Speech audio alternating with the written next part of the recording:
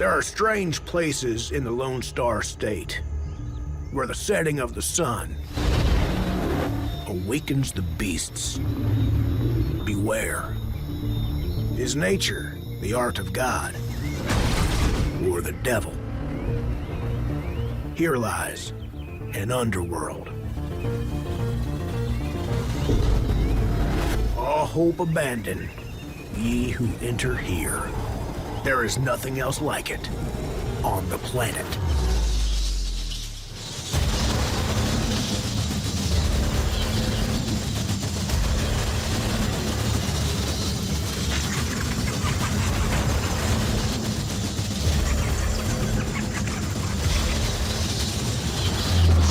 Remember this place, for it is the realm of the Bat.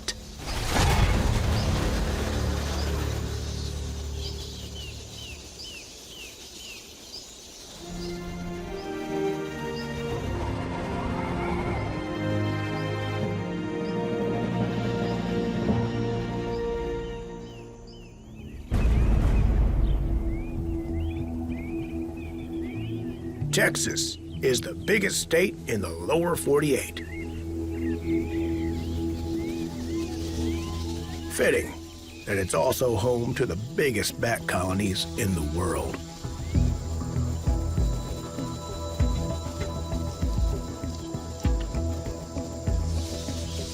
A 100 million bats migrate to central Texas each year,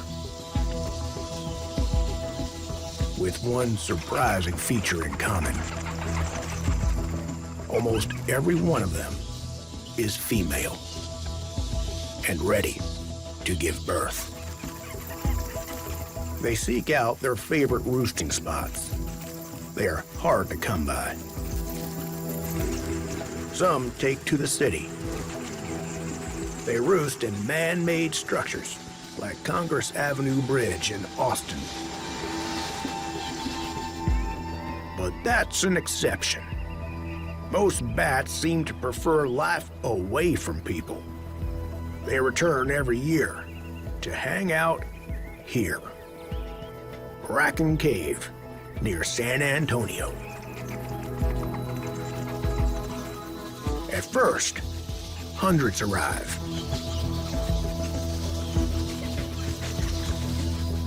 Then thousands.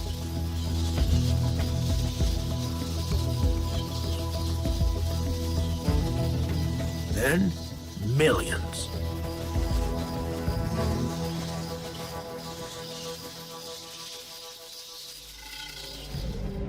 Most males stayed home in southwestern Mexico.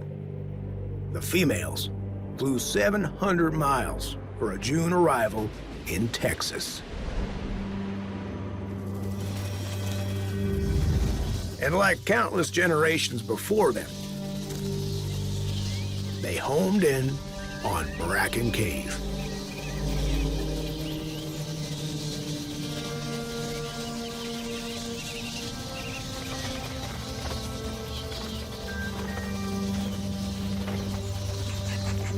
Enough roost here to make it the most popular bat hangout on the planet.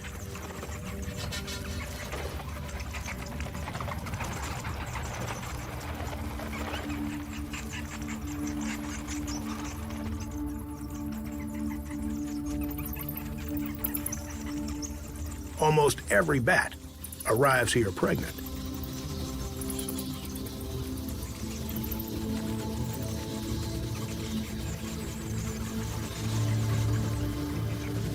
A staggering 20 million of them.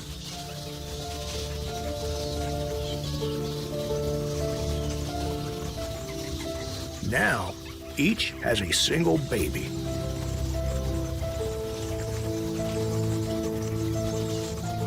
The population of the cave doubles. The ceiling becomes a creepy creche, jam-packed with pups.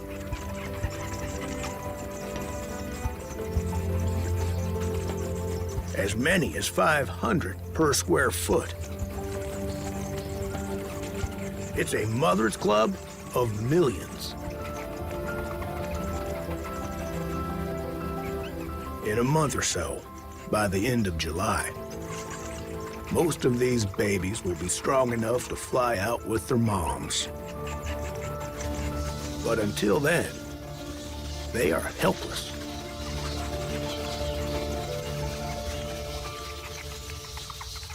They are pink and hairless at birth, and weigh just 1/8 of an ounce. They cram in tight to keep warm, and push up the temperature of the cave walls by more than 20 degrees.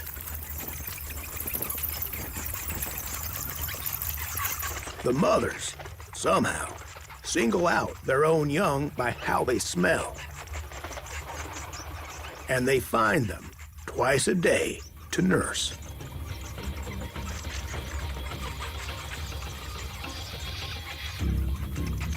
To feed herself and her growing pup, each mother has to eat around 70% of her body weight every night.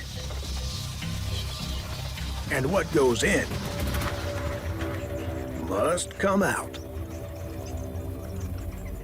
The bats of Bracken are known as guano bats. Every year, they add 80 tons of fresh feces to the cave floor.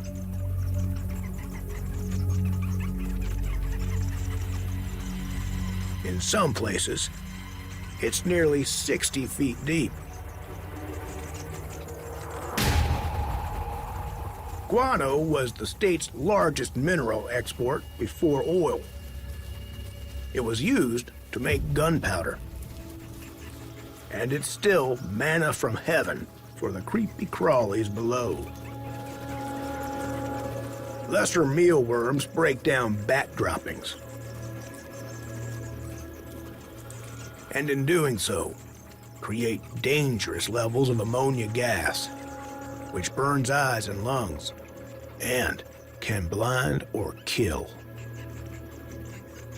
Most animals can't bear this toxic cesspool.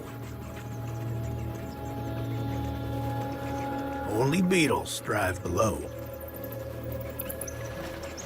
and bats above. And when those worlds collide, the cave gets even creepier.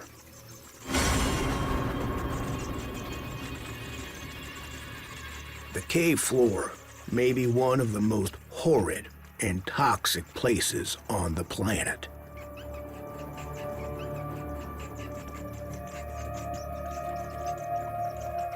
And frail, young bats fall into this guano at a rate of 5 to 20 animals per hour.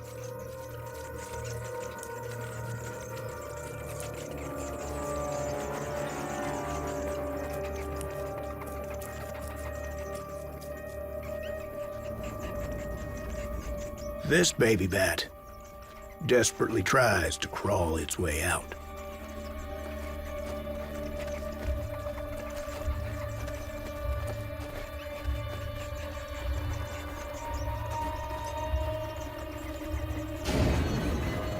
But there are other beetles down here. 6 different kinds of the infamous flesh-eating dermestids.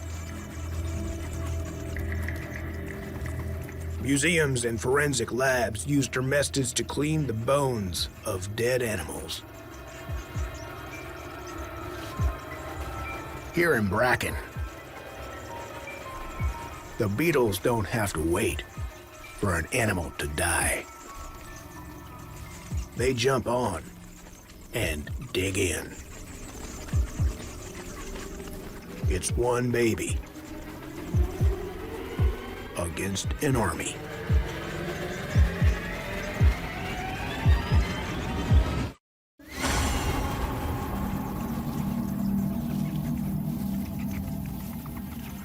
Half of all baby free-tailed bats die in their first year.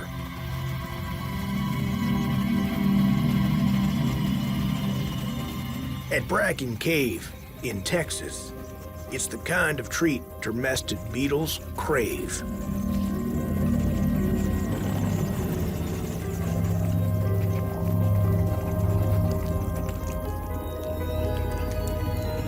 They chow down on the flesh with powerful mandibles.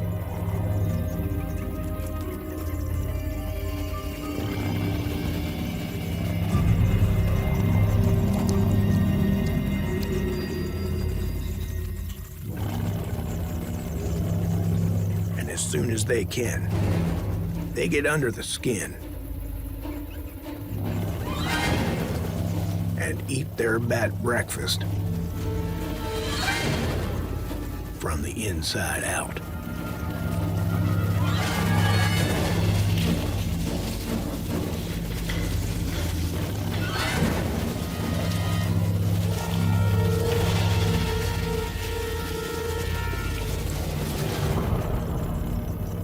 In a matter of minutes, the cleanup crew is done.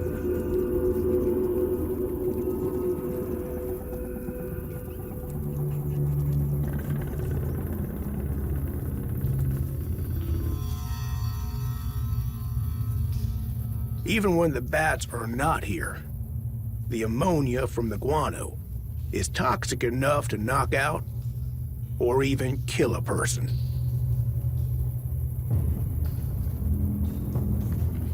Scientists enter well covered to explore the depths of Bracken.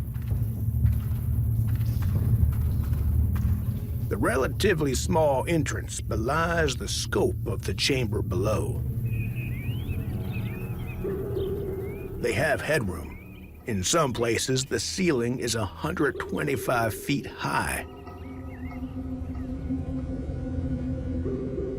3D scanners generate a precise map.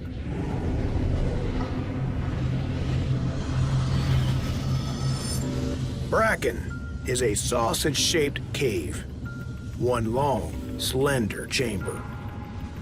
For the most part, it's 100 feet in diameter. Average temperature, 102 degrees. It stretches back 1,000 feet and lies some 120 feet below the surface. It's not just the dimensions the bats like. It's the moisture dripping from the ceiling. A damp cave is essential to their survival. That's because bat wings have a downside. They act like a drying rack. Bats can lose 30% of their body mass each day through dehydration. It's one of the many hazards they face inside the cave. And out. In the desert, bats can get hooked on the cactus. A wing pierced by one of these points can quickly end a free-tailed bat's flying days. The bat's guano fertilizes an entire ecosystem. Bugs are drawn to the bounty. And then those bugs attract insect eaters. This is a Texas alligator lizard, named for his gator-like scales and shape. He's the largest lizard species in Texas, and he moseys along in the shade to keep cool. He searches the Bracken Cave entrance, hunting for a feast fit for his forked tongue. There's nowhere a bug can hide that's safe from this cold-blooded killer. Except maybe here.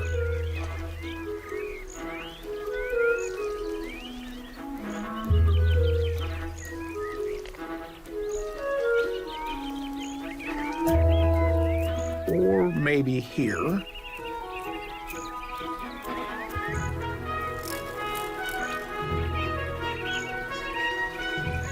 Or how about back here?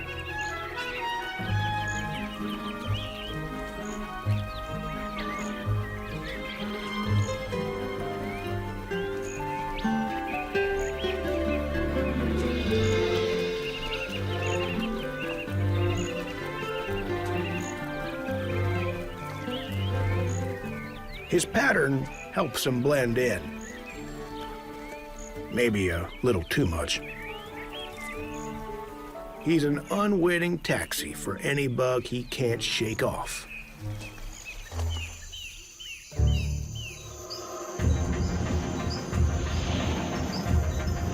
As dust settles across Bracken Cave, the atmosphere changes. An incredible spectacle is about to take place. Coachwhip snakes move in.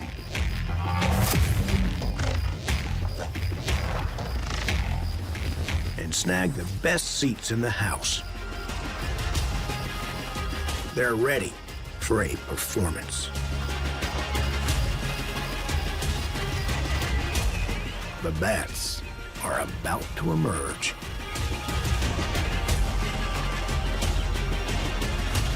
Brace yourself.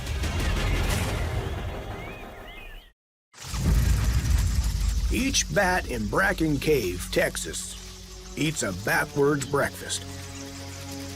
For them, it's sunset that triggers the need to feed.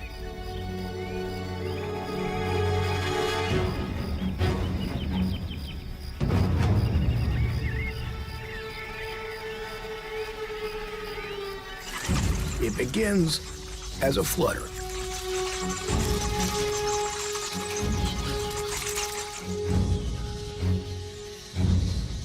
Then, a flurry.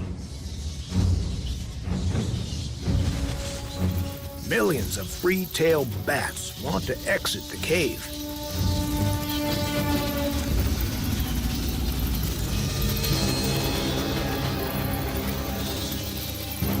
But leaving first is risky.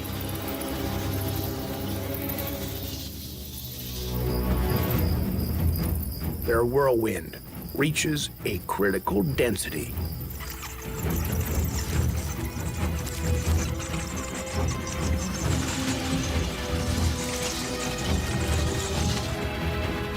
Then, a mass exodus.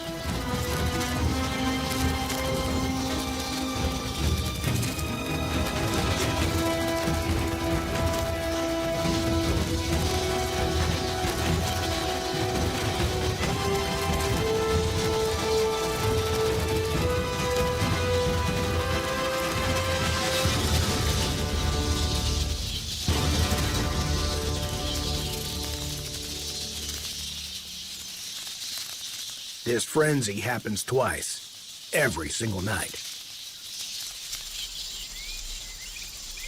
They head out for 4 hours, come back for a break, and then head out for 4 more.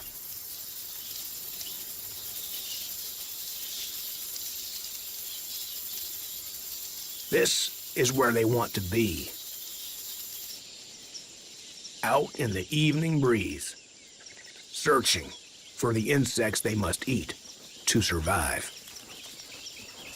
But not all make it this far. Some barely make it out of the cave at all. In a mass exodus, collisions are common. Some bats plummet down to the rocks.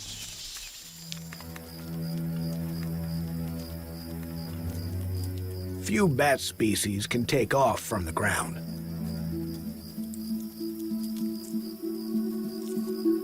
They don't have the muscle power to generate lift. Free-tail bats need a drop of about a foot to get going.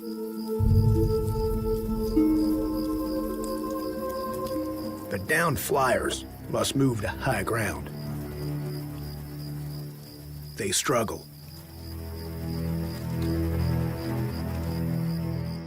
And the snakes perk up.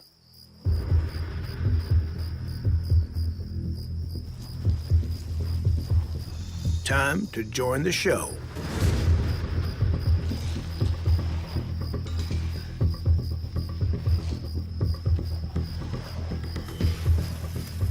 When the snakes come close, Some bats seem to get a burst of much-needed adrenaline.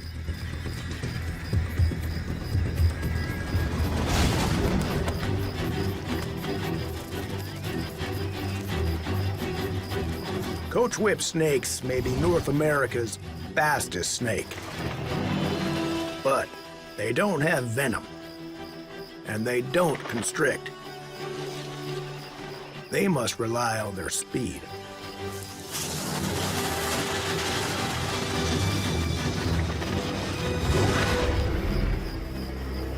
Then, sometimes at Bracken, a snake just gets lucky.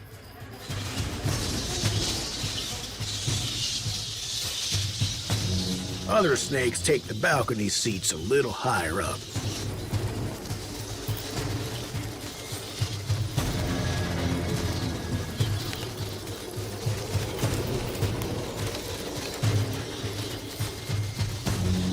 In the frenzy of flight, young moms get snagged on the branches of a pencil cactus. The coach whip snake approaches fast. The bats have but a matter of seconds to get themselves free. Every evening there are close calls like this. And every evening, coach whip snakes get their fair share.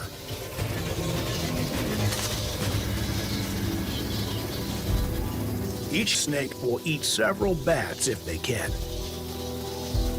That will keep them content for 5 or 6 days. Then, they'll be back for more. They know the bats will still be here.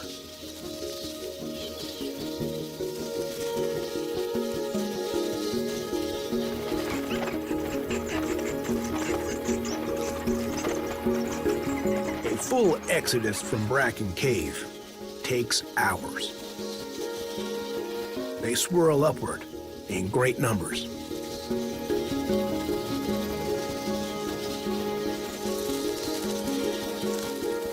It's like a backdrop for an epic Halloween scene.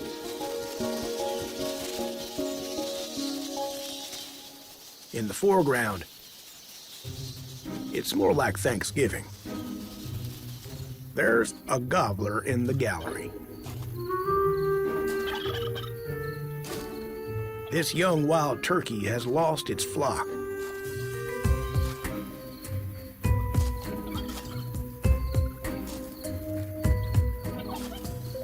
Its call can be heard from a mile away.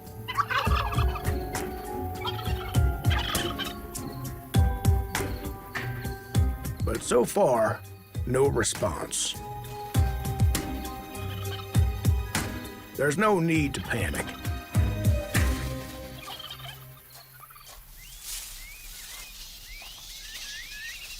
The spectacle behind it comes with fringe benefits. Turkeys eat nuts, seed, fruits, and insects. While the bats will tackle most any insect on the wing.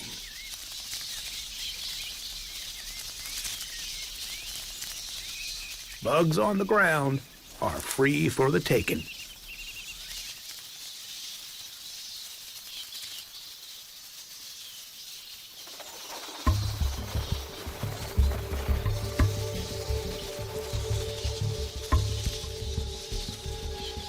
The rising moon cues other creatures of the night.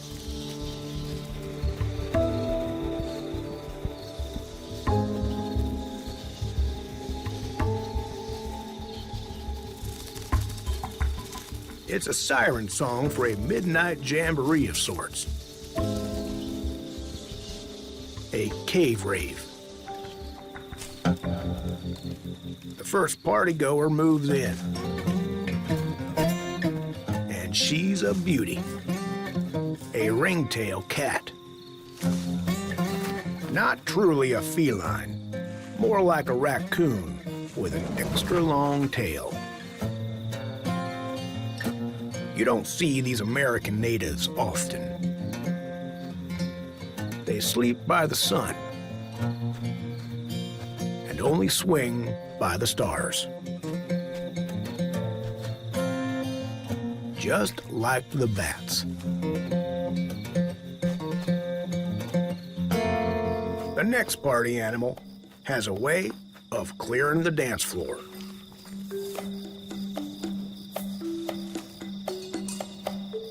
She's here for the insects.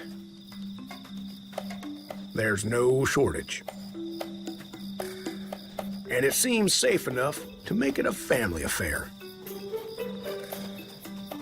And why stop there? Over by the prickly patch, family raccoon, come on down. The party is just warming up.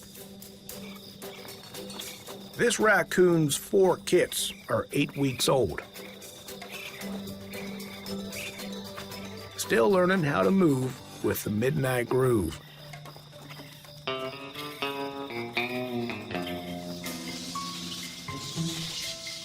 The cave is a hole in the wall that generates its own secret world of animal nightlife. The bats, they're out doing important work. Believe it or not, billions of dollars in business.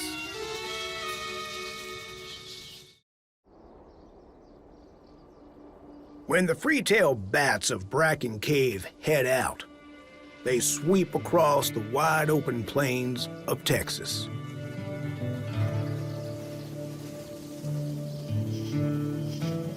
A state with about 30 million acres of crops.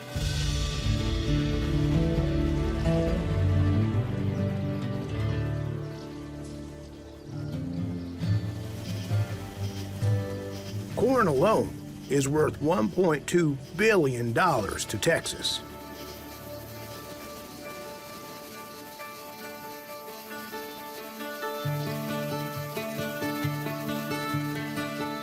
But not all that's green is good. Look more closely. Holes in the leaves are a sure sign that invaders are here. Instead of juicy yellow corn, a brown, vile mess.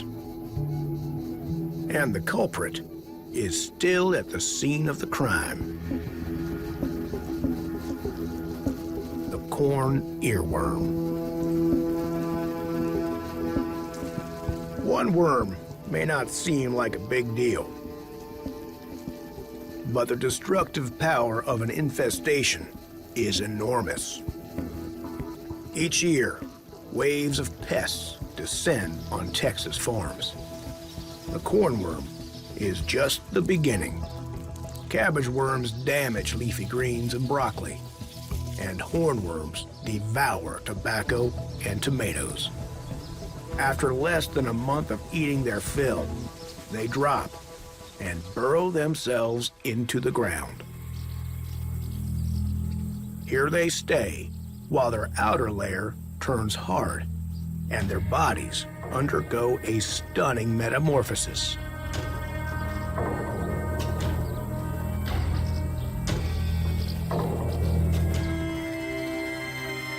"13 days later, it's time for a devilish debutante to come out of her shell.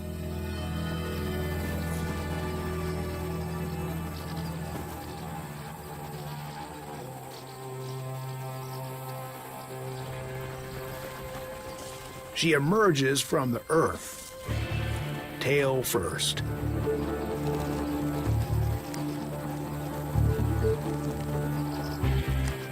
Now, an adult moth.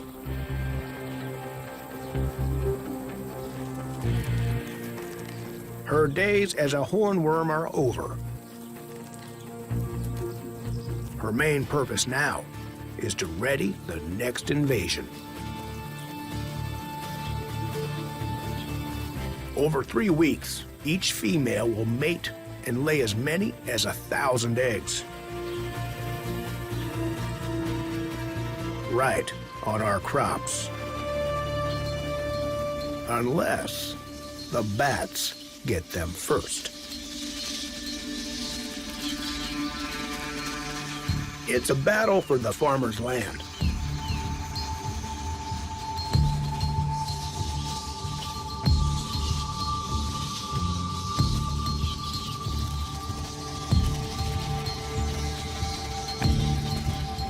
A 100 million of them from across Texas fly to the rescue.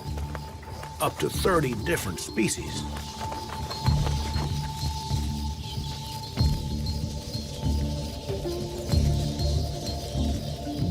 Every night, they pluck off 1,000 tons of insects. Most are agricultural pests. Bats save American farmers an estimated $23 billion annually, making each bat worth its weight in gold. They grab what they can while on the wing. They use echoes from the sounds they create to find moths in the darkness. Echolocation gets them close enough to their target. Then, a scoop of the tail helps with the rest. It's an insect slaughter. Bats aren't the only insect eaters out here. Another is about to emerge. And it has a reputation for being even creepier.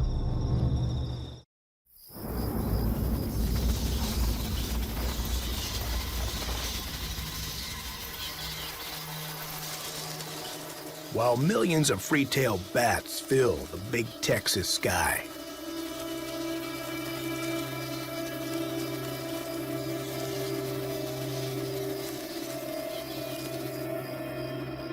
another creature arises from the crypt.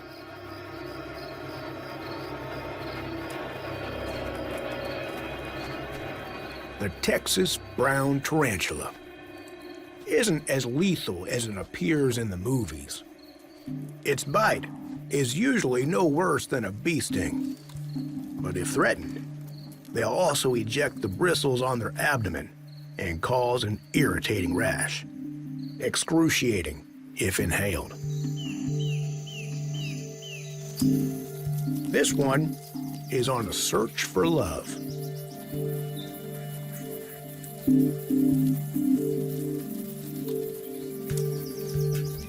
Somewhere in this desert, females lie ready to mate. He just needs to find one before it gets too hot. It's his life's mission.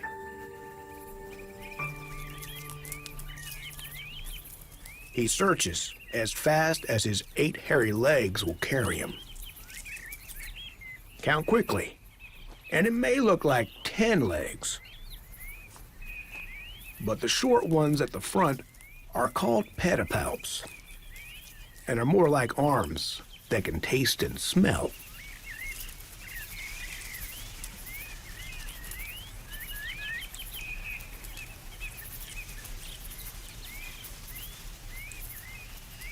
Despite his 8 eyes, his vision is poor.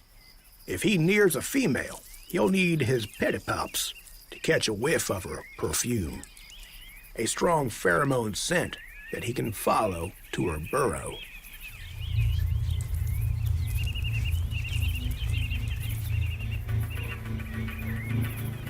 The competition can be fierce.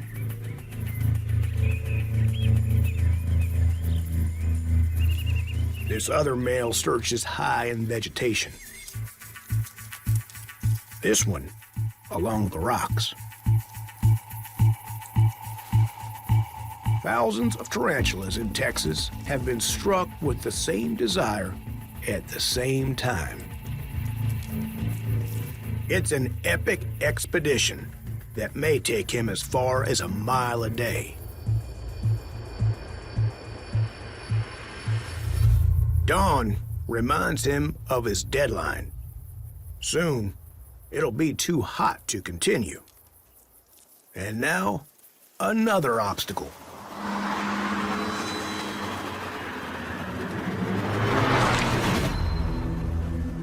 Others responding to Love's call got no farther than here. This is a place where spiders quickly find their romantic dreams and bodies crushed.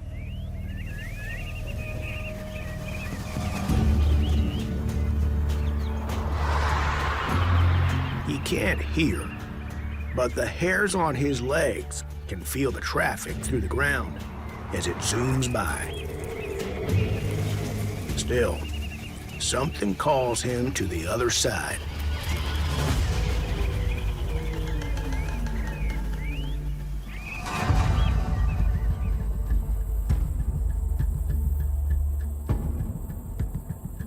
Sure enough, a female in her silk-lined lair.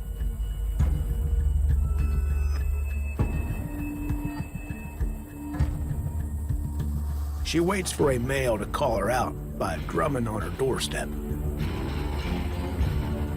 If she likes him, they'll mate. Or she may just eat him instead. Females may live 20 years. Males, less than half that. For them, sexual maturity is a death sentence that gives them just a few months to live. That may be enough to make any suitor think twice. He hides under some shade and waits. Maybe tomorrow.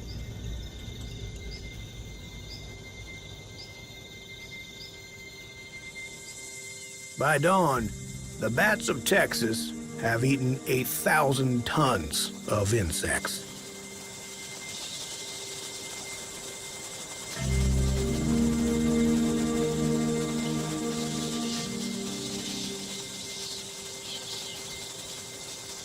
The sky over Bracken Cave, refilled with well-fed freetails.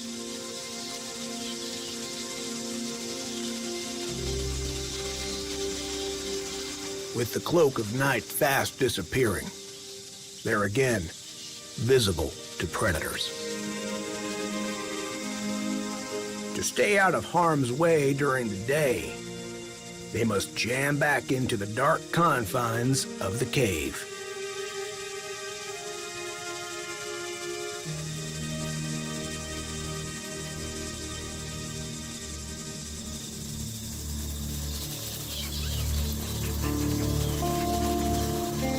But this is the largest colony of any warm-blooded animal in the world.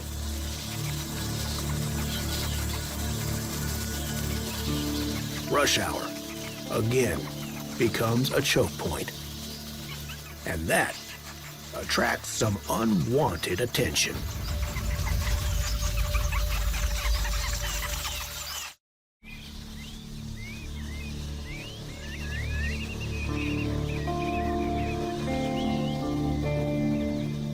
All around Bracken Cave, danger for the free-tailed bats waits in the wings. Some hawks have come a long way for their Lone Star summer.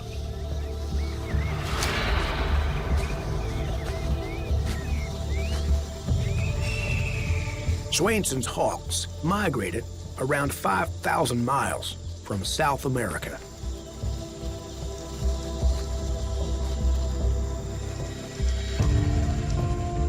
They have tiny talons for a raptor, but perfect for snatching small prey, like a half-ounce free-tailed bat. The bat's best hope is rapid, erratic movements and speed, more than 30 miles an hour. But the hawk is determined and on a deadline. Soon, all the bats will be back in the cave, He needs to make the most of the next half hour.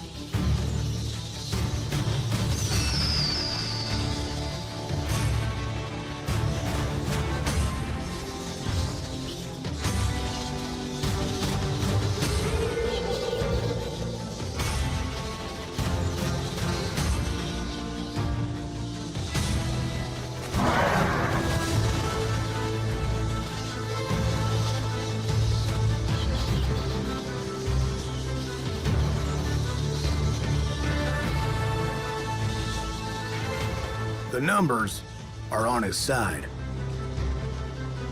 He may grab 5 or 6 if he can. And he's got friends.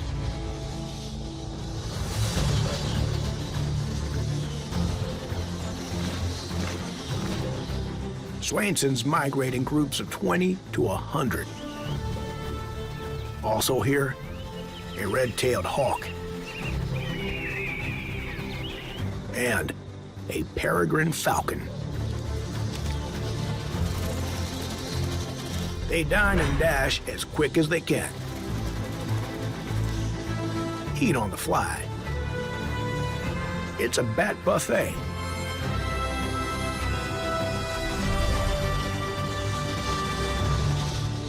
At least until sunup.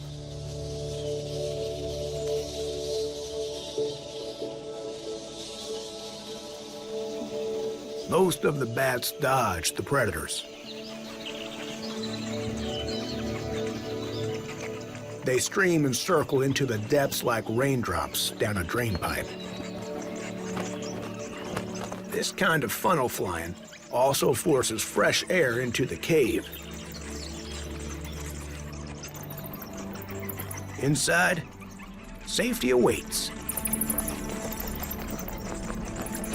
By the time most Texans sit down for breakfast, the bats are settling in for a good day's sleep. And then, it will all start again. All summer, the rhythm of life around Bracken Cave follows the beats of bat wings.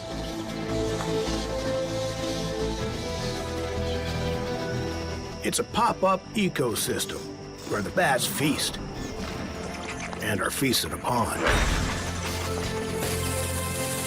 Their waste supports an insect horde below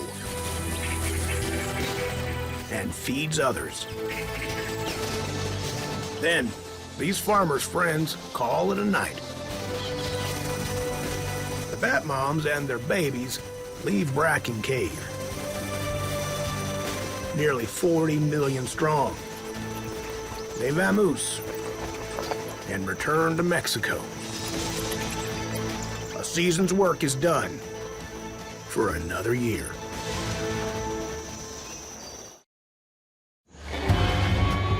There's a wild line between Texas and Louisiana.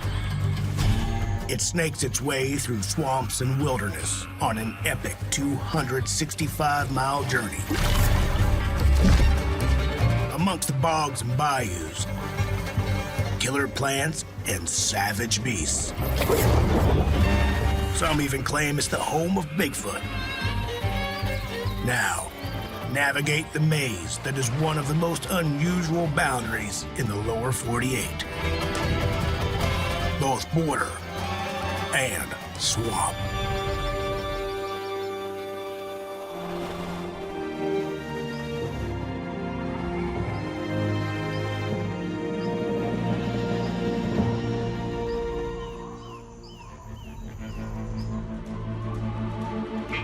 The Texas we know is big, flat, and dry. Then there's a Texas less known.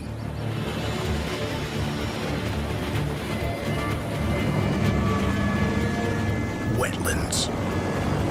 As far as the eye can see. In the north, it starts with the state's largest lake, Toledo Bend Reservoir. This big body of water holds some supersized residents.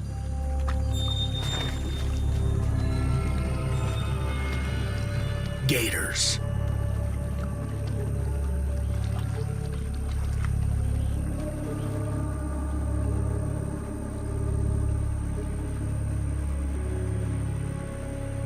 This cold-blooded reptile is just over 8 feet in length and weighs around 200 pounds. That's close to maximum for a female gator. She's an intimidating foe, especially while on guard duty. It's been 2 months since she laid her eggs.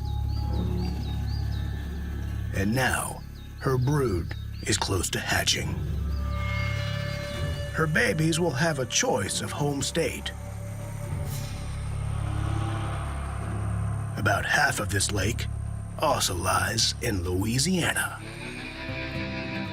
The northern part of the border between Texas and Louisiana is a straight line. But once it hits the Toledo Bend Reservoir, things get interesting.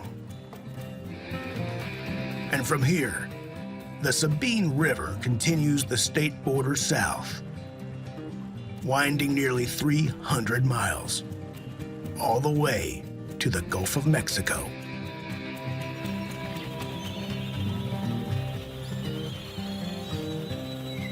The reservoir's overflow starts a string of swamps and bayous.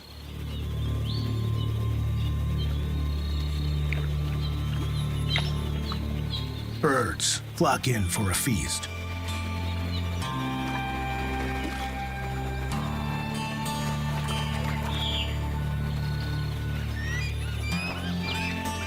But the dining isn't always a one-way affair.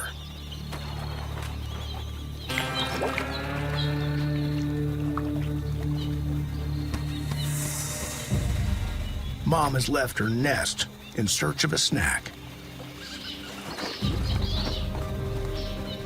The alligator is America's largest reptile.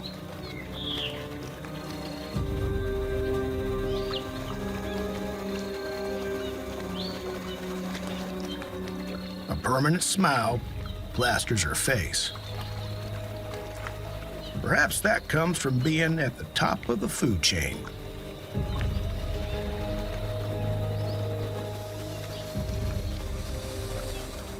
As her 80 or so teeth wear down, new ones pop up from under like a stack of ice cream cones. She may go through as many as 3,000 teeth in her lifetime.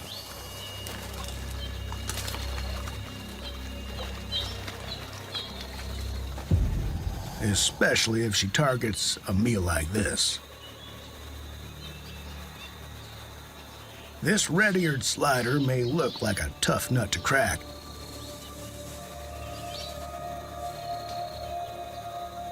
but not against the bite force of an 8-foot alligator.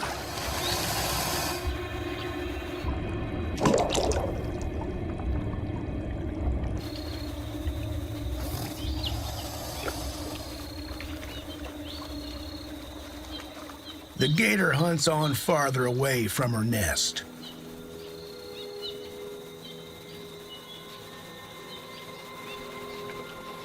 Bad timing. While Mom's away, a raccoon comes out to play. It's a risky swim, but it gets this coon close to the eggs. When night falls, a daring raid. In some places, around 1 in 3 gator nests are destroyed by either flooding or predators. And the predators are usually raccoons.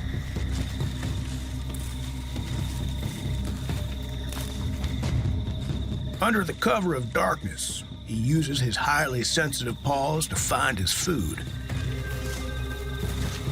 But he must move quickly and quietly.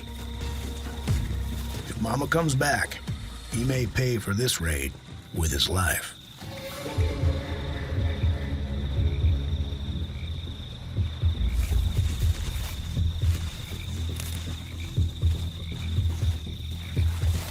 These eggs are loaded with nutrition.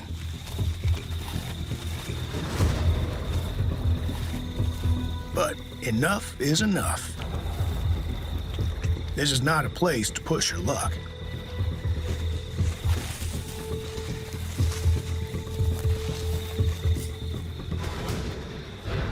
He makes a quiet getaway. It may look like a scrambled mess,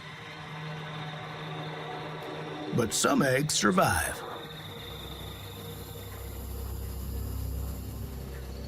After 2 months incubation, it's time for a mini miracle. From inside their eggs, baby alligators try to call their mother for help and protection.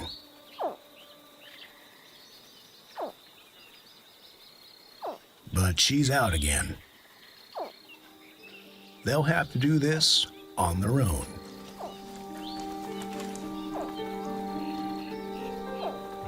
Inside the brittle shell, a rubbery layer. To break through it, the alligators have a special egg tooth. It's just for this occasion. It'll fall off in a few days.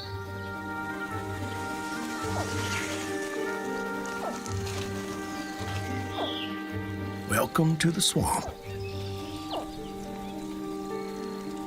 6 inches long and less than half a pound. The temperature of the nest has determined their gender. A nest of 86 degrees produces all females. 92 and up produces males. A nest in the middle gives you a mix.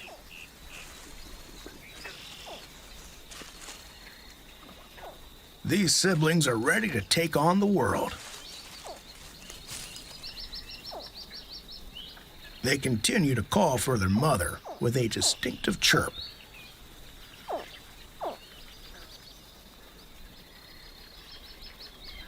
But when Mom fails to show in a timely fashion,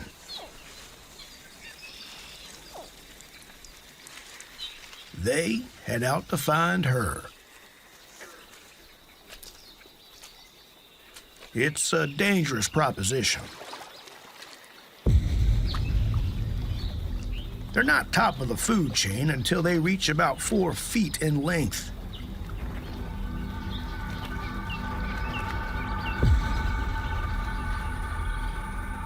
Till then, they're an easy target. Even other alligators will eat them.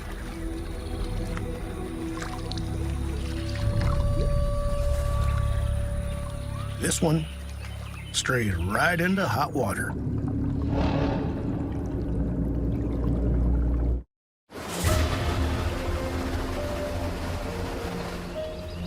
Toledo Bend Reservoir is half Texan, half Louisianan.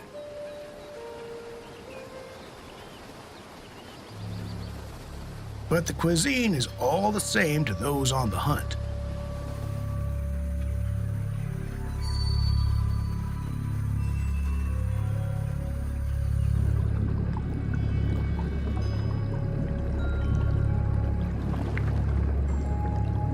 And a helpless day-old gator is an irresistible appetizer.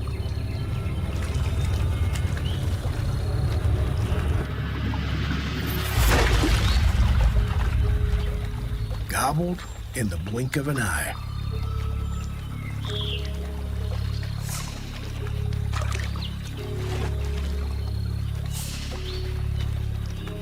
Not by another gator, but a largemouth bass. 80% of all gator hatchlings die before adulthood.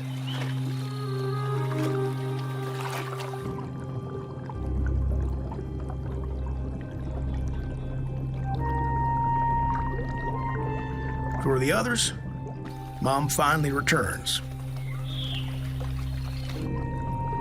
Now she'll be vigilant.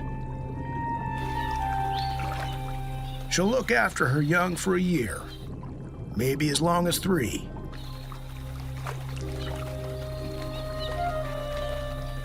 As they learn the best way to navigate life along this border.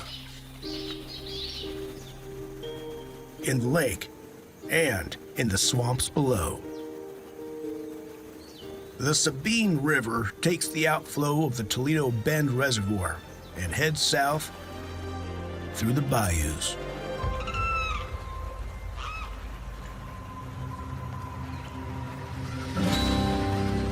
There are knights of this realm. They favor the swampy areas that flank the Sabine, and each knight comes with his own suit of armor. This is a red swamp crawfish. He protects himself with 19 bony plates. Their shells are their skeletons, worn on the outside. Their claws are their weapons, for feeding and for defense.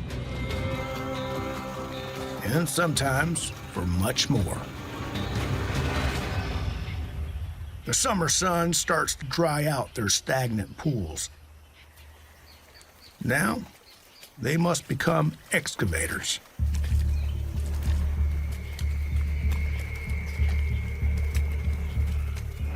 It's just a matter of time before they are left high and dry.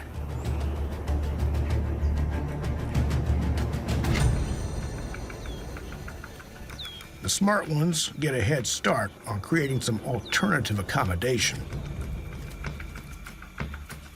He must burrow to reach the water underground. It's hard work. He digs straight down, about 3 feet.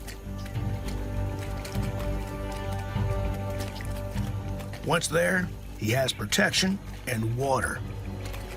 He'll be safe for now. But those that didn't move fast enough are now in trouble.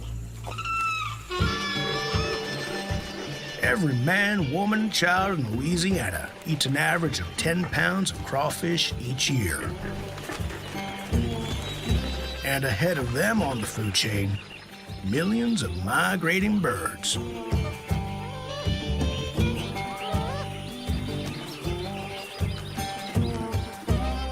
Among them, wood storks,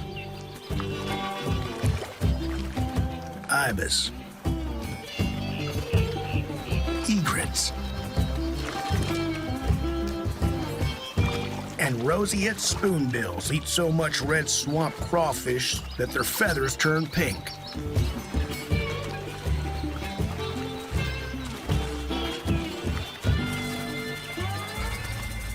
If the crawfish aren't dead already, they are in great danger.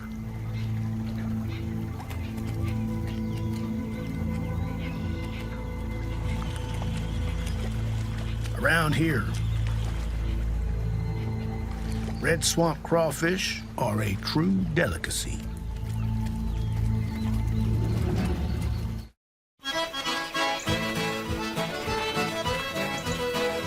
Here in the swamps of Texas, birds scan the shallows for crawfish like long-legged minesweepers.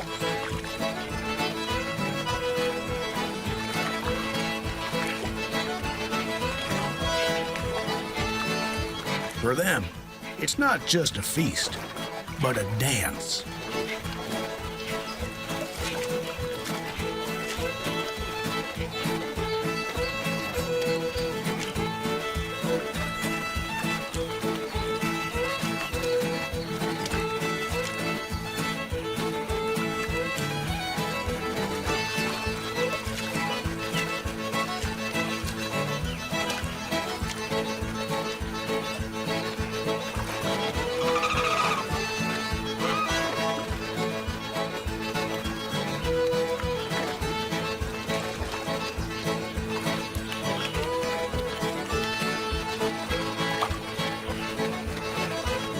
And the swamp birds here aren't that fussy. A passing fish will do just fine.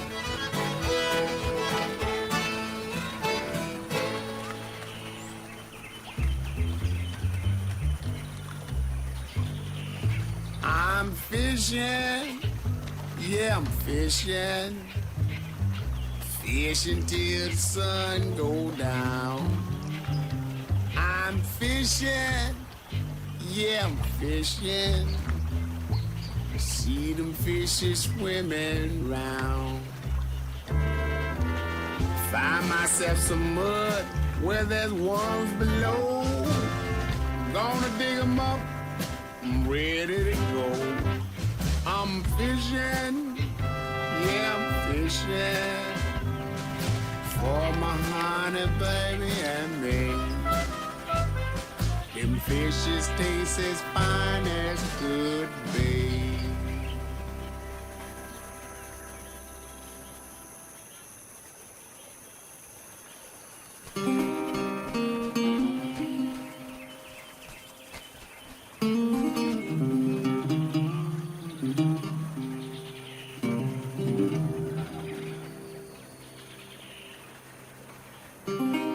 The Sabine River continues to flow south for 15 miles.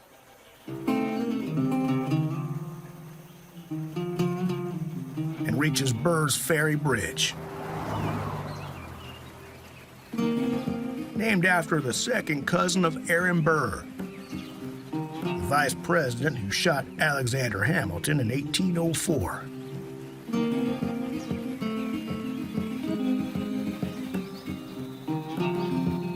From here down, an immense swamp dominates both banks.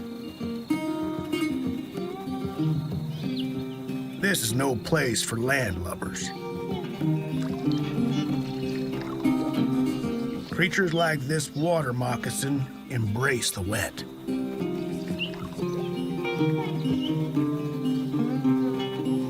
Even the trees have adapted to life aquatic.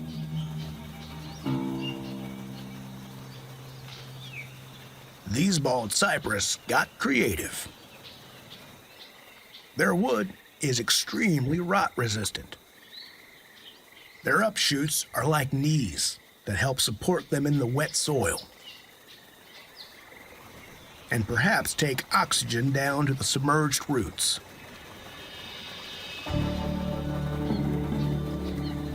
They can grow to be 120 feet tall with roots like this. They add a foot or two every year.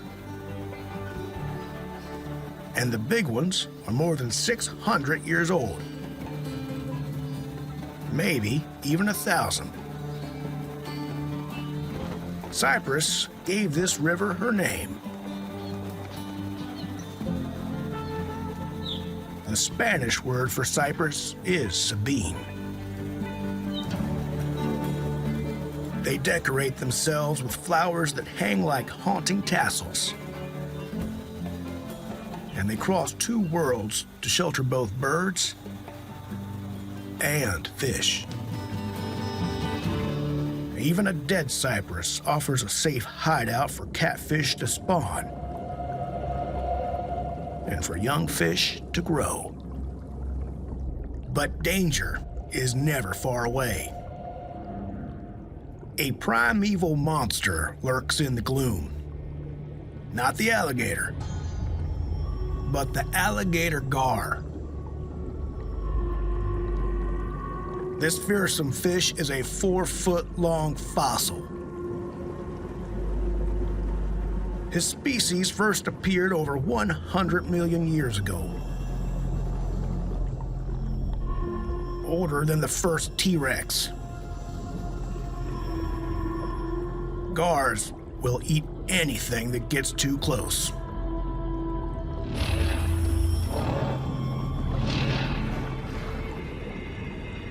Even boat engine parts have been found in their stomachs. They are not the only prehistoric hunters down here. And not even the largest.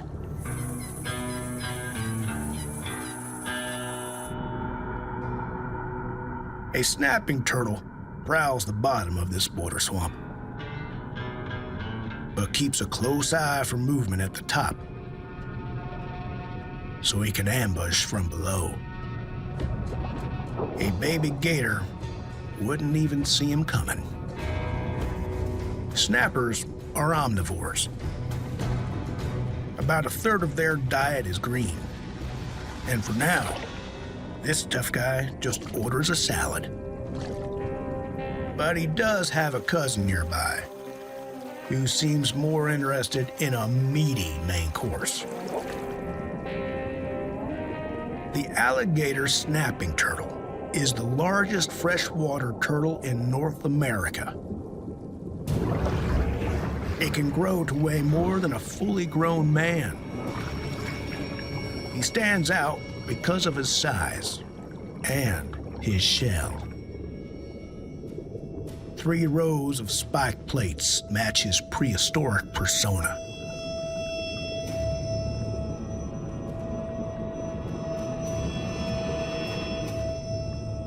This rough exterior scatters light and may help him look more like a rock.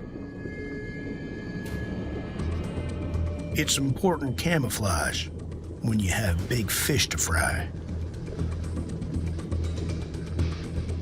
This snapping turtle is a stealthy angler who comes with his own built-in bait. Watch out.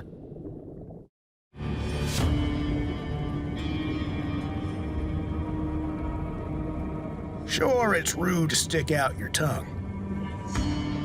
But when it's this much like a worm, some swamp dwellers in Texas find it appealing.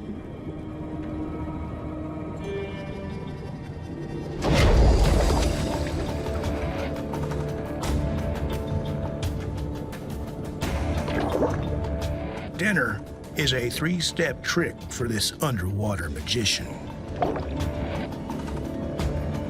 First, the illusion of bait. The alligator snapping turtle's tongue-like lure is called a vermiform. Then, faster than you can snap your fingers, he can slam his jaws closed with as much as 1,000 pounds of force.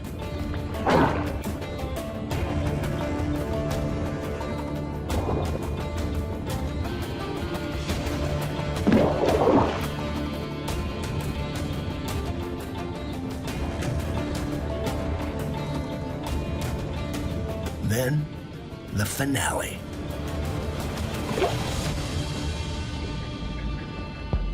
He's a living vacuum.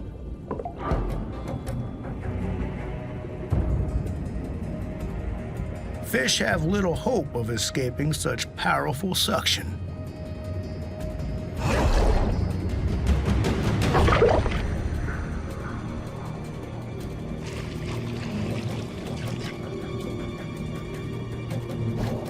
They become unwitting assistants in a spectacular disappearing act.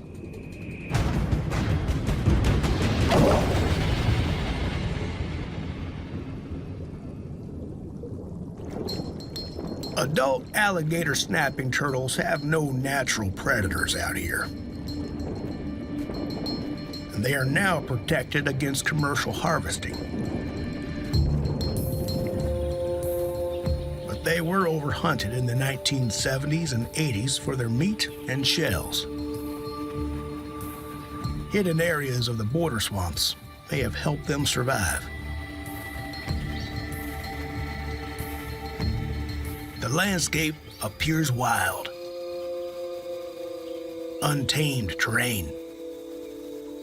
Barely touched. But looks can be deceiving.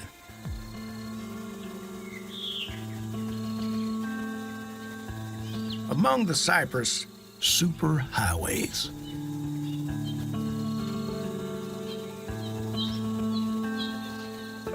Down along the sandy soil, a network of trails cuts through the forest. They're made and used by some of the border swamp's smallest creatures.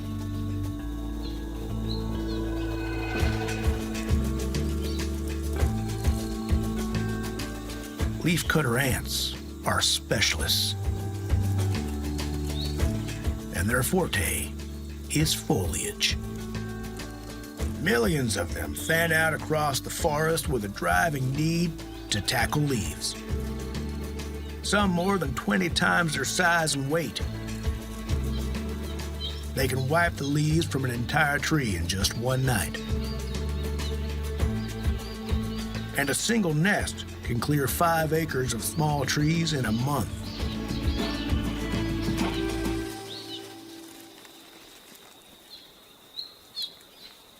All these ants are sterile females. This is their main purpose in life, working together or solo. This woman's work is never done. It's a 4-step process. Cut, carry, convoy, and holy cow.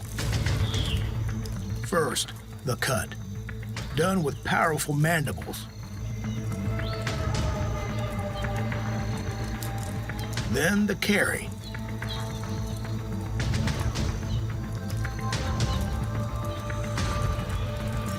They must move their freight down to the ground. They don't want to risk losing it, so dropping it is not an option. Next, the convoy. Once on the ground, they join a parade of fellow ants for a non-stop rush hour to and from their nest. Over speed bumps and beneath low overpasses. The journey may be as far as 600 feet.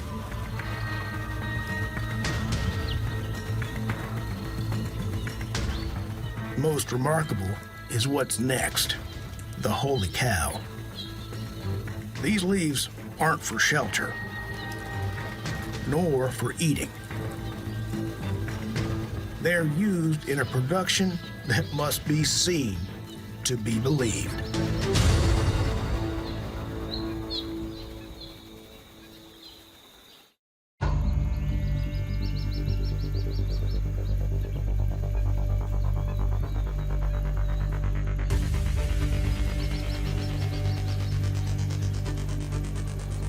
Giant security guard ants watch the other females head back down their holes with the leaves they've gathered from throughout this Texas swamp.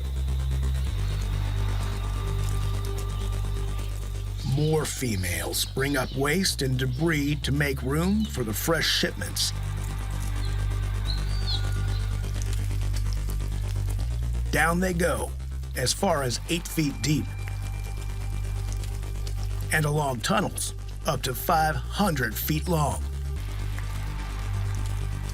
The foragers unload their cargo into one of a few thousand rooms where different groups trim the leaves to size. They chew it up, spit it out, then the magic. The regurgitated mass they make feeds a fungus that grows nowhere else in the world.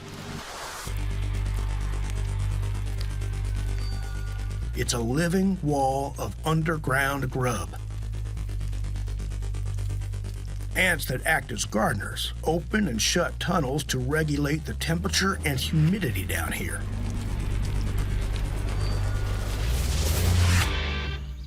The fungus is a carefully cultivated breadbasket that feeds the 1 million or more ants in the colony.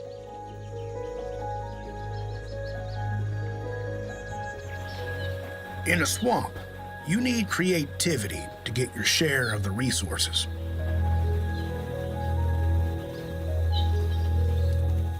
That goes for the animals and the plants.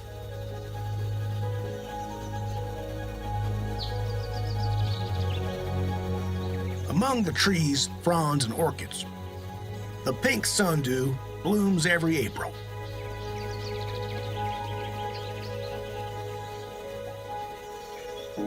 A delicate flower on the thinnest of stems. but that's all for show. The business end of this deal sits below. The leaves on the ground glisten with morning dew and attract passing insects looking for a drink.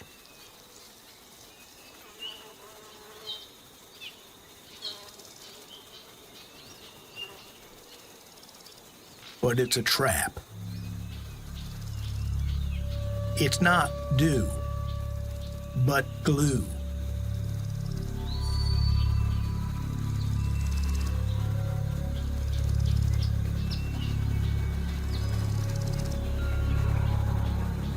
And this insect just got stuck.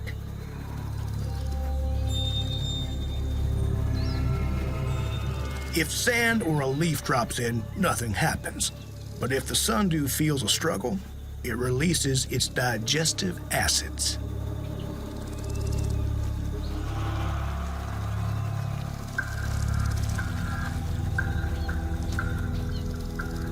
They slowly start to break down the trapped insect, transforming it into a liquid lunch.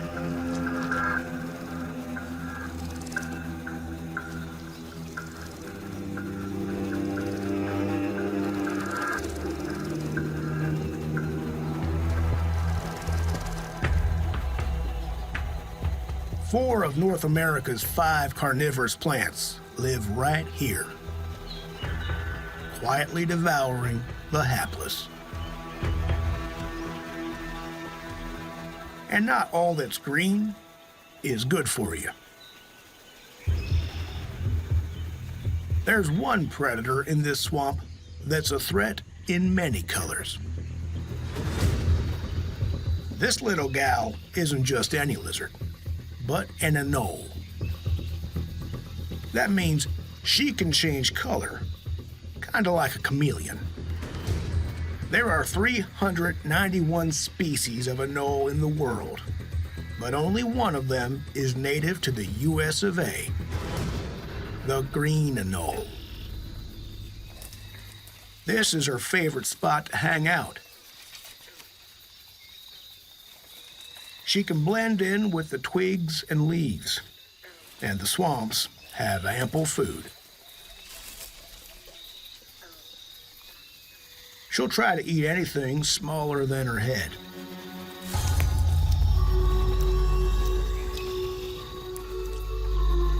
And she's not fussy about their shape.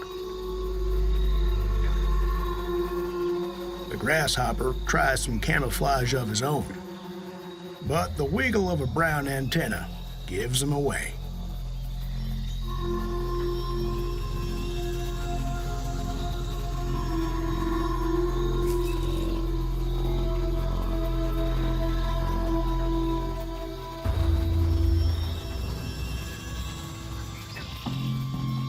The anole has a tongue with sensors that tell her if a catch is edible.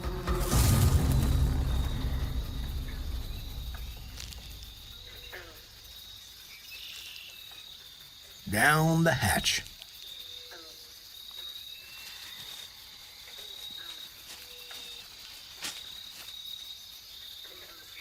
Anoles are mostly solitary animals, and she continues on, jumping from limb to limb, hoping to uncover her next leggy lunch. But life isn't all about your stomach. There's something else in the air besides food. Romance. Breeding season is the one time this male actually wants to be seen. He needs to get the female's attention. And this is how he does it. A nice big pinkish dewlap is oh so appealing to the gals.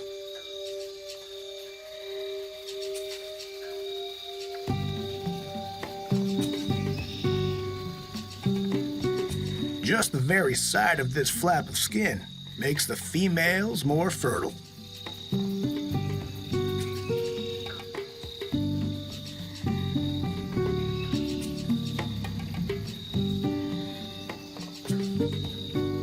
egg dewlap will also warn off lesser males.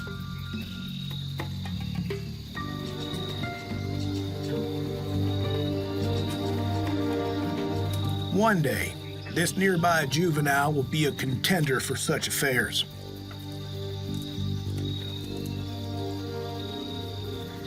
But right now, he has more important things on his mind.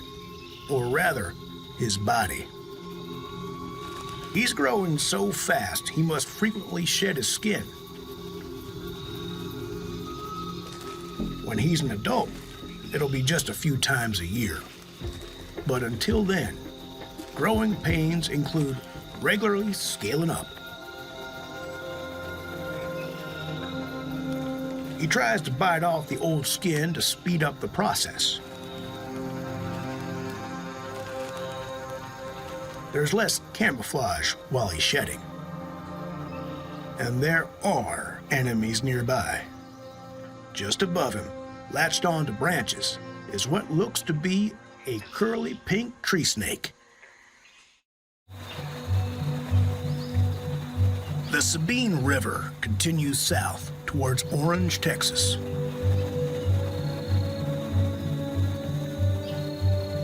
The cypress-filled swamps here are perfect for one of the bayou's strangest creatures.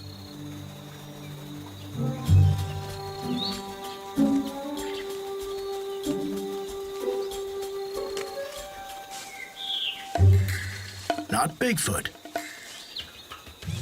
but Big Tail. And it belongs to a creature that is as strange as fiction.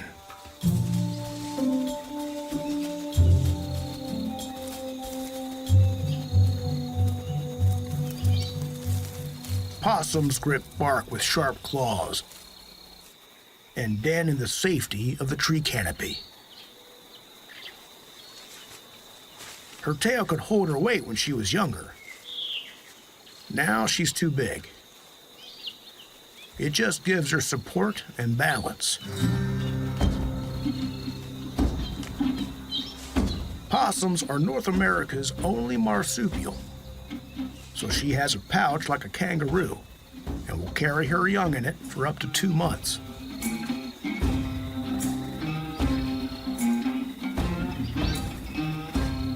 Around dusk, she descends for a night of foraging. She needs to live close to the water, and possums prefer warm climates. So the border swamps are precious real estate.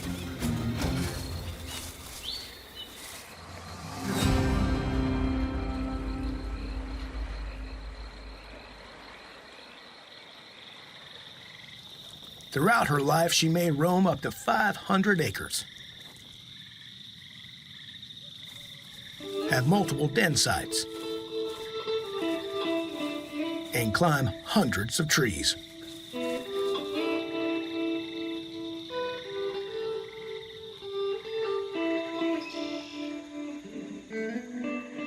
Come morning, she chooses one close by and heads back up for a day's rest. The river continues south through even more swampland. Then, some relief. It opens up to become Sabine Lake, home of Port Arthur, Texas. Out the other side, it narrows again for another 5 miles.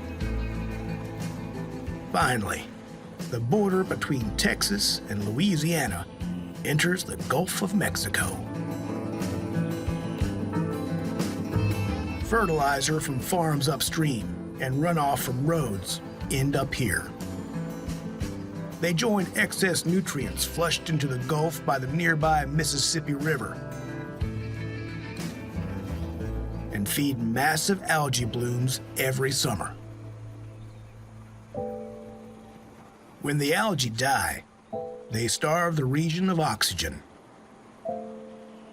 This creates what scientists call a dead zone.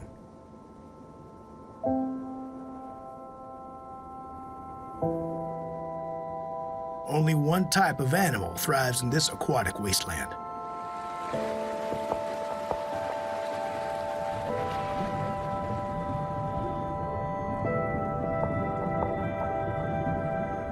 Jellyfish.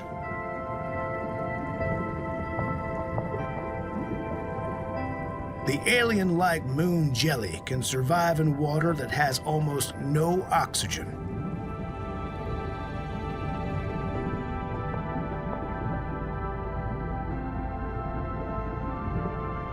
Without any predators, the jellyfish is free to conquer the entire dead zone, an area the size of New Jersey.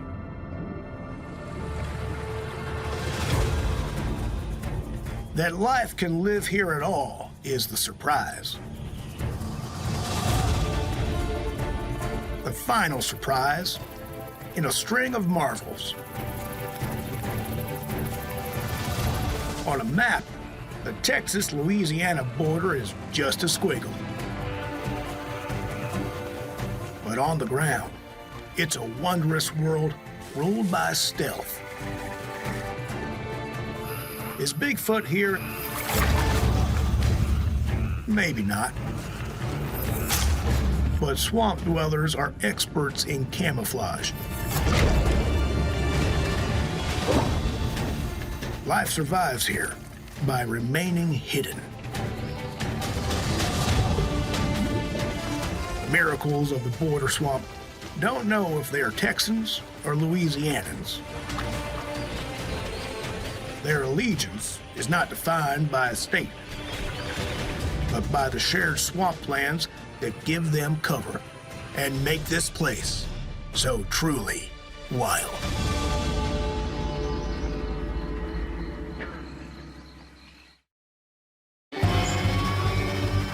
It is the greatest mashup of rivers in North America.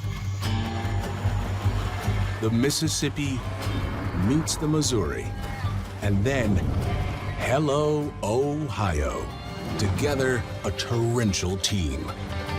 They converge on one wild stretch of waterway to make a magnet for nature's miracles.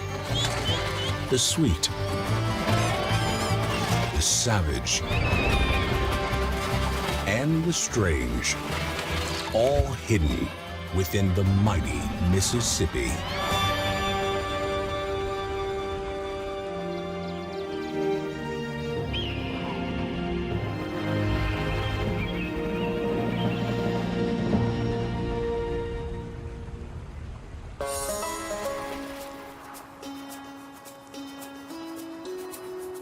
Place 3 large frigid rivers in a bowl.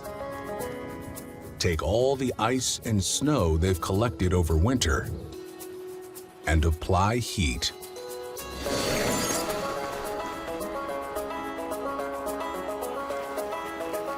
Then sprinkle in some spring rains.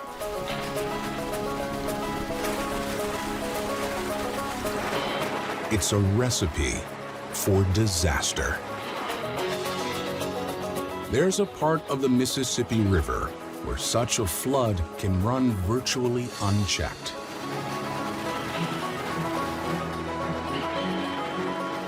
A force of nature with no dams or locks. A 200-mile stretch that's both powerful and untamed. It starts where the Missouri River meets the Mississippi, and it goes down to where the Ohio joins the fun. Out here, nature gets to run its course.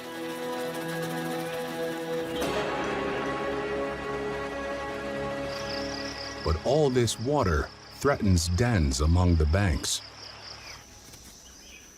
These young red foxes may soon have to find a new home.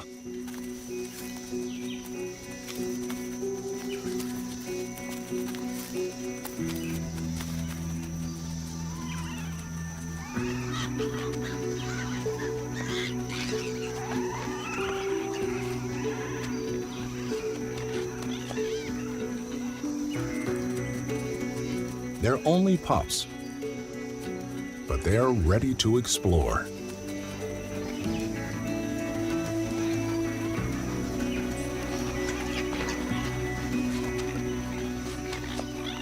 It seems the kits don't waste a thought on floods or future hardships.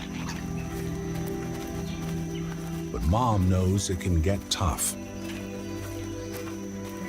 Her coat is patchy, possibly from mange, a skin disease caused by mites.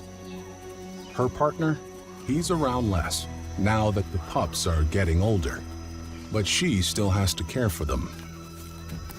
She's now a single parent, giving her young all she can, while she can, seeing them through their own troubles. This little tyke got a stick in the eye, but he'll recover.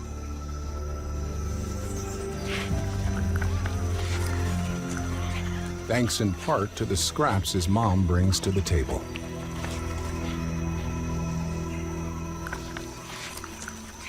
In another 6 months, they'll be off on their own.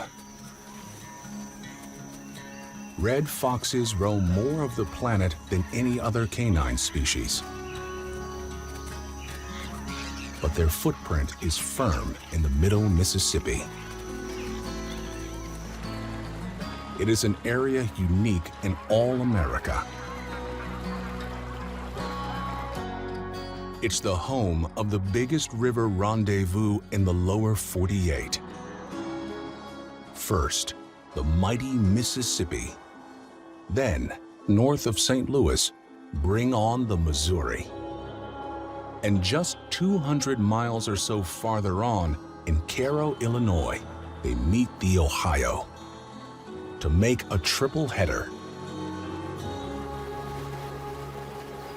Geologists call this stretch the Middle Mississippi, and it holds the most powerful convergence of water in the nation. Water is life. So it makes sense that the Three Rivers area draws a huge cast of animal characters. The soil is soft and easy to dig.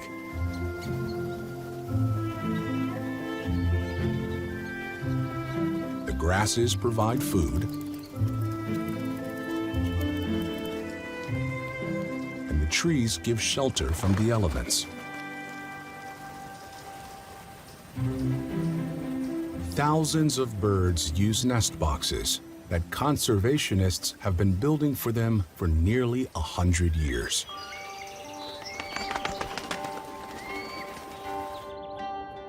Inside, a mother wood duck has made a feathered-down bed for a fragile family of eggs. It's spring, so this new generation of wood ducks is ready to enter the world.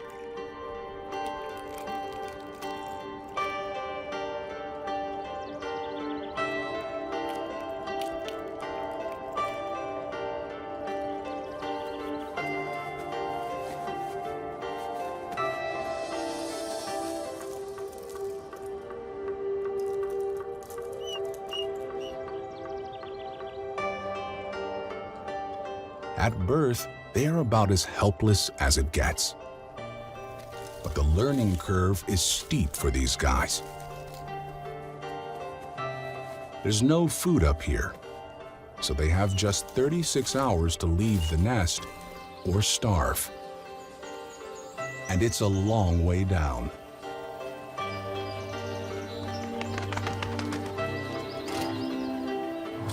Mom checks in.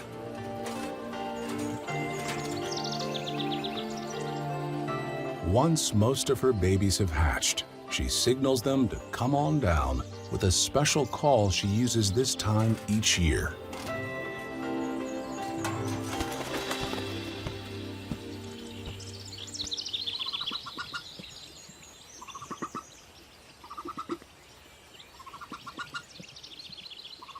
She needs to get them to the river where she can protect them.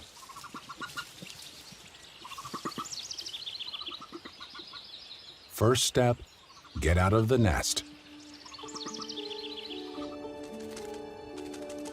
It's a leap of faith.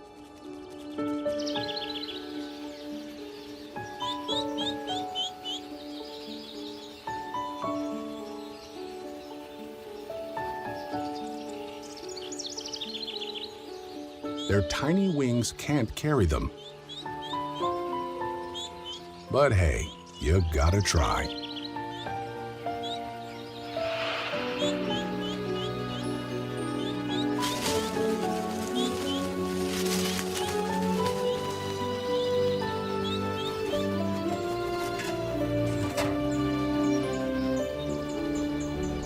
The duck dive.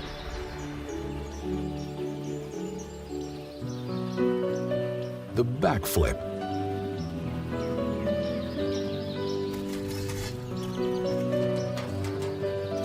Each has its own heroic style. The leaves cushion the landing. But that's just the beginning. The water is 100 feet away. That's a short walk for us, but a life and death marathon for a duckling that weighs less than an ounce.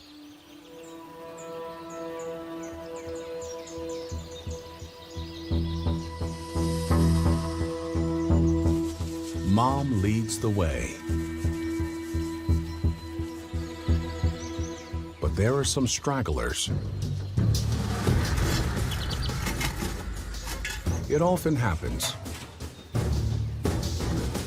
A couple of ducks miss the mom train.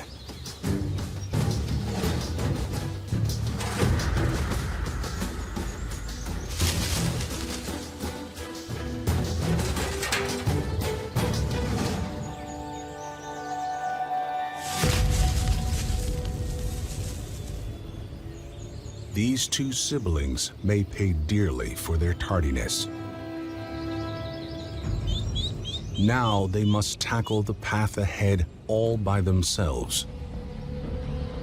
And danger is everywhere.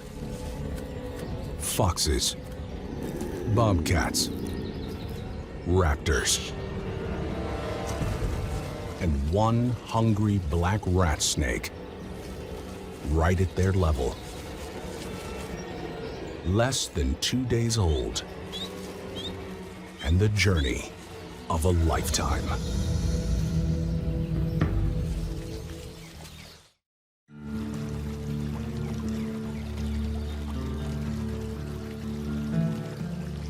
Even without mom, these baby wood ducks instinctively know they must move fast through the undergrowth and towards the Mississippi River.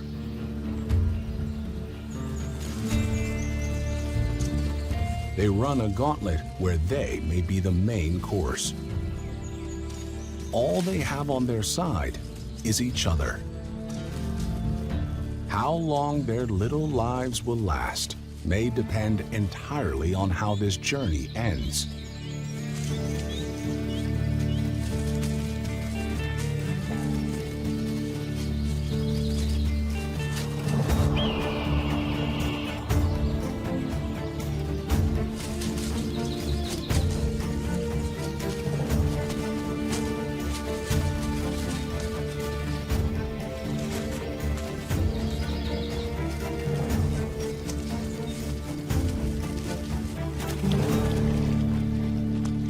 Finally, they make it to the water and can join the family.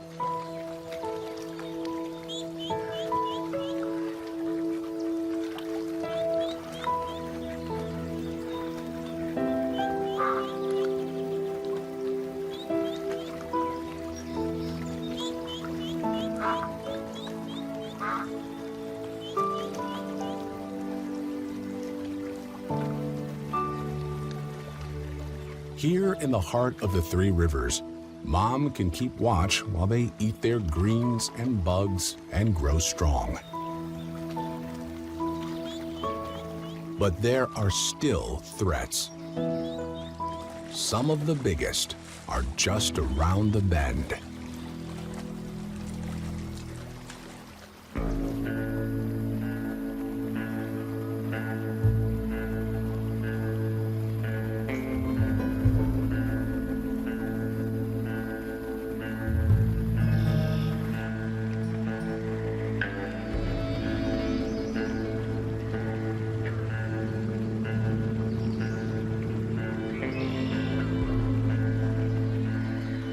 They are as still as statues, a strange sight.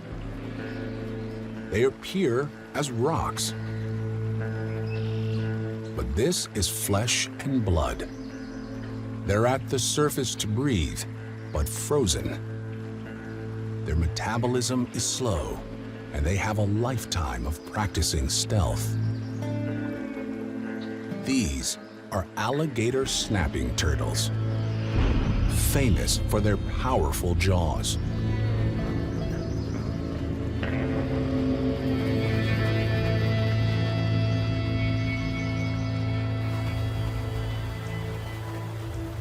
Down below, they patrol the depths and shallows of the waterways. They are the heavyweight predators down here. They grow to more than 200 pounds and live for up to 70 years. The males never leave the water, and the females just once a year. A perilous annual sojourn. This is a mission of maternal duty. Female alligator snapping turtles must find a spot about 50 yards from the river's edge. Somewhere with soft soil.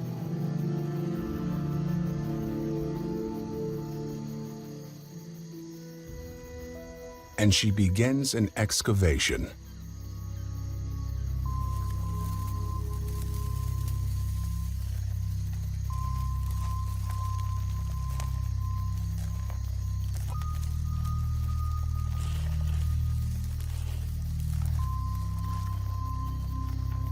Her sharp claws break the dirt,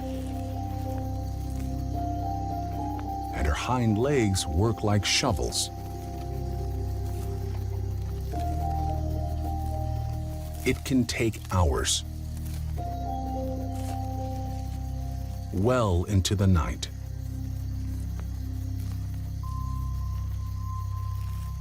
Every minute she's here, she's vulnerable, exposed to predators.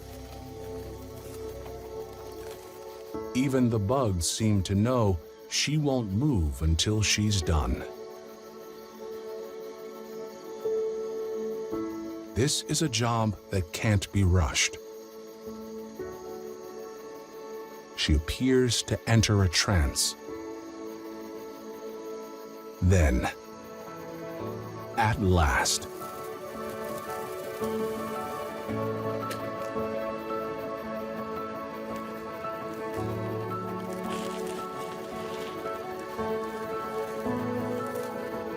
she made it 2 months ago. Now she lays her eggs. Throughout the long night, she lays from 10 to as many as 50.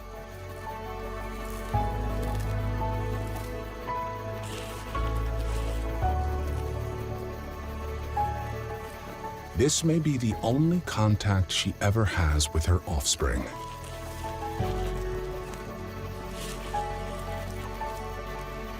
But she carefully tends to their most immediate need: to remain hidden from predators.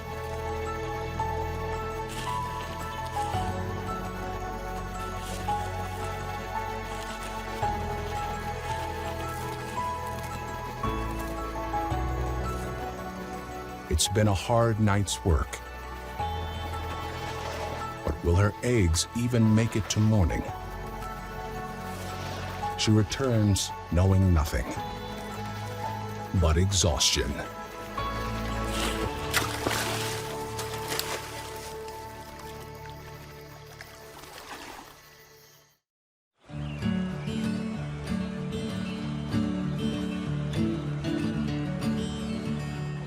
Turtles are just one of hundreds of species drawn to the 3 rivers of Middle Mississippi.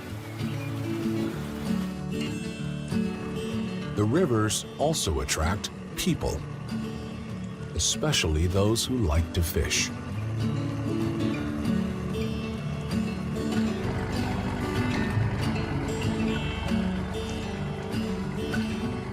The lower levels of the tributaries are easy to navigate.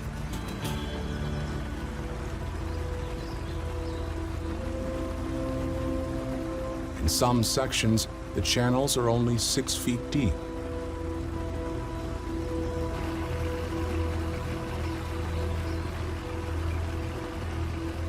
It's in these low-lying waterways that anglers need to beware.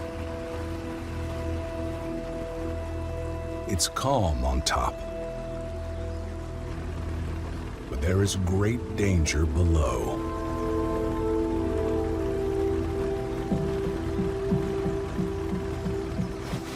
They search for just the right fishing hole.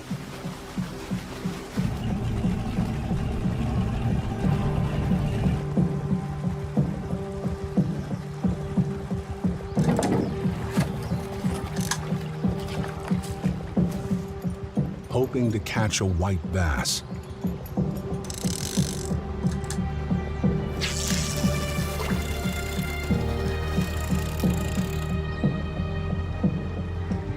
Unaware that any second they may trigger an ambush attack. All it takes is a passing boat.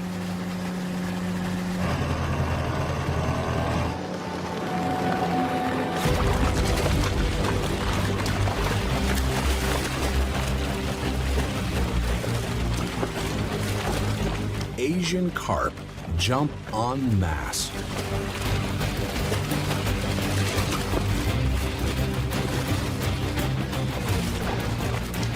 A reflex triggered by anything that sounds and feels to them like danger. Carp in these parts can weigh up to 100 pounds, but it's these 5 or 10 pounders that are the big jumpers.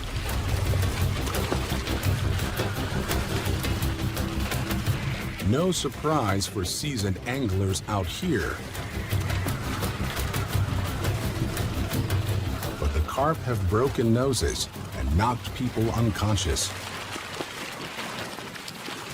And in America, they aren't popular for eating. The Asian carp was introduced to the United States in the 1970s to control weeds on fish farms. Some escaped. They multiplied. And now, they can be hard to escape. The sound of their own boat engine keeps the fish coming. They are the unwitting conductors of an aerial ballet.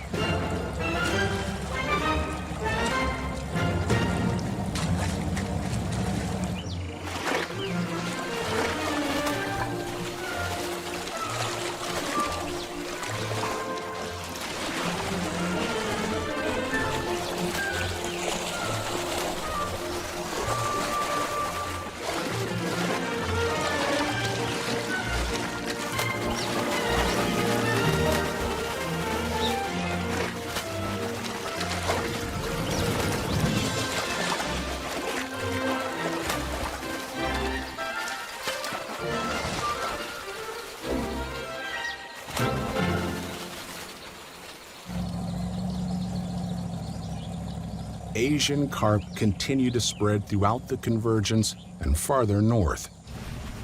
Some fishery experts expect carp to soon reach 31 states,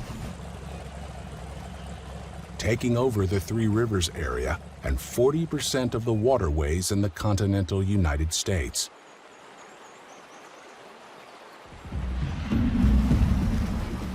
There's another invasion about to take place here. One of biblical proportions.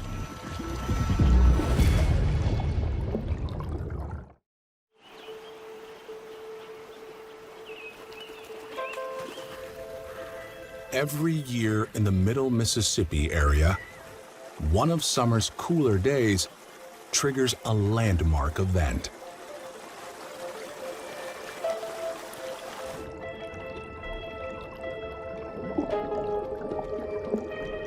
Some mayflies live in the river as nymphs for more than a year.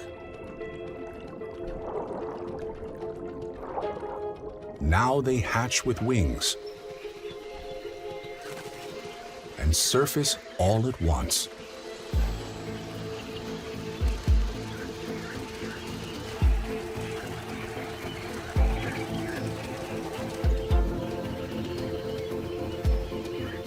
They weigh down the branches of young trees like a bumper crop of graying leaves. They're not just hanging out. They have important business here. They slow down.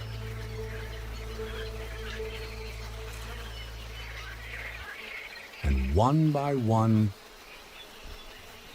become frozen in time.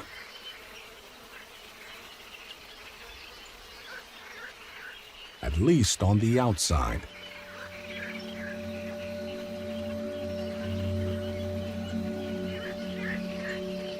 On the inside, a new creature is ready to break out of the old skin.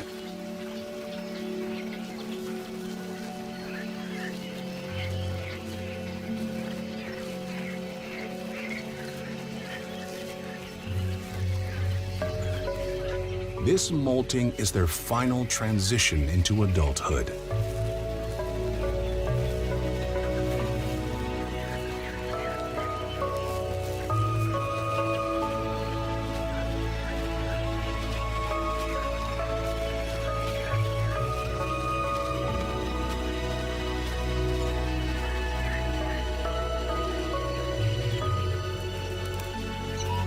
At this point, they are vulnerable.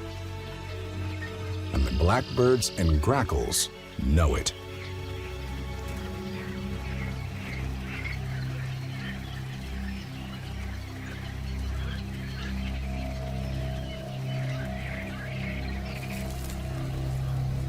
They don't get meals this easy every day.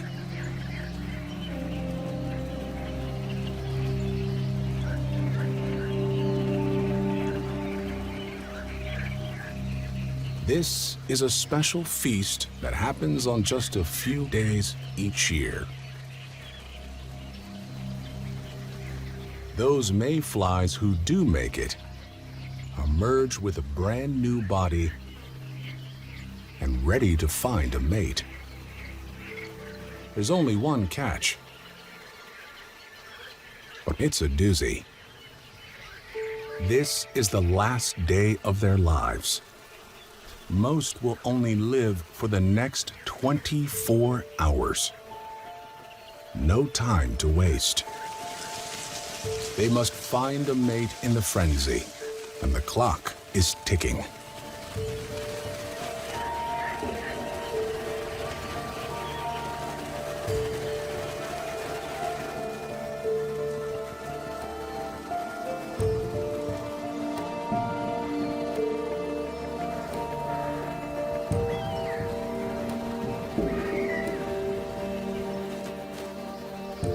There are obstacles to dodge,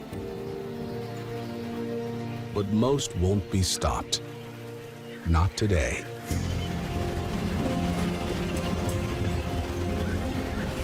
Up and down the Mississippi, they create their own rush hour.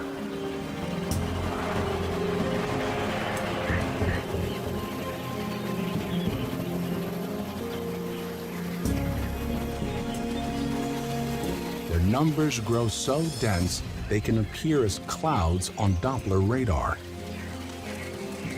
So little time for romance, they mate on the fly.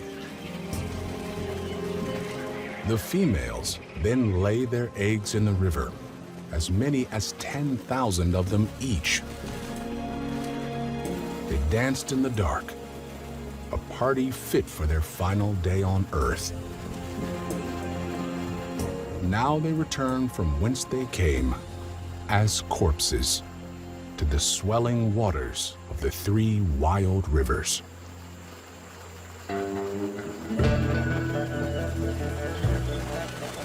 The Ohio adds its own superpower to this alliance of rivers.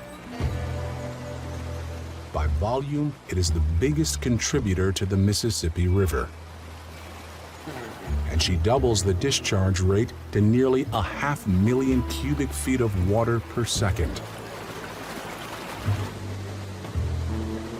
When the river is high, it could fill more than 400 Olympic swimming pools every minute.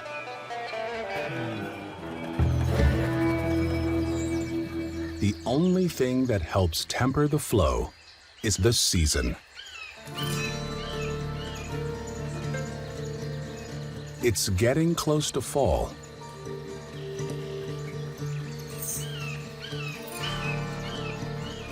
Temperatures begin to cool off. And time to see if the turtle eggs, laid in the spring, will finally produce young.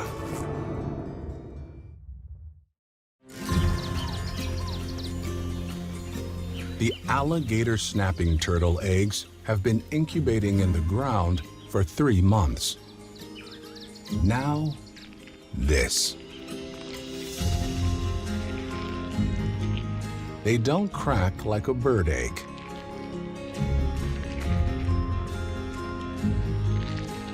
They are softer, more rubbery.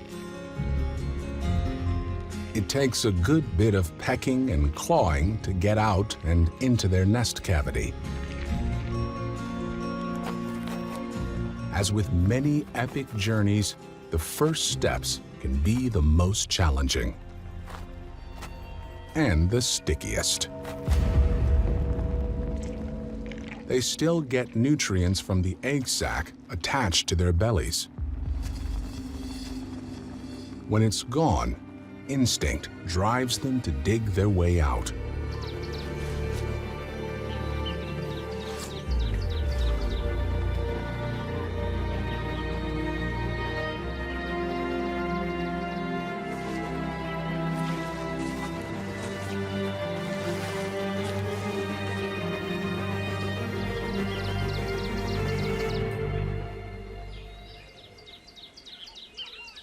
They know which way to go.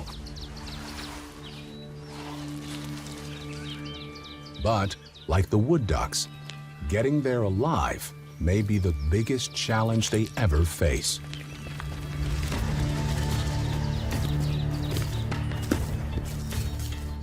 Their shells are already hard, but that isn't enough to protect them against the many predators that lurk nearby. Especially this menacing blue heron.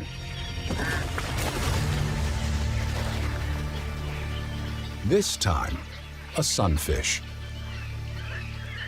But it will eat a baby turtle. The turtles may grow to be giants. But right now, it seems like everything is bigger than this tiny 1-ounce creature. The terrain becomes an obstacle course.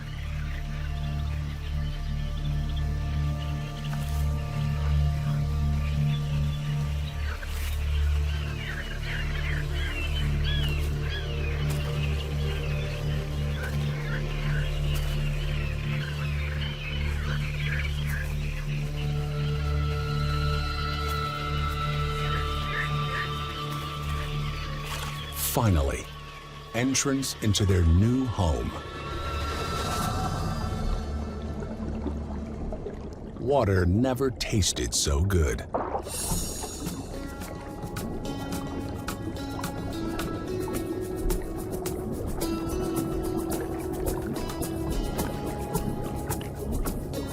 Their chances of long-term survival just dramatically increased.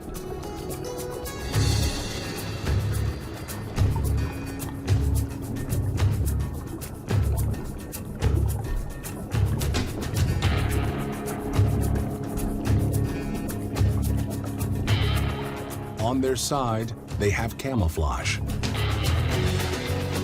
and the ability to use their snouts like snorkels and make like a living rock.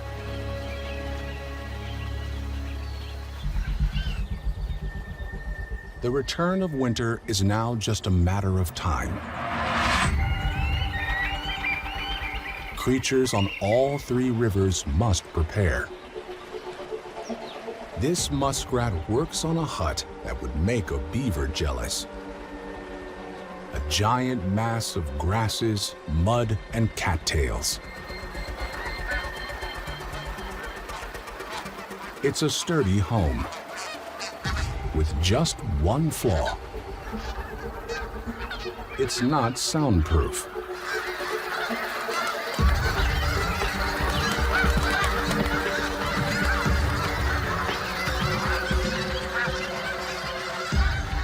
That becomes a problem every year.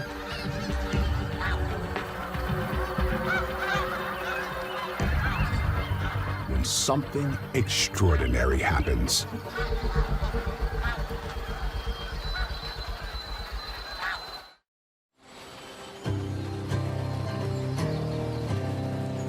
There's a chill in the air near Mound City, Missouri.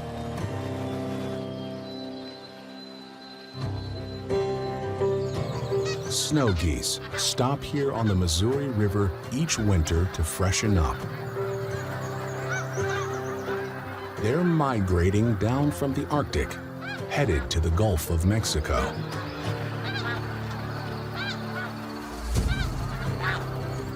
What starts as hundreds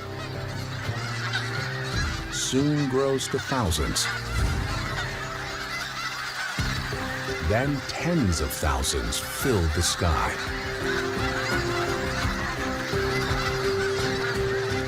More noisy neighbors than a muskrat can handle. By the week's end, hundreds of thousands of geese have flown in.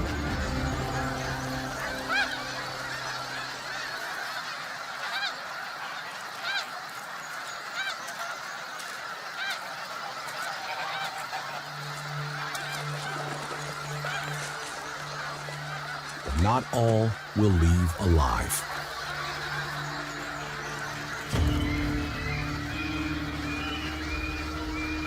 Bald eagles sometimes eat snow geese. Those eagles, just a few years old or younger, don't have their white heads yet, but they still have an appetite. The geese know the threat. They panic.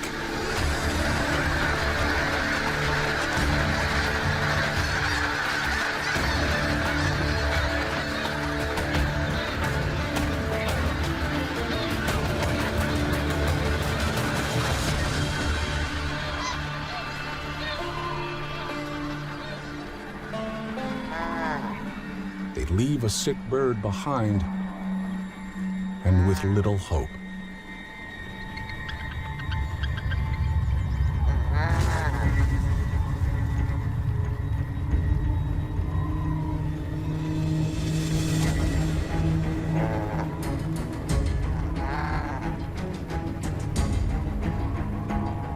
The goose is cooked.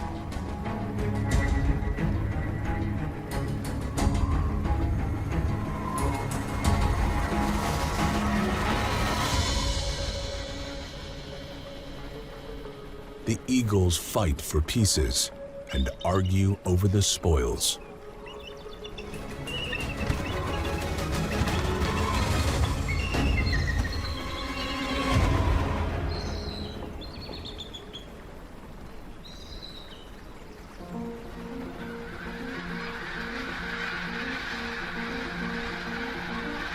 After a week-long stay, the massive flock of geese and some ducks move on south.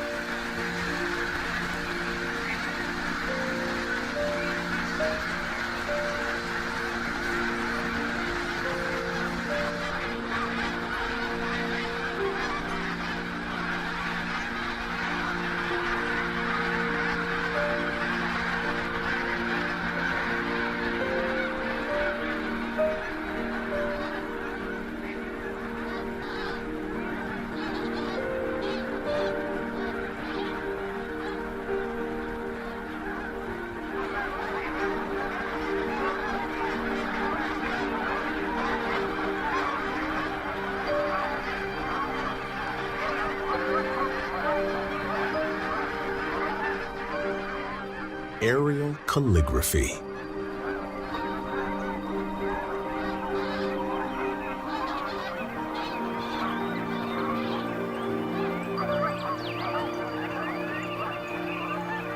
Translated, it says, "Ta-ta, Missouri. We're off to find warmer waters." Meanwhile, the Missouri River heads east for a journey of its own. It must rendezvous with the Middle Mississippi and add its weight to the Three Rivers area. It carries with it the kind of cold that's hard to shake.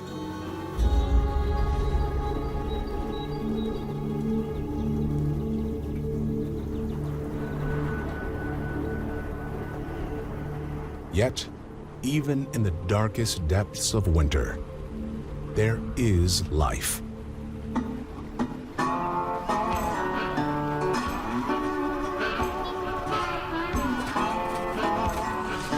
And some of it is having a lot of fun. River otters live on all three rivers. This family can't get enough of that slippery, slidey, snow-white surface.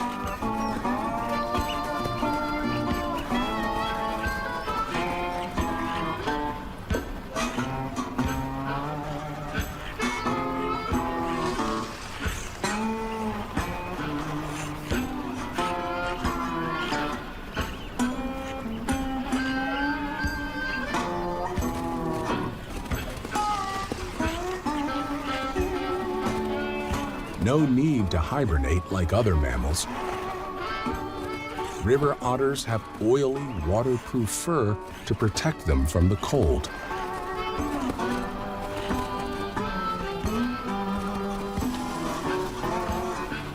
And frigid water? Not a problem.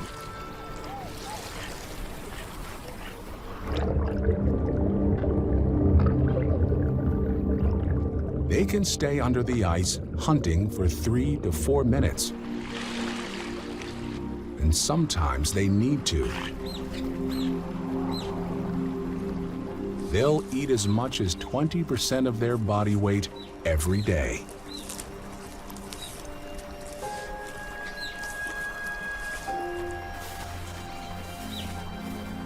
Want to share? Well, okay.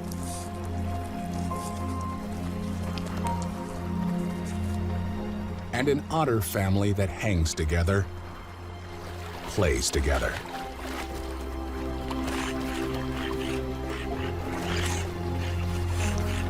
You don't usually think of carefree days in winter, but that's what these are in the Three Rivers area.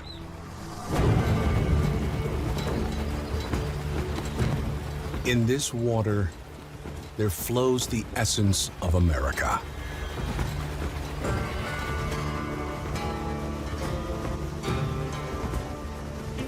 Ultimately, it's all called the Mississippi.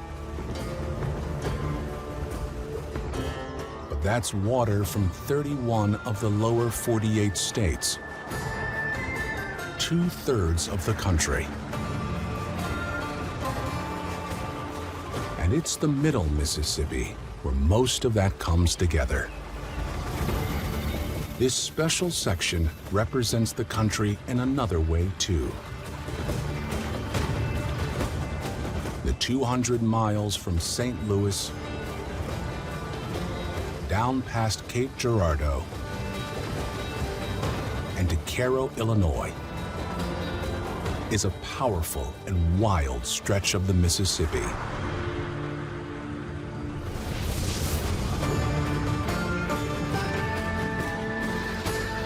And the animals seem to know it. They converge here too,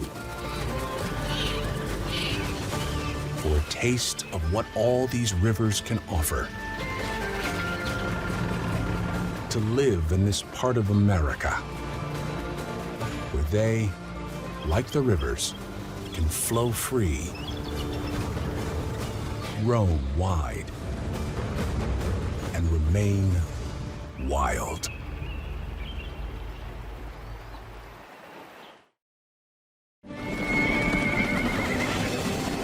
This is a land of legends, frontier icons, and the creatures that still put the wild into the Wild West. Now, go where the buffalo roam. Discover the living symbols of America and the drama at play across South Dakota. It's really nice up there. From the Black Hills to the Badlands.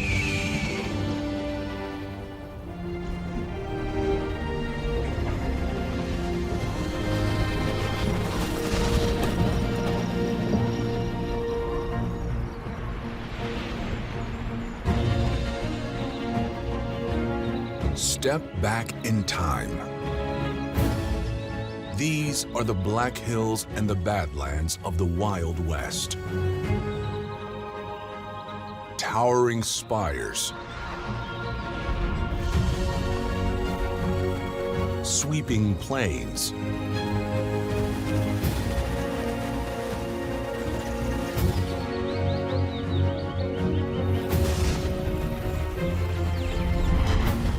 and a land of lumbering nomads.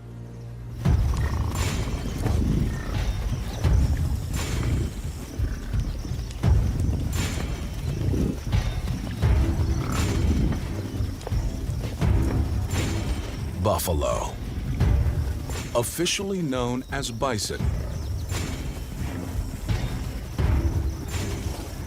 Names mean little to America's largest land animal.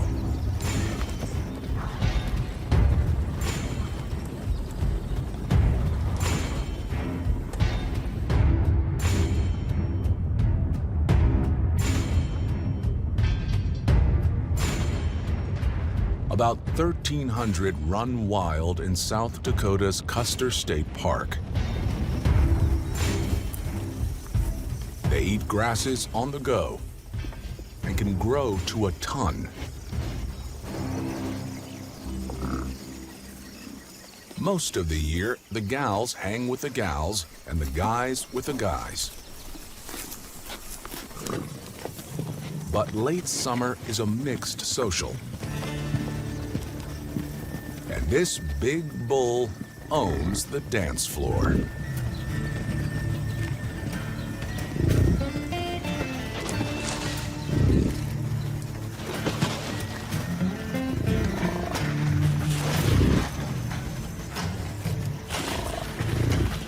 Other males may spread a sexy scent,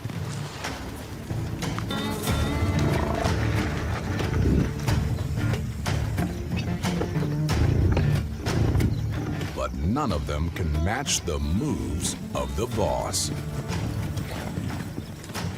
He has it pretty good until the end of the breeding season. Then,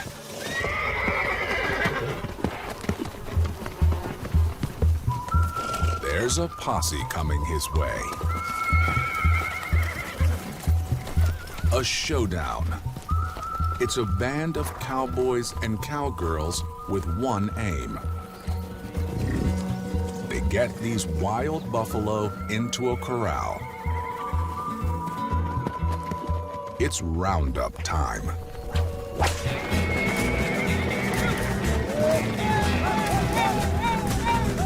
They need to bring in nearly all 1,300 head of buffalo. It's a once-a-year event where they get to check on the health of the herd.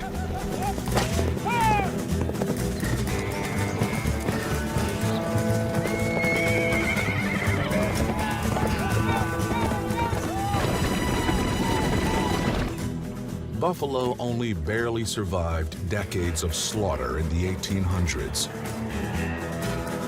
Their numbers dropped from 60 million to less than 1,000. This herd is wild, but it gets just enough tender, loving care to keep it viable.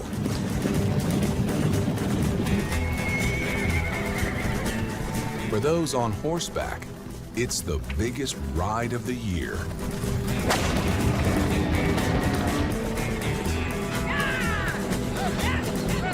The roundup takes a full day, but they must get the buffalo to the corrals before dark.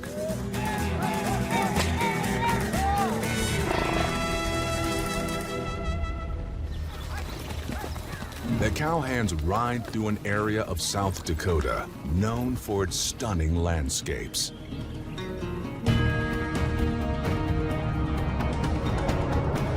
The southwest corner of the state is framed by the eroded bluffs of the Badlands to the east and the Black Hills National Forest to the west. This iconic Wild West terrain stretches all the way to the town of Deadwood and nudges into Wyoming. The green is Custer State Park in the south, 71,000 acres. The 10-mile muster from top to bottom will take them from sunup to sundown.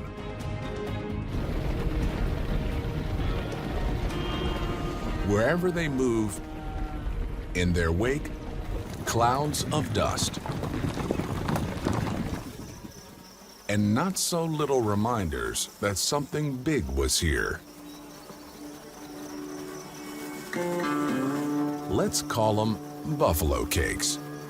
And not like little cupcakes. No bite-sized bison biscuits here. This is more like a 12-layer, get out of my way, here I come cake. For some tiny critters, these are mountains, and tasty ones at that. Within hours of a bison cake hitting the ground, beetles move in to scoop the poop. They bore into the depths of the dung, but not so deep that they can't be pecked off by a probing western meadowlark.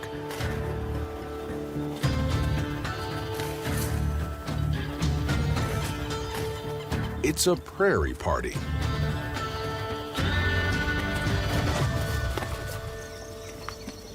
The Black Hills takes the cake, uses it as fertilizer, and gets the gift of green.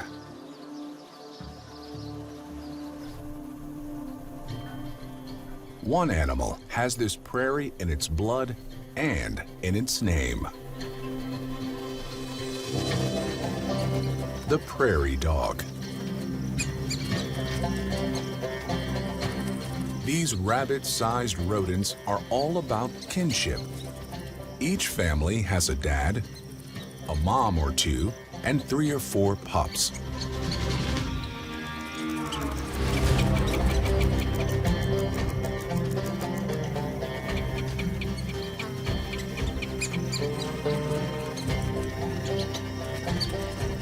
Grooming is strictly a family affair. They'll kiss to find out who's kin and who's not. It can get confusing.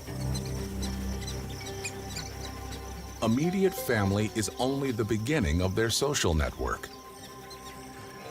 From 2 to 100 families get together to form a town. Each family takes up an acre or two. They're the quintessential Wild West settlers, complete with scouts and, most importantly, lookouts. Eagles, badgers, and ferrets all hunt prairie dogs.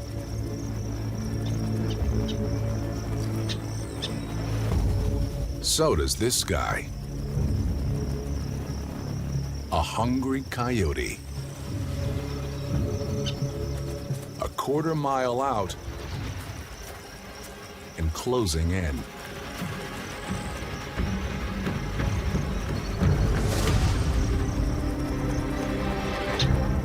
One prairie dog lookout spots the coyote and alerts all of Prairie Dog Town with a distinctive call.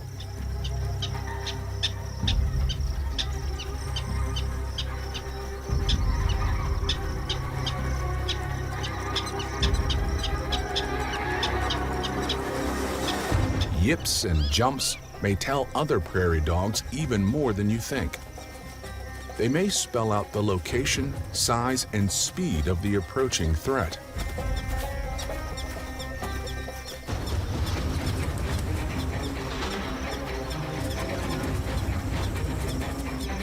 They scramble to get the kids to safety.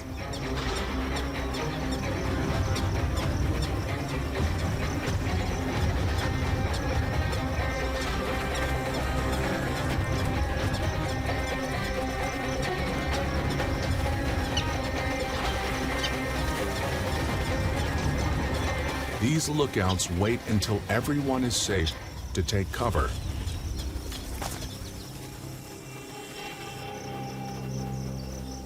But the coyote is a patient hunter. He's willing to wait for his supper. It's a frontier standoff.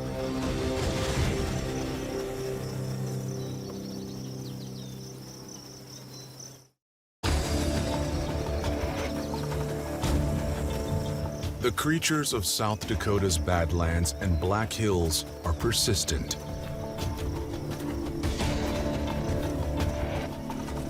The coyote quietly changes position, hoping a prairie dog will pop out of its den. Some pop up farther away, but never close to him.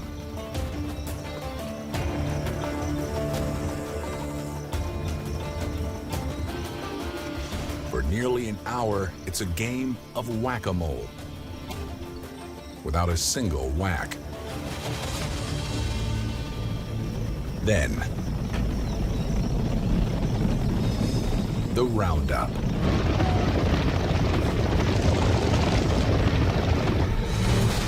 The coming commotion forces the coyote to move on.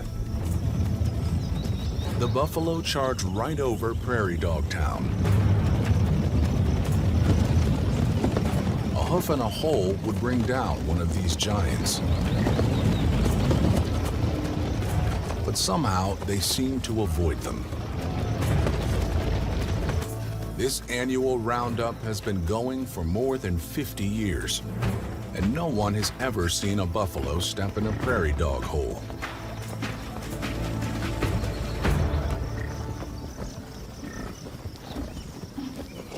These cowhands now have all but a few dozen of their buffalo together.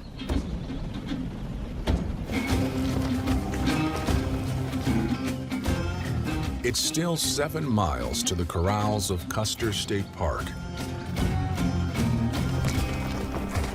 At a normal buffalo mosey, that'd take several hours more. So they give them another little giddy-up.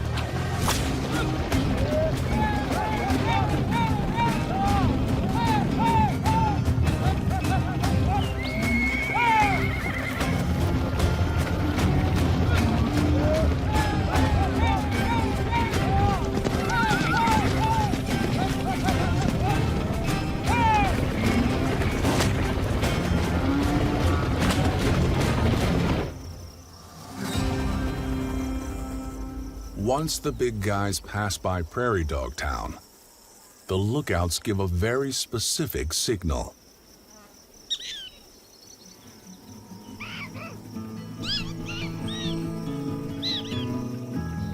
These chirps, while stretching up high,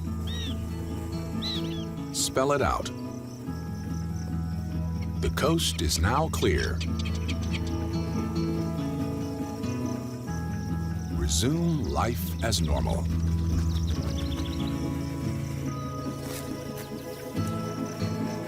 But stay alert. There are still threats harder to combat.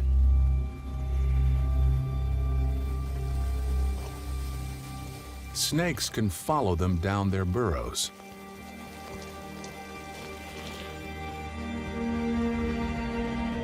And aerial attacks can be hard to see coming.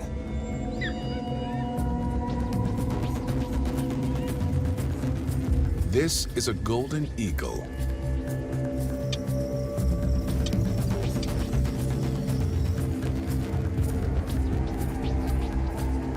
And he wants prairie dog for dinner.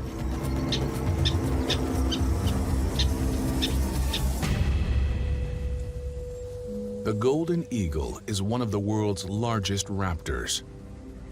They've been known to take down prey much larger than themselves. He is the giant of South Dakota's skies, and the prairie dogs below know it.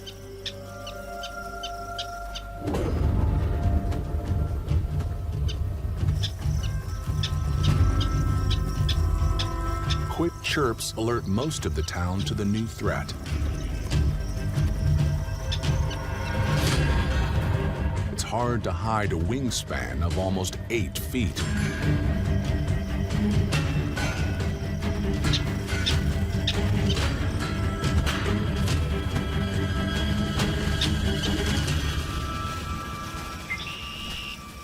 Even a fearless blackbird tries to force him out. But the golden eagle has speed on his side. He can dive at up to 200 miles an hour, close to peregrine falcon speeds, making him the second fastest animal on the planet.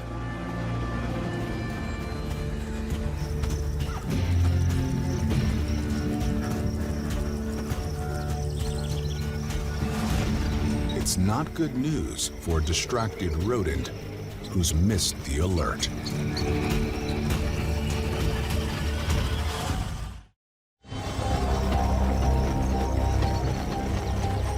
Golden eagle versus prairie dog.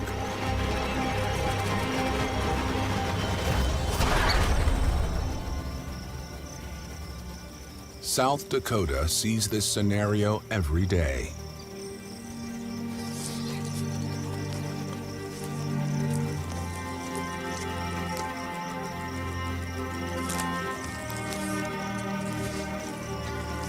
The king of the sky takes a bite of the prairie.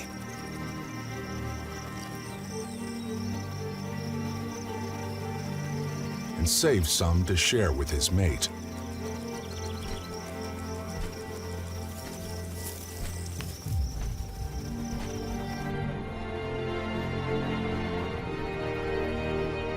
The population of Prairie Dog Town is -1.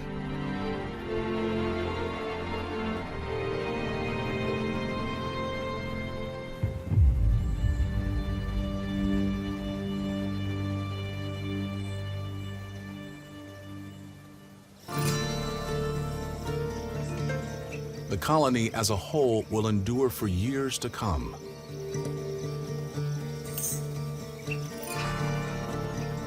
More than 100 other species share their habitat.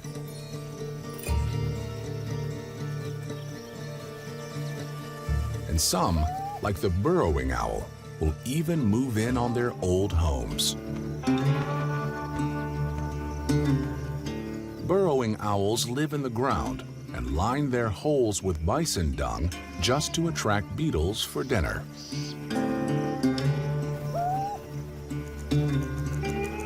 They only weigh 6 or 7 ounces. Not much more than a baseball. But down here, close to the ground, they rule the roost. These two are a couple, and they've selected a hole to call home. The female stays put and prepares to lay her eggs. She sends the male out to bring home the bacon.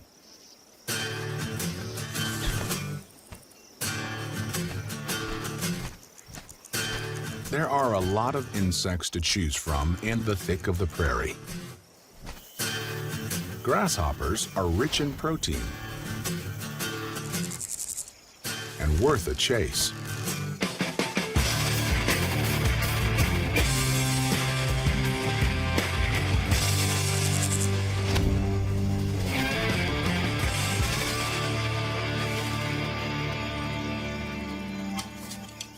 delicious. And like any good snack, one is just never enough.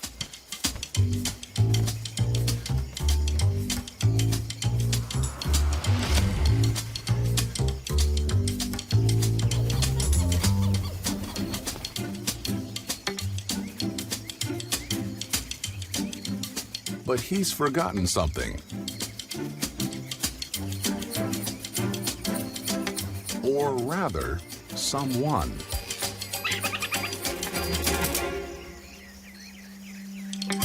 He's meant to bring that bacon home.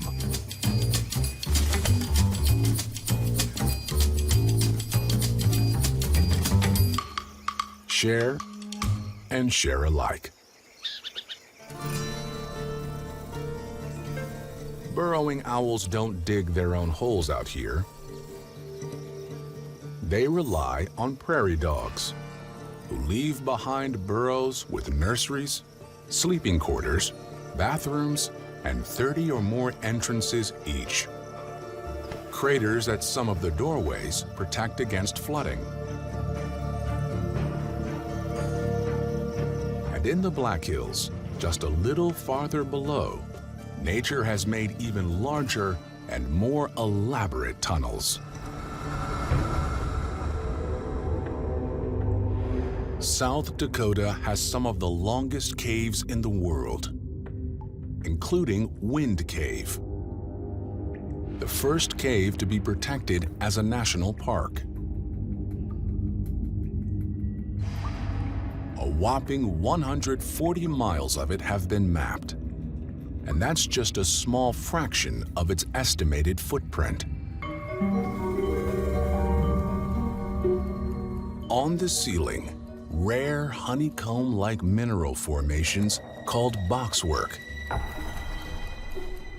95% of the world's known boxwork is here. Also, bubbling formations called cave popcorn.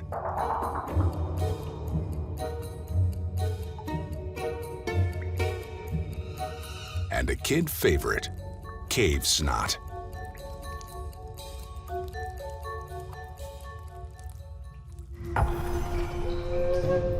This cave was long explored by Native Americans and revered as sacred. But it's two settlers, brothers, who are credited with having found Wind Cave in 1881. That was a time when the Black Hills and Badlands became a draw to many a legend.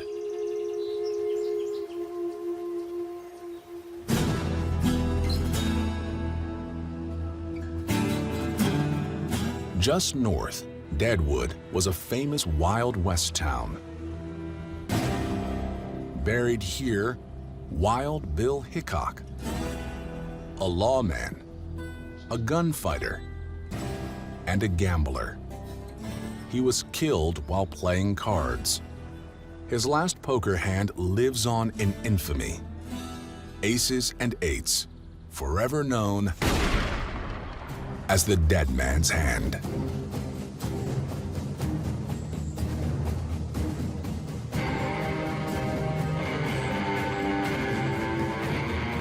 Nearby, the famous granite faces of 4 U.S. presidents attract more than 2 million tourists to Mount Rushmore every year.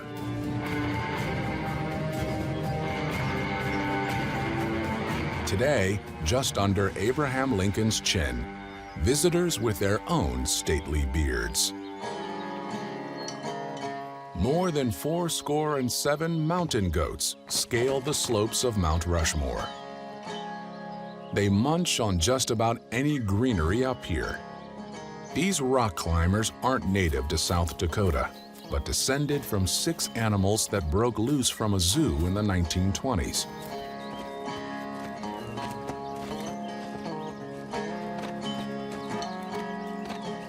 And less than 20 miles away, another monument takes shape that suits mountain goats just as well.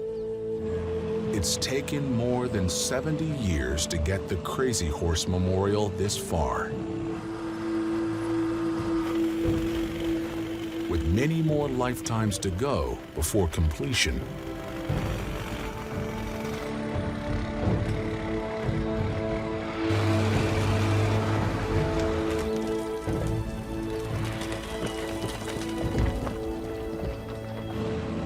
It stands to be the largest sculpture in the world when complete. 563 feet high. It's a tribute to a Native American warrior who resisted oppression till his dying day. He gestures southeast towards the Great Plains and plateaus of the Black Hills.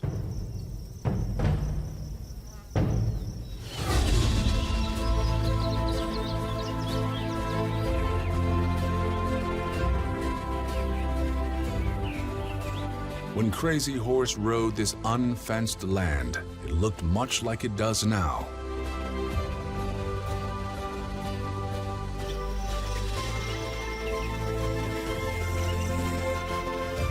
Wide open spaces. Hills checkerboarded with pines and meadows.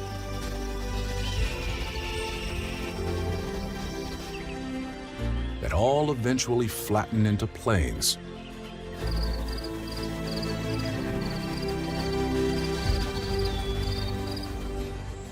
Perfect for one of the most enduring and iconic creatures of the Wild West.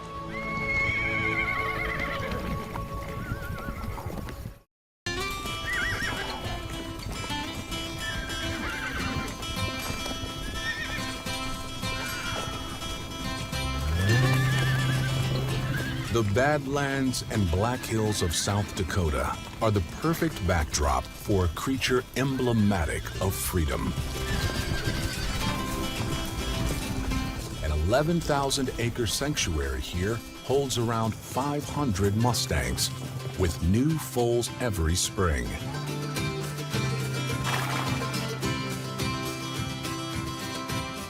Paleface here was born just a week ago. One day, he'll likely start his own herd and will never feel the weight of a saddle or the pull of a bit. All he has to do for now is keep up with Mom, but that's quite an effort.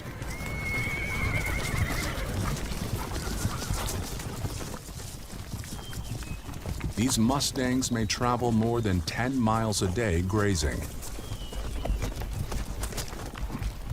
They carve trails between their waterways and their favorite grasslands.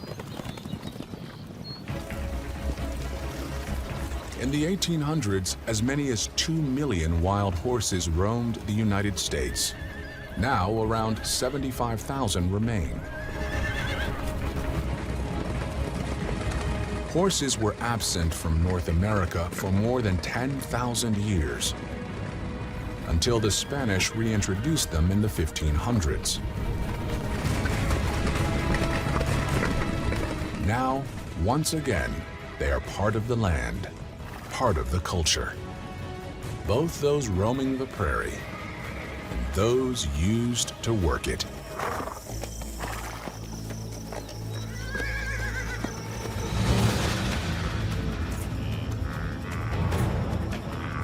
The cowfolk have their sights on the rest of the bison they need to bring in. Then, some make a break for it.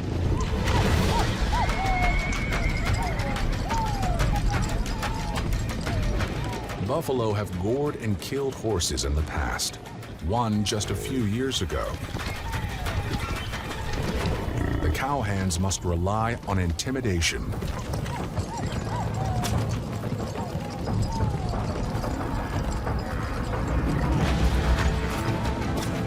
It's a game of bluff the buffalo.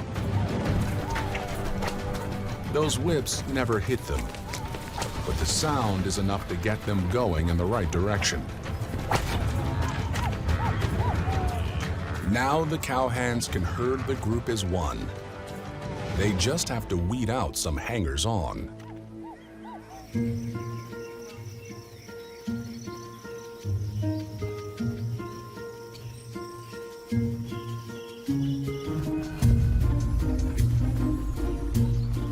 This is a Native American creature that would feel just as at home on Africa's Serengeti.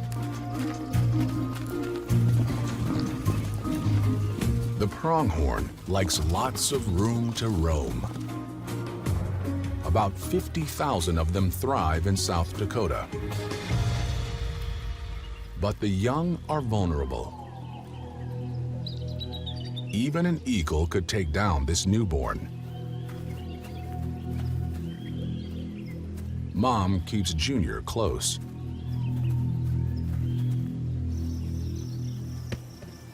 And there's no relaxing for the lead males. There's always some young buck who thinks he's better.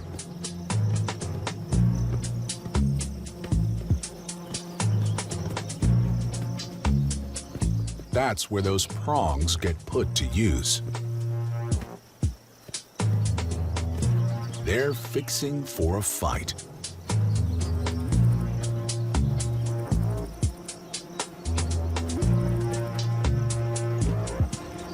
Face to face with foot-long horns.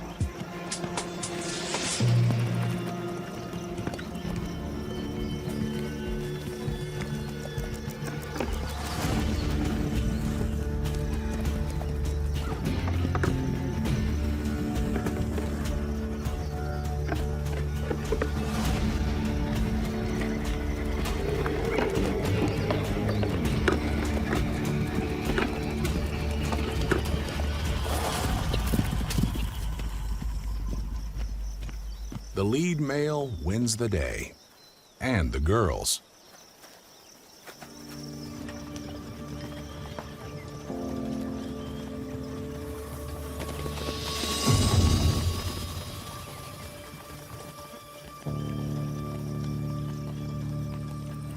His young will inherit his genes, which include a super skill. Pronghorn can dash up to 60 miles per hour. Only one land animal on Earth is faster, the cheetah. There are no cheetahs around here, but a fast-moving cousin.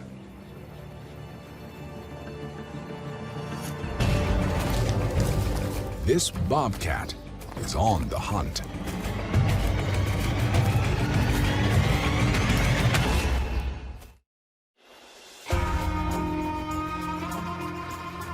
Dashing through the Black Hills of South Dakota, a mighty predator.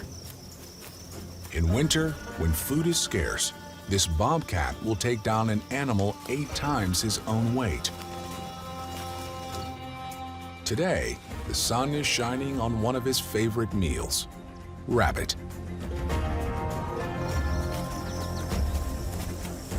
A rabbit hunt calls for a specific strategy. The bobcat keeps on the move. He slinks as close as he can without attracting attention.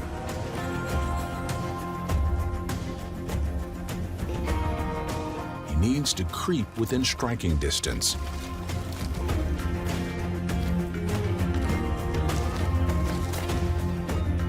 Pushes his luck too far.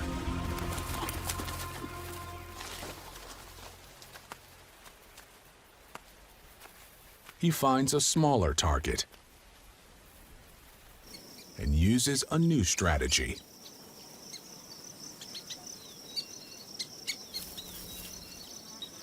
For a ground squirrel, bobcats hide and wait for just the right time for an ambush.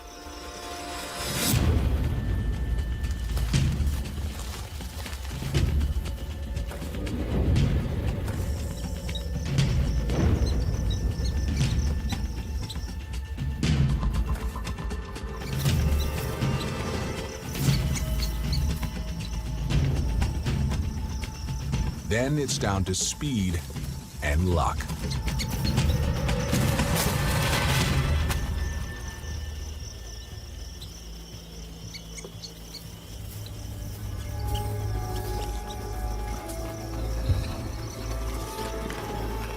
Luck for the cat, not the ground squirrel.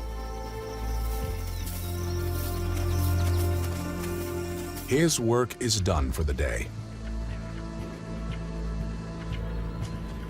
Not so for the cowhands.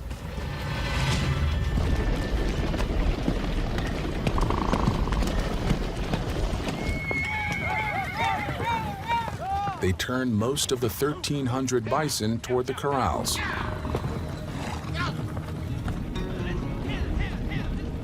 They can smell home now. But it may not be quite the quiet country welcome they expect.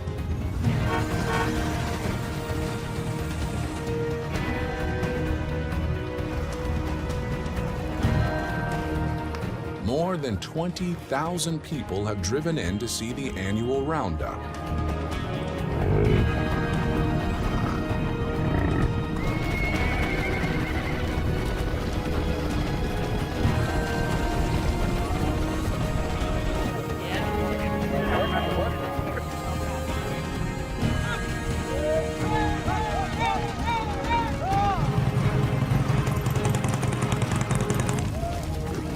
Cowfolk turned the bison in toward the corrals for a new game. This one is called Buffalo Shuffalo. The cowhands stack the deck.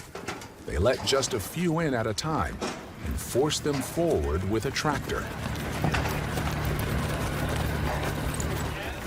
Only one is allowed through the chute at a time, no matter how much they protest. The adults get a quick check. I got 8544. An ear tag. Coming out! And off they go. The calves are in for a much rougher deal.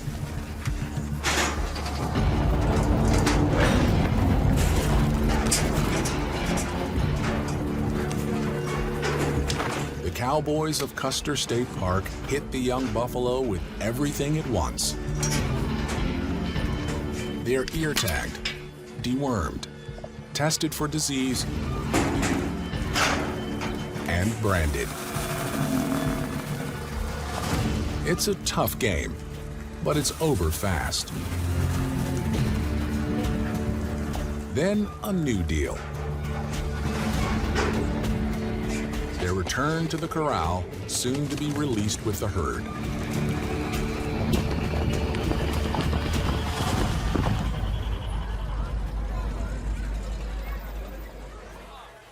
Thousands of people come to see this unique annual event.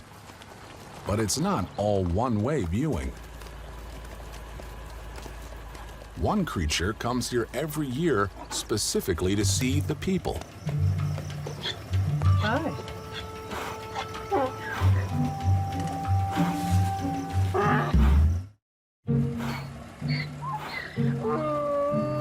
These wild burros in Custer State Park move in from across the plains.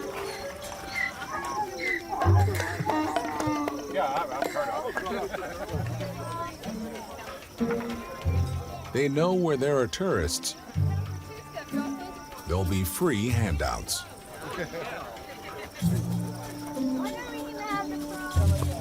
These cheeky freeloaders are known for miles around as the beggin' burros. Visitors feed them at their own risk. They're friendly, but still wild animals.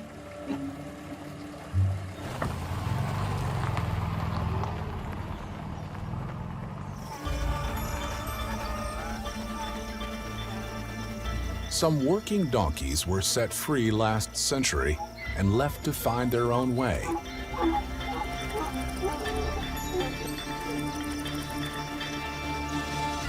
They've survived and thrived in the Black Hills now for generations.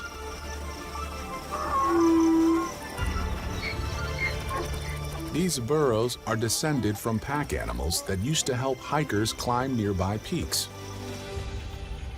Peaks that still attract visitors today.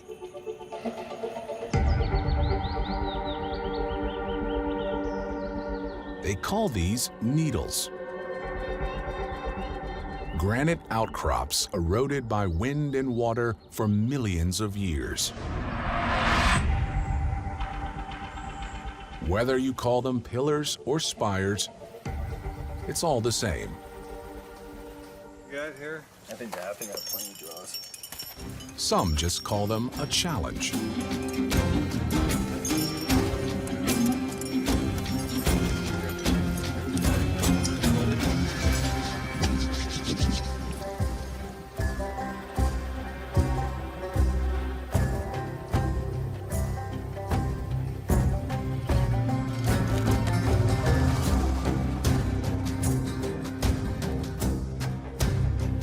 These towers of rock are among the most photographed and climbed structures in America.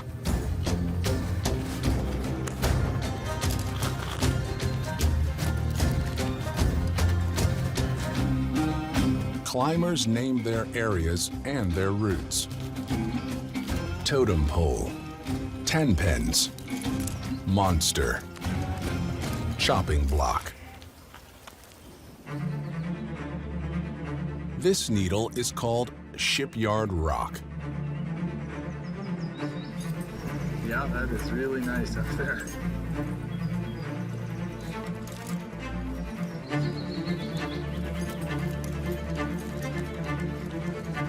Some of the outcrops here are nearly 500 feet high. Okay, now another one. Succession reveal hook right up here. She says yes, screw that. Team high five! Enough to take your breath away.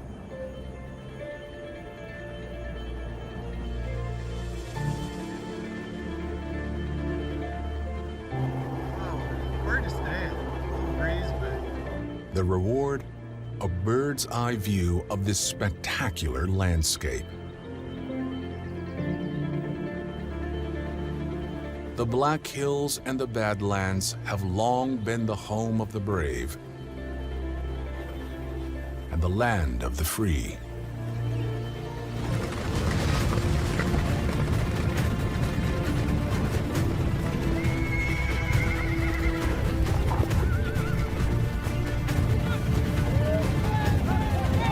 The Buffalo Roundup is now complete. The cowhands open the gate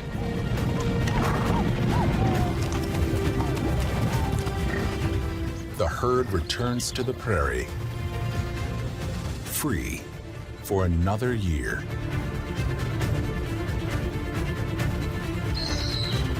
They join a wild mix of animals, from the mighty elk to the minute dung beetle. For them, the Black Hills and Badlands aren't so bad after all.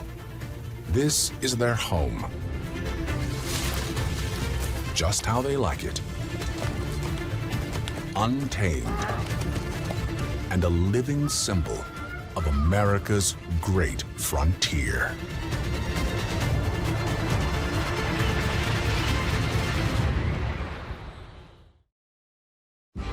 Question: which state has more freshwater lakes than any place in the lower 48, and winter temperatures that can drop to -60?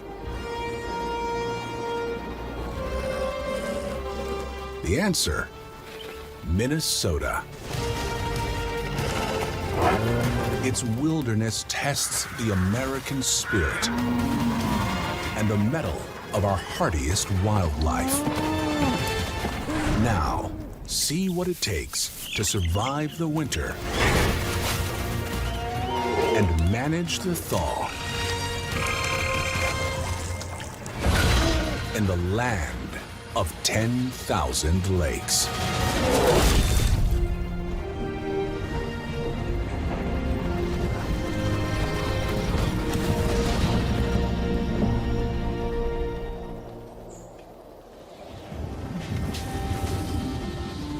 whiteout. It's winter, and the land of 10,000 lakes has become a land of ice and snow. Temperatures plunge below -10. There's nowhere nearby to fly or run to that's warm enough. The only blanket to be found is made of snow.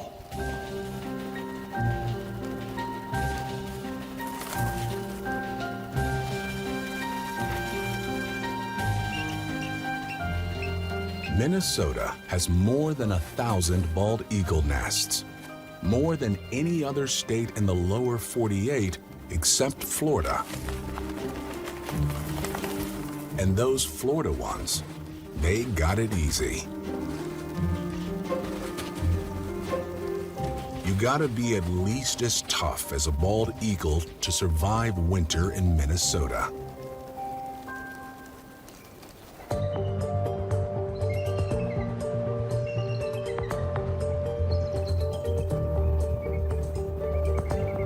But the bird's eye vistas up here may just be worth the hardship.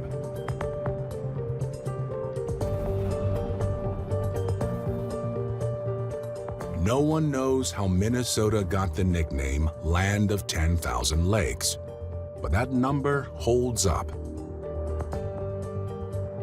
There's also 6 million acres of water-drenched peatlands.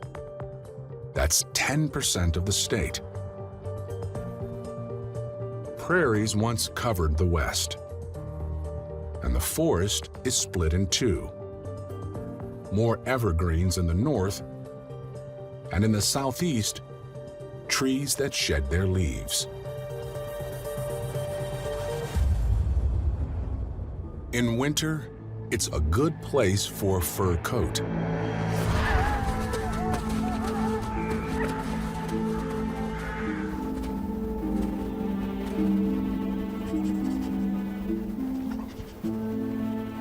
This is a gray wolf,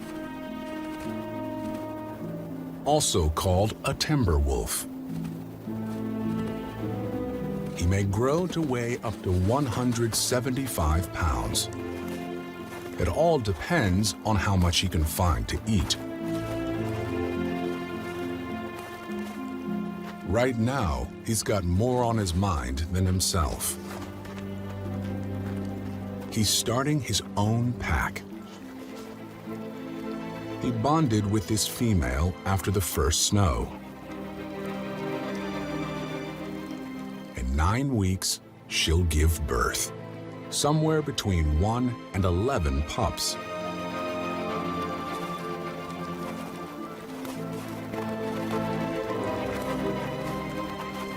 Wolves were close to extinction in Minnesota in the 60s. But now they're back from the brink, and the Land of Lakes supports more than 500 packs.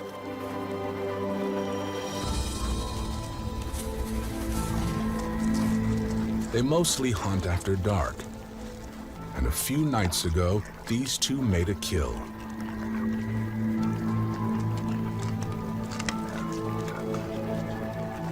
It'll keep them content for a few hours longer.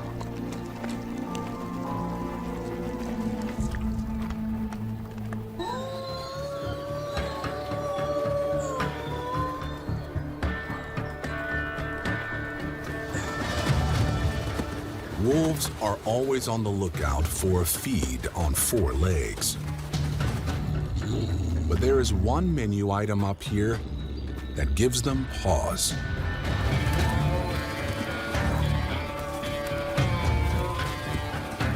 Minnesota's largest wild animal, the moose. Their antlers can be 5 feet across. They aren't aggressive, but they'll defend themselves and their young to the death. The climate in the Land of Lakes is perfect for them. They only live in areas that have seasonal snow cover, and they can't tolerate temperatures above 80 degrees. Winter for them is barely an obstacle. Some moose exceed 1,200 pounds, and 100 pounds of that can just be the food in their stomachs. Finding a meal up here in winter is all about knowing where to look. Around the lakes and under them. In some places, the ice on the lakes is a foot thick, perfect for die-hard ice fishermen. It's a seasonal tradition, and Minnesotans don't hesitate. The state has more than 500,000 anglers.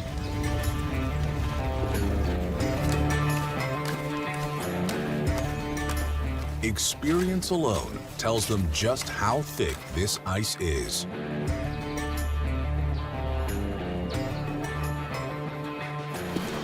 They can safely walk on ice that's 4 inches thick, 5 or 6 inches, and they can use sleds, or even four-wheelers and snowmobiles. Special gear includes an auger,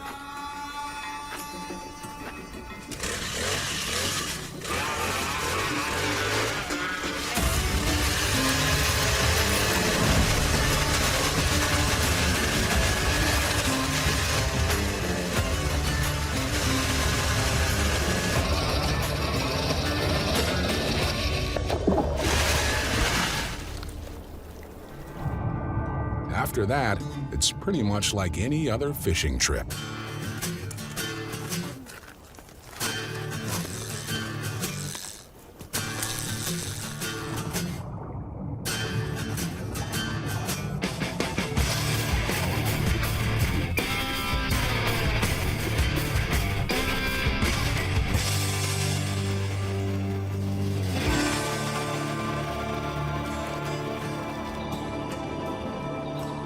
Near Brownsville, Minnesota, they don't have to wait long for a nibble.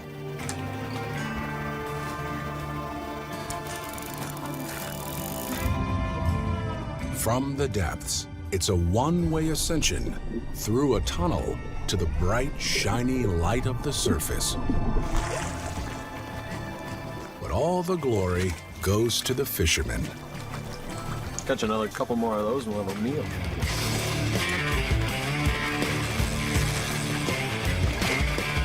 A feast to behold.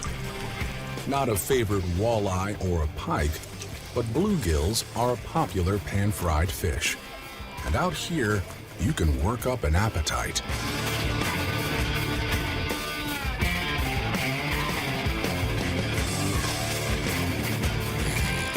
There are more than 150 species of fish here. Oh yeah. Served on ice, courtesy of the land of 10,000 lakes. Food is out here, even in the dead of winter. In the surrounding treetops, the great gray owl is a master of the winter hunt. Minnesota marks the southern border of her range. At dusk, her hunt begins. She scans the bare trees and barren lands. Her deep-set yellow eyes are legendary, but it's the shape of her face that helps here. Her two large circles of plumage are called facial discs, and they're the largest of any owl species. They act like satellite dishes, only instead of receiving the nightly news, they channel the smallest sound.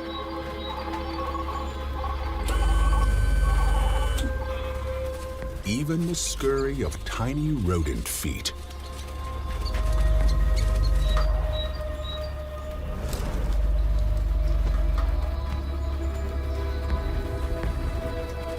She can't see her prey once it ducks under the snow, but hovers above the sound.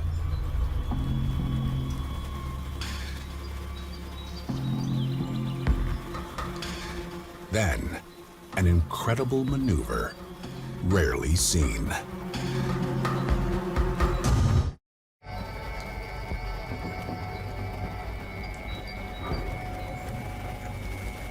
The great gray owl is a master of the silent but deadly vertical plunge.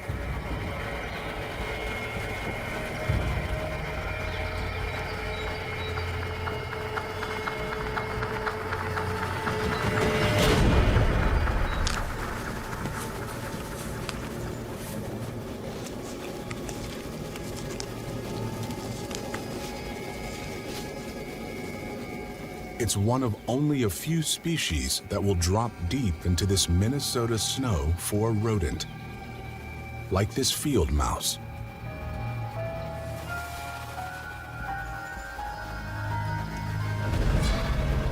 By height, she is the largest owl in North America, but she's a silent flyer.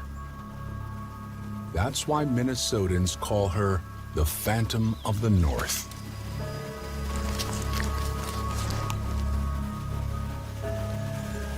The more food this female eats now, the more eggs she'll lay in the spring. In a good year, she may lay up to 5 eggs, and this looks like a good year.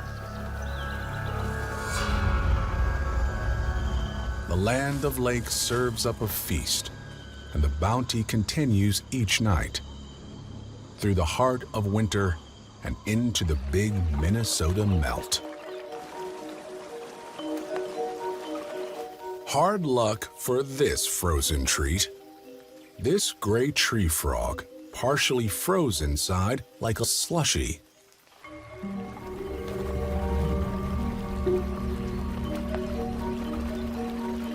But wait.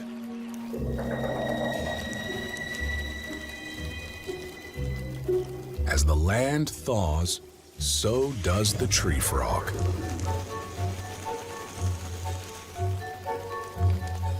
Then,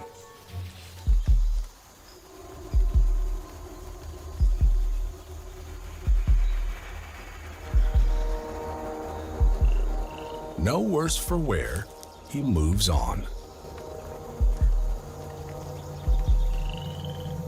He survived sub-freezing temperatures for months at a time by producing glycerol, a natural antifreeze that prevents tissue damage.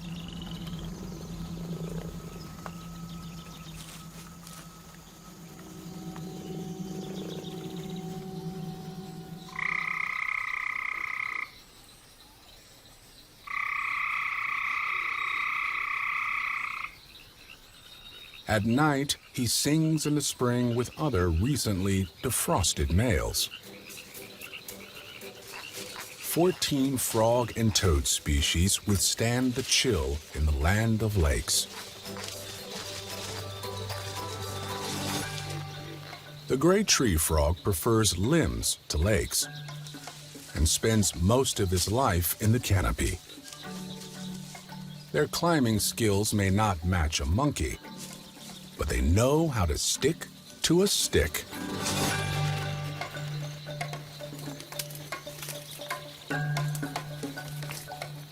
Their unique rounded toes ooze a gummy mucus for gripping branches.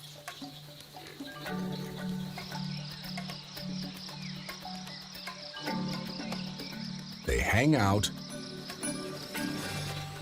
and hunt.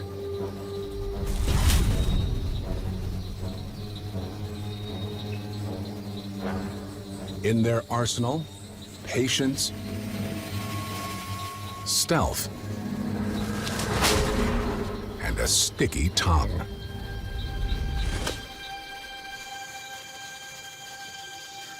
And they can change colors like chameleons to give themselves the best camouflage possible.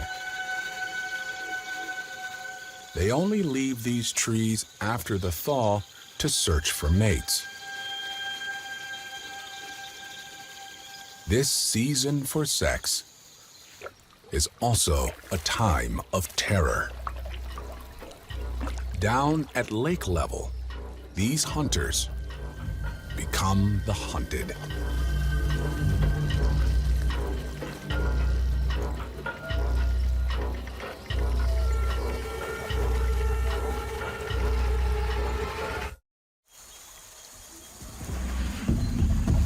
The garter snake may be more tolerant of cold weather than any other snake in North America.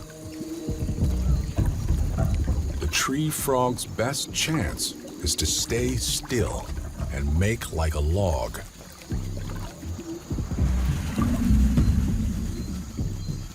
They all hope they're not seen. But for some, the danger is too close for comfort.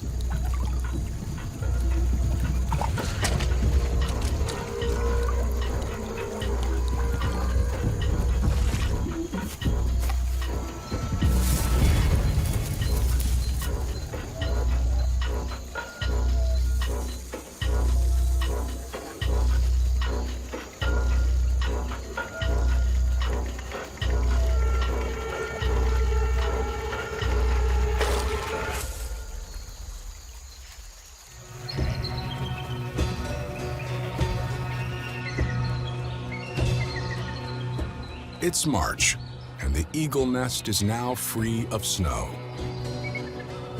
They add more lining every chance they get.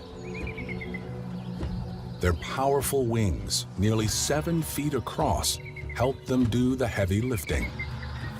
They are treehouse masters. Bald eagle couples have built the largest tree nests of any bird species on the planet. One measured 20 feet deep and more than 9 feet wide. They can weigh more than 2 tons. They work together to create complex layers of limbs and sticks.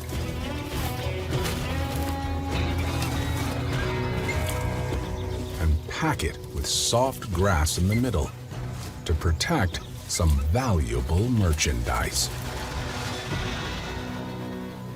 With triplets on the way, someone needs to always be home. The female does most of the egg minding and turning of the eggs. But Dad pitches in too. The days can still be chilly, but they can't let the eggs get any cooler than 29 degrees. Vigilance. All day, all night. It's a waiting game for just over a month.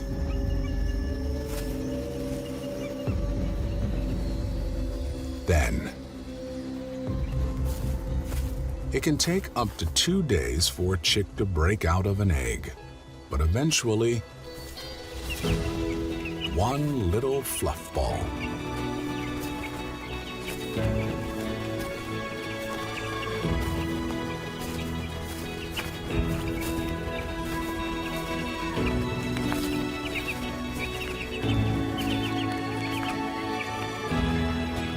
Make that 2.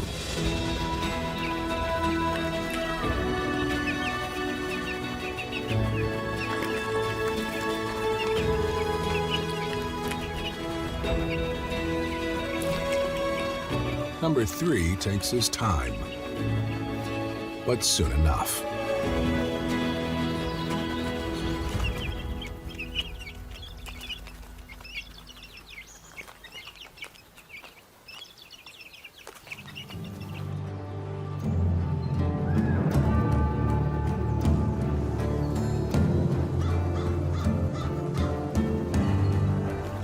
Down below, the land of lakes is also transforming. Spring in these woods brings out the appetite in all kinds of critters.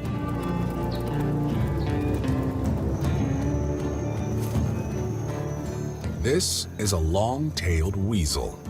Strong, fast, and incredibly flexible. he can slip through a hole as small as a couple of quarters. Don't insult this guy by thinking he's a rodent. He's closely related to the wolverine. There are rodents around here too, like this deer mouse.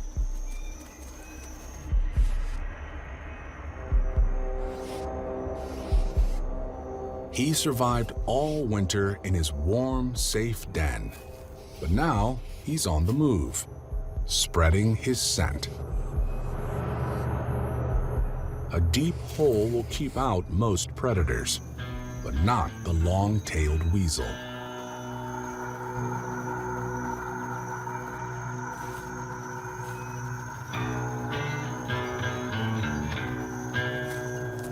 He is a sleek interceptor, built for home invasion.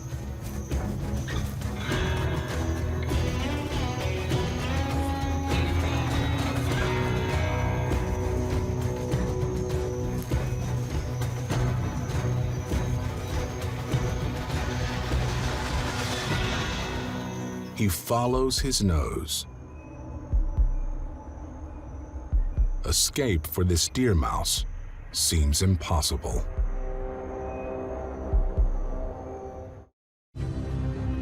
The weasel has the mouse cornered. Now for his signature move.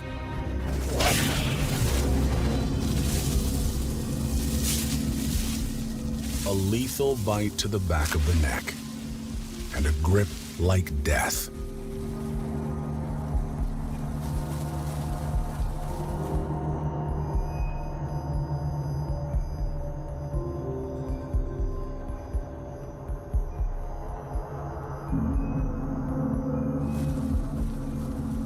Now the den and all that's in it is his and his alone.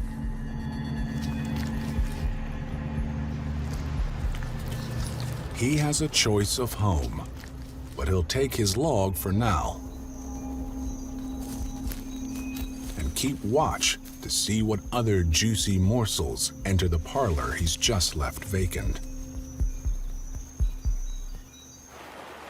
Everyone in the land of 10,000 lakes enters spring with an appetite, but none bigger than right here. This black bear mom lost a third of her body weight over winter, and now she needs to bulk up. She has little ones dependent upon her milk.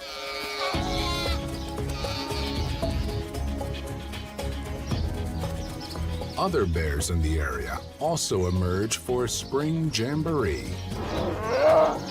It's like a party, the kind where no ice is a plus.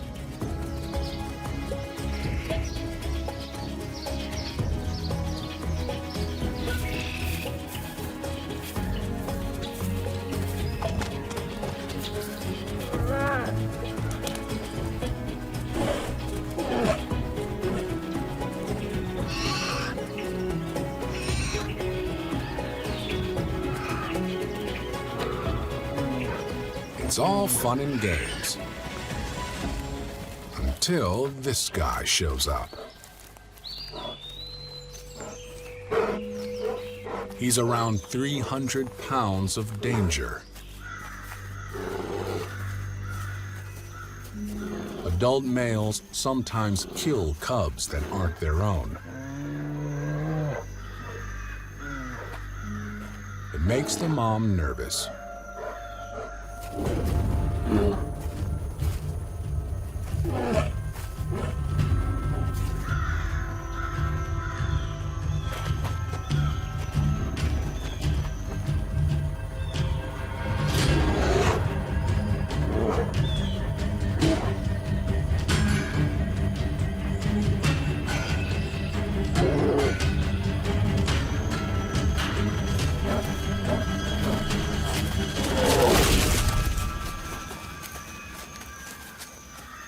Her surprise charge startles the male, but it doesn't send him far.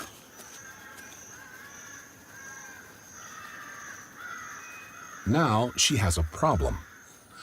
The kids are slowing her down, she needs to do some intensive foraging.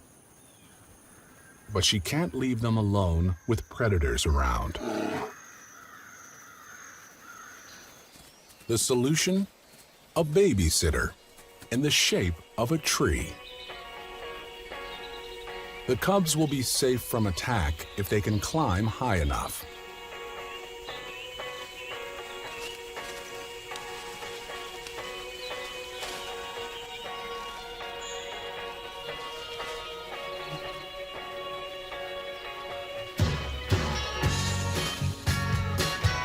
The year-old cousins know this and have already taken the high road.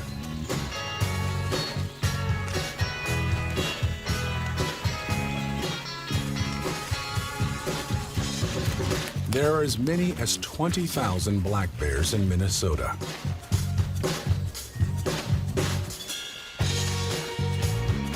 Sometimes it's like they grow on trees.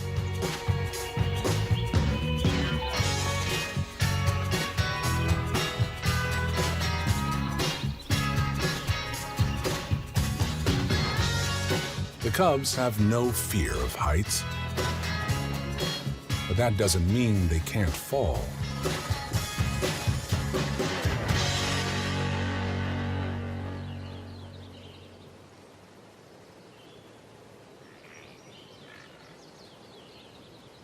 Once settled, they can nap away. And Mom can get on with her work, looking for berries, nuts, seeds, and insects like termites.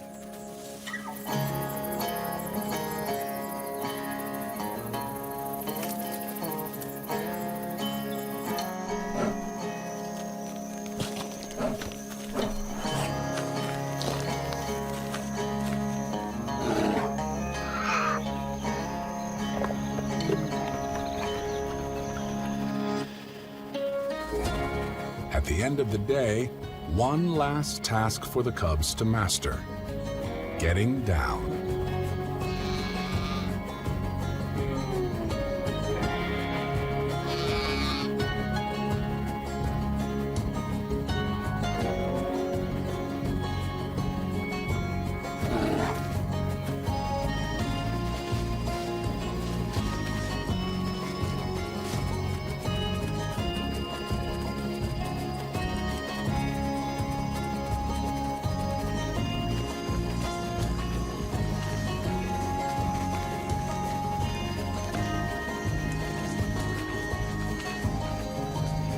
They leave the treetops to the birds.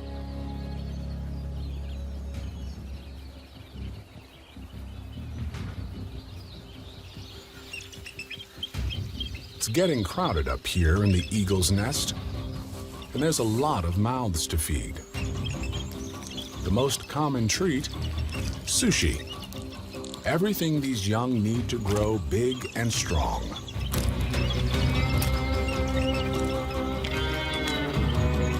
White and gray fluff balls have grown dark and speckled.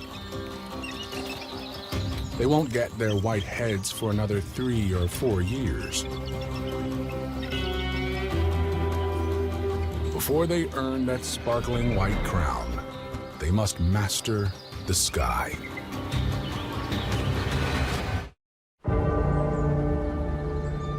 Minnesota has 10,000 or so lakes. But perhaps most remarkable is an area with water you can't see. It may be the state's biggest secret. This is the peatlands.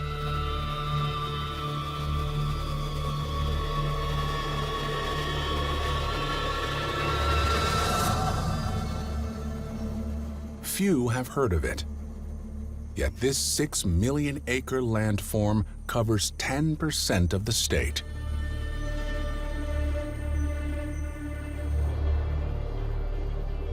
It's impossible to drive on and difficult to explore. So it's mostly untouched. a protected ecosystem trapped in its own time warp.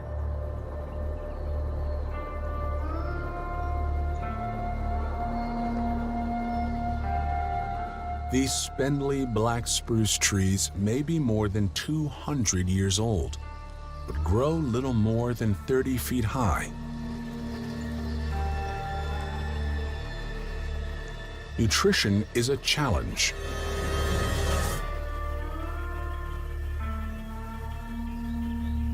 The soil drains poorly, and there's more precipitation than evaporation. The result? A super-sized sponge. Peat moss and piles of decomposing vegetation soak up the water and turn it acidic. Life struggles in this liquid desert. But nearly 300 bird species live in and around this unique habitat. One with a haunting call. This whale comes from a land of lakes icon, the loon.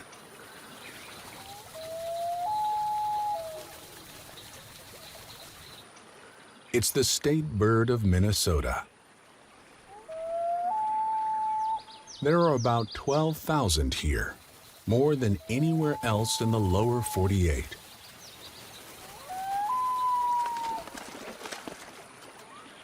These are the heavyweights of the waterbird community. Ducks and geese swim with their bellies above the water. Loons swim with their bellies under. And there's a reason. The bones of most birds are hollow and light, but loons have solid bones to help them dive deep. They can hold their breath for up to 5 minutes and duck down as far as 250 feet deep to look for food. They have unique calls for different reasons. This soft call to a mate. Just checking in. They too have a family on the way. While one gets some lunch, the other stays on the nest. They've been doing this for a month.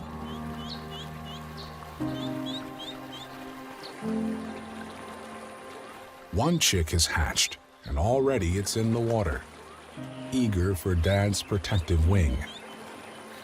The other egg has not yet hatched. Loons lay their eggs 1 to 3 days apart. This one needs just one more day. But a day can be a long time out here.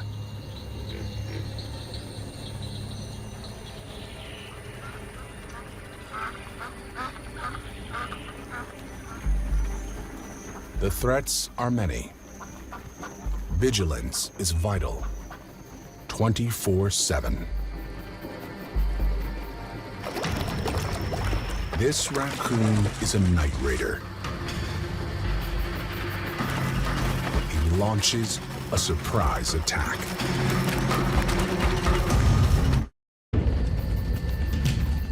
A raccoon charges in on the loon nest.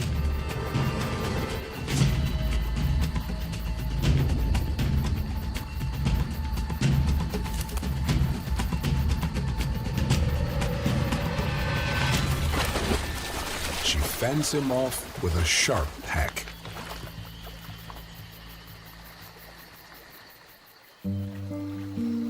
The land of 10,000 lakes can be a war zone, but these birds are not easily shaken. And that protective instinct pays off.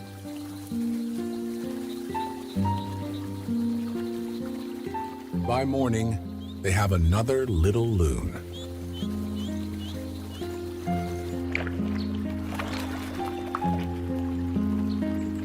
Within 24 hours, both chicks are out for a swim. It's still a dangerous time. Not much will threaten an adult loon, but the babies are prized by the birds above and the fish and turtles below. Mom and Dad keep a close watch and offer something remarkable. If this little loon can manage it, he'll get a free ride on Mom's back.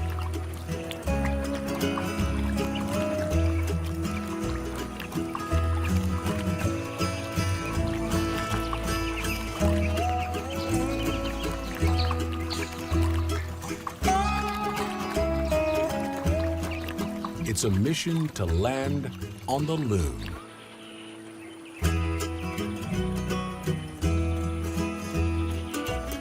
One giant step for bird kind.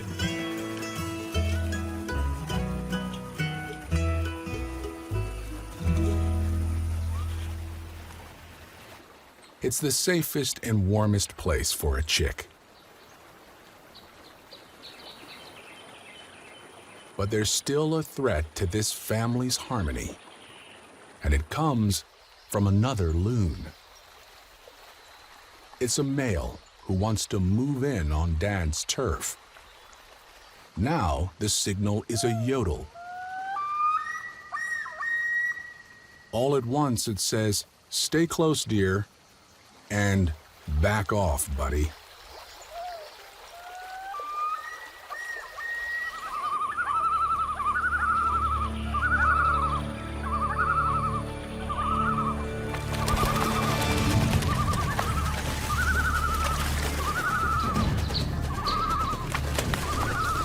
The intruder takes the hint, but not far enough.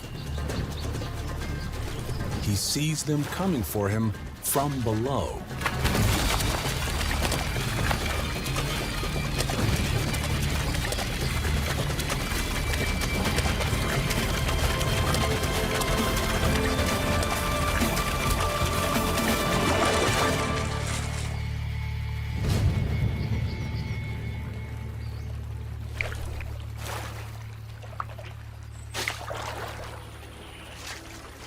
That's more like it.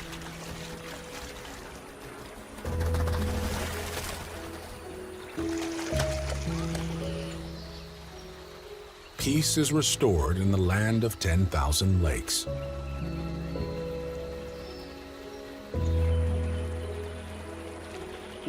And the year moves on.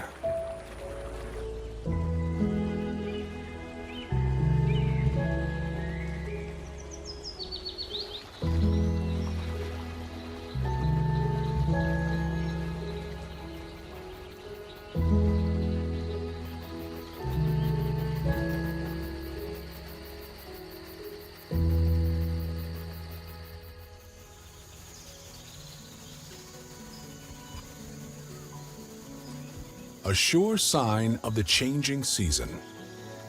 Flashes of fluttering color.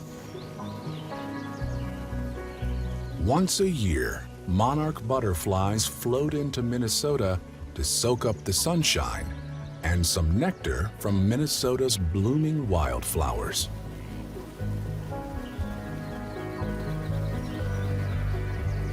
They've been a sight to behold all the way from Mexico.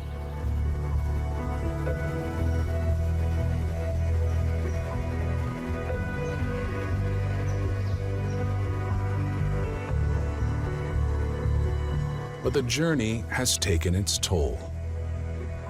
Rain and wind from a thunderstorm ripped through this one's delicate wings. Monarchs will start their journey back south in the fall, but none of this generation will ever make it. Some monarchs only live a month.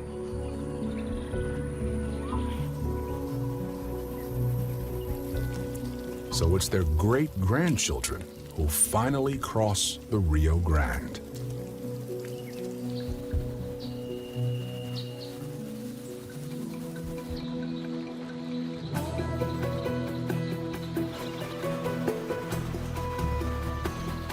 late summer turns to fall.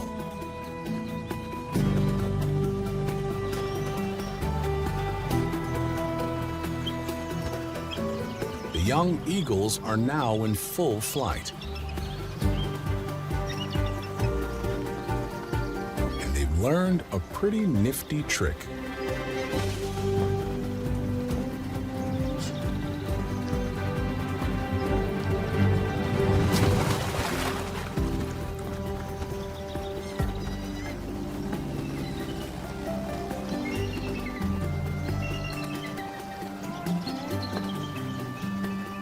Now they can snatch fish on their own,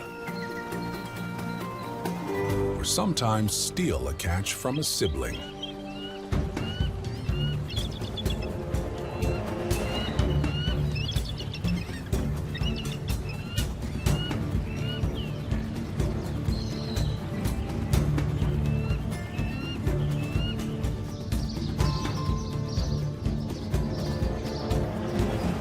It sounds easy to live in a land of 10,000 lakes, even inviting.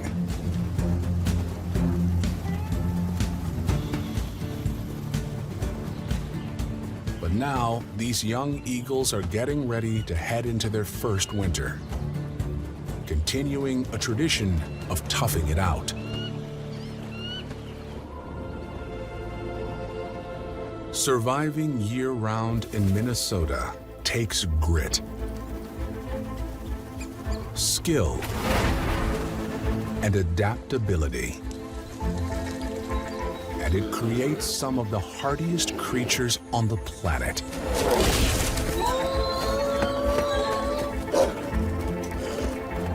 Maybe that's the point. If it were easy, everyone would be here, living it up. Instead, it's a select few. Just the very best. Minnesota creates an elite club of the extraordinary, who must work it out just to survive.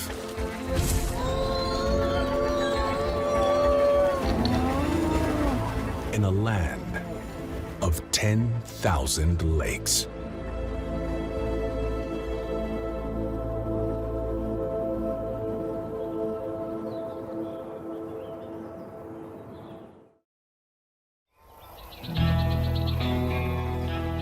These are the pastures and the animals you know.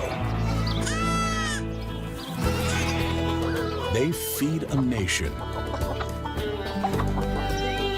But look closer. There's more at play on America's farms than you ever imagined. Now, take a journey through the seasons, over the barn, into the fields, and beneath the plow, to discover a wild world of conflict and hidden drama. It's the secret life of a farm.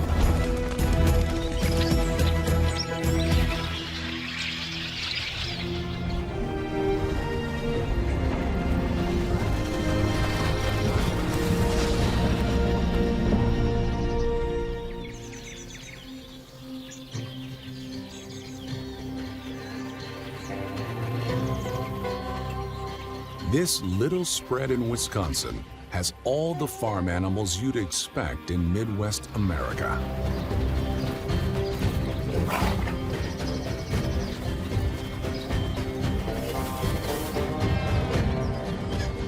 These are the critters that farmers see day in, day out.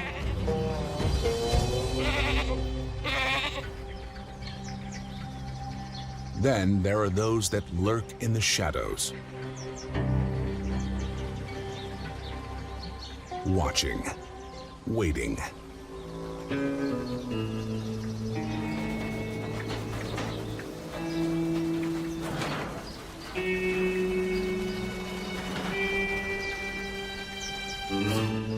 One man's trash is a raccoon's treasure. That was just an appetizer. Nighttime brings out the wild side on the farm.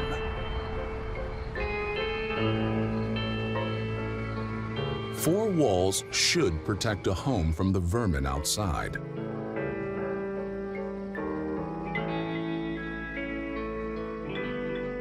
But on the counter, temptation.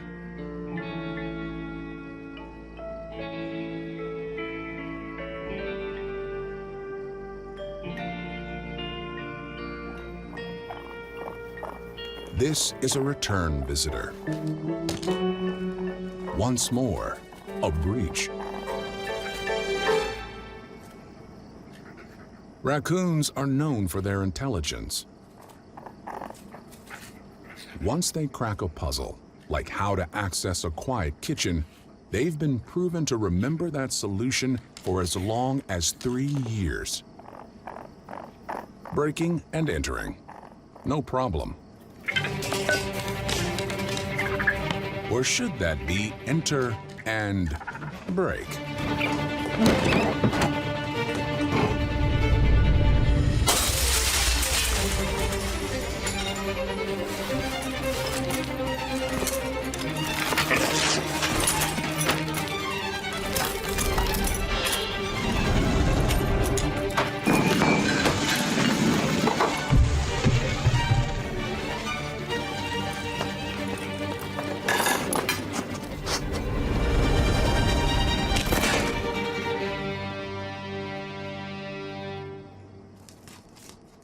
These bandits are not fussy eaters. That's one of the reasons they like hanging around people. Their diet includes grubs and insects. It's part meat and part greens, but it's 100% opportunistic.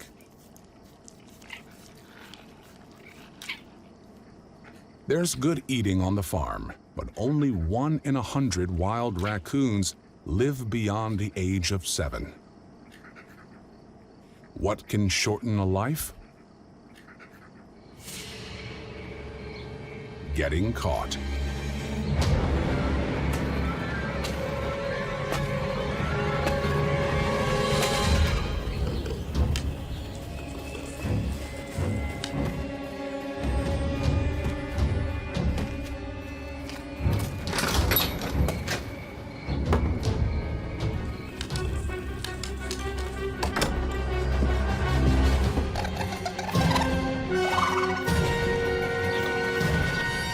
This raccoon's home range could be as big as 7,000 acres. But when life around a farm is this good, why venture far?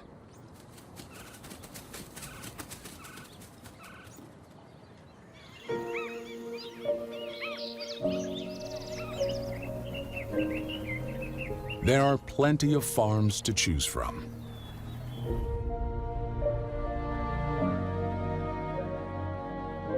Bright green shows where farmland is at its densest. These are the lands we rely on to feed America and beyond.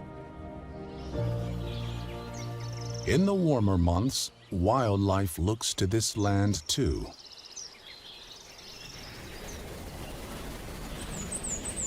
It's been a good season for critters of all kinds to bulk up. But now the year is marching on.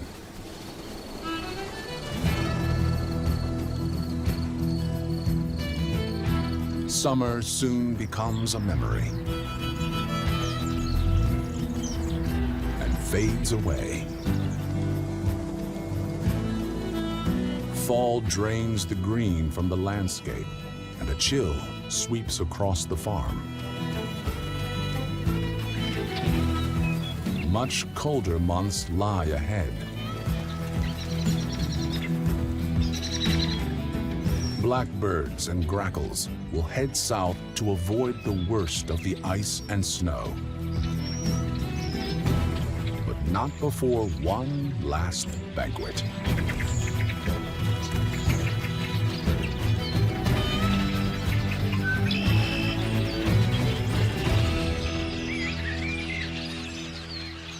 The birds scatter across the land to devour leftovers.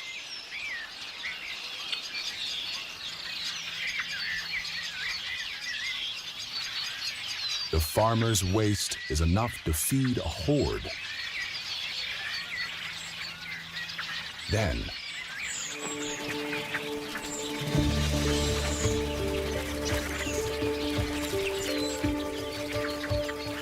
right before dusk, they must all look for a secure place to roost for the night.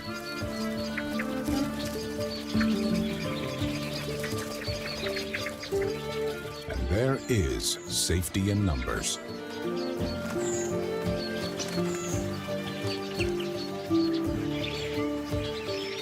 As groups return from foraging, the flock swells.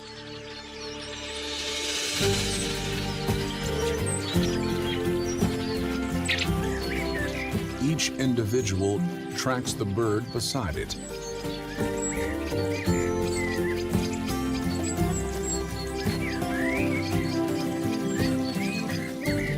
The most prized spot is in the middle, safe from predators.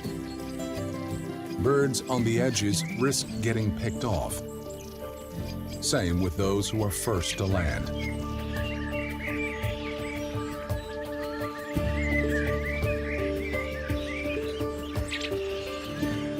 The result of this survival function? Synchronized flying at speeds up to 28 miles an hour.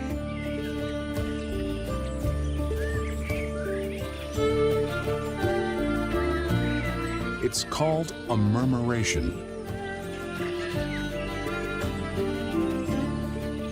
Mesmerizing waves of avian beauty.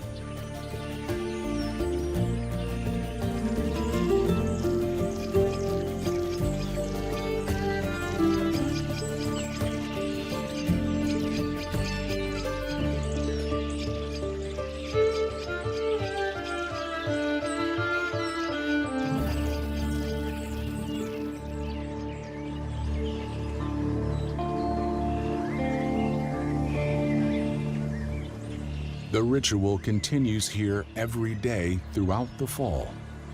And then, together, they head south, leaving the farm to those who must stay and brace themselves for the bone-chilling challenge that lies ahead.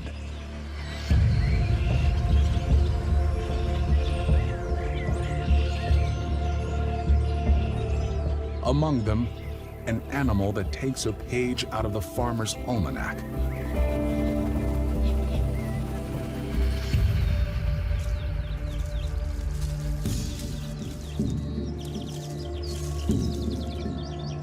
Farm workers aren't the only ones who know how to plow. Nature has its own diggers.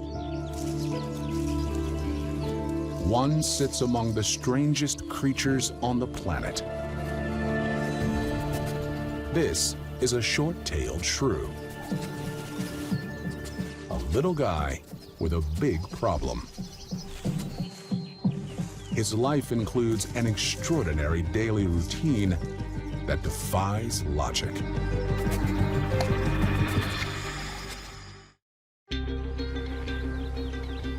Life on an American farm may seem laid back, but not for the short-tailed shrew. His metabolism is fast and strenuous. Shrews have a tiny heart that, in some species, races up to 1,500 beats a minute. That takes a lot of calories to sustain. He has to eat every 3 hours, or he'll die. Not that he's fussy. Dead or alive, he'll take it on.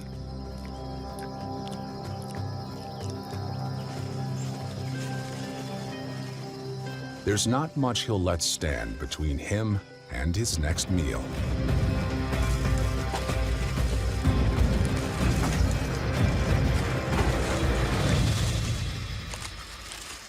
But that's only part of the story. He also needs lots of rest.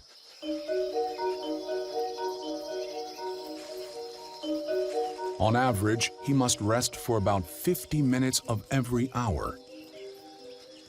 50. So that meal he must eat every few hours to survive, he only has a handful of 5-minute bursts to find it, kill it, and eat it.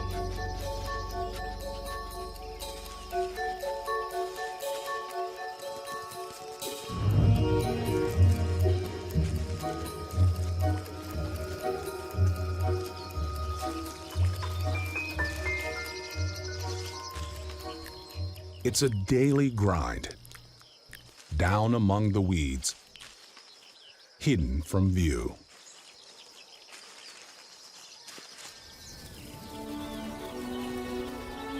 Just above, the regular autumn harvest has its own little-known life and death drama. Rows of standing straw make a perfect hideout for these guys. Wild pheasants.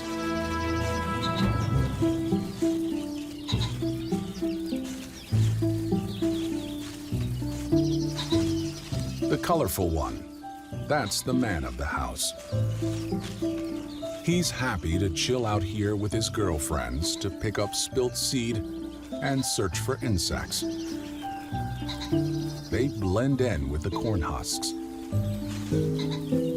Ring-necked pheasants are not native to America, but were introduced from Asia in the 1700s. Since then, they have spread far and wide to every state in the Midwest. They remain a favorite game bird for hunters. Hunters both human and non.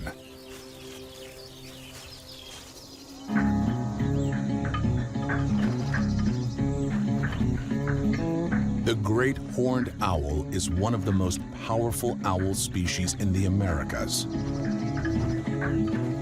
This one moves to high ground.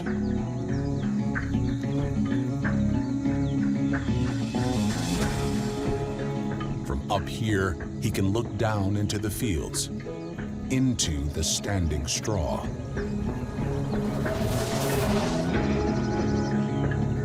Owls have fixed eye sockets, meaning they can't rotate their eyeballs. To look in different directions, he must move his entire head. His flexible neck gives him 270 degrees of coverage.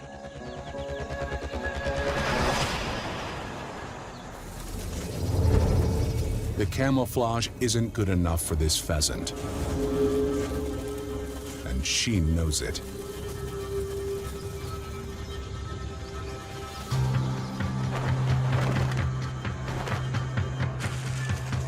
Her only chance is to get a jump start into the sky.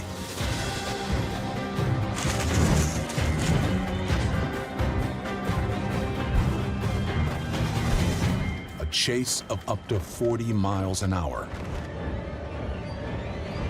A race of life and death.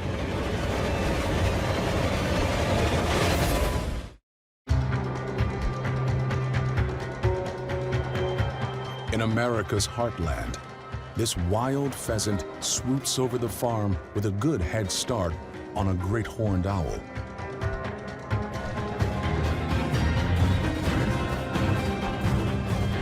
Then, a wrong turn.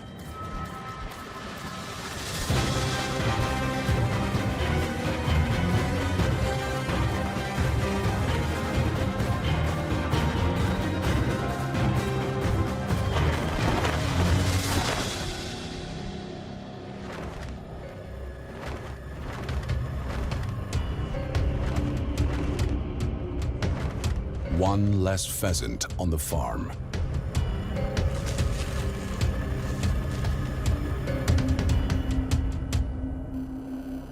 It's harvest time for the owl, too.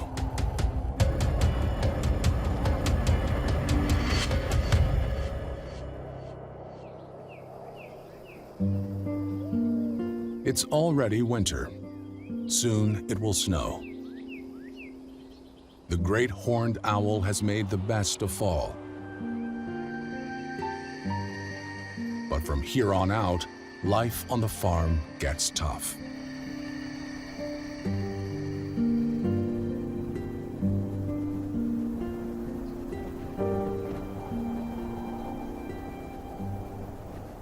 Now, it's hard to find feed in the fields.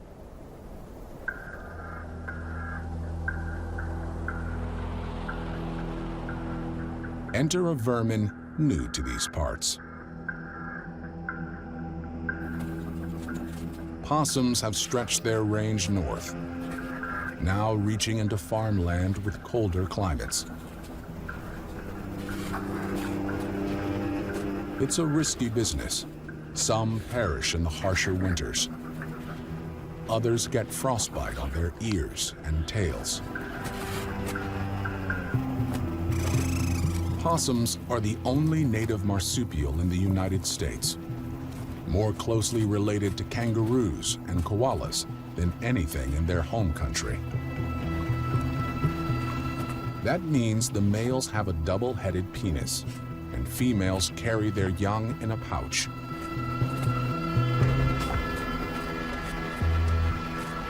In summer, they hunt and forage under the cover of darkness, but in winter, they need to take advantage of the sunlight. Rodents, insects, frogs, plants, they'll take it all. But nothing is as good as an animal already dead.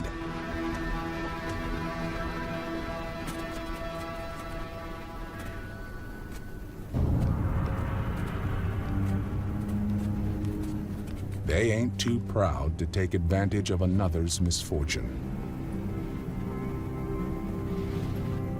This deer died trapped in a fence. Possums have more teeth than any land mammal in the U.S., perfect for this feast.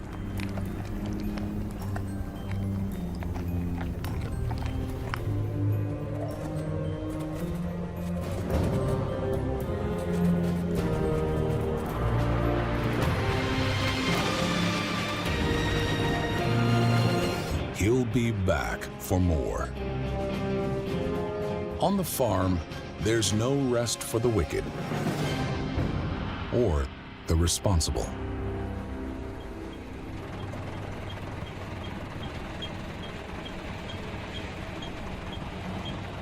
Chores don't wait for any season. There are still fields to prepare and spread with nitrogen-rich manure.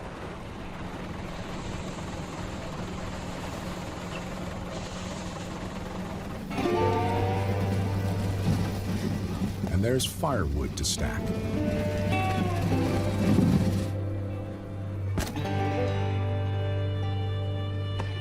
He brings the forest to the farm.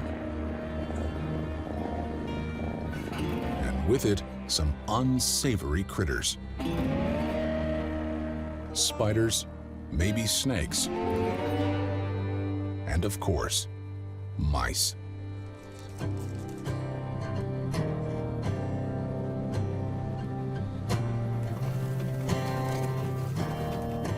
This home would appear perfect, with easy access to a nice warm barn. But he's got company.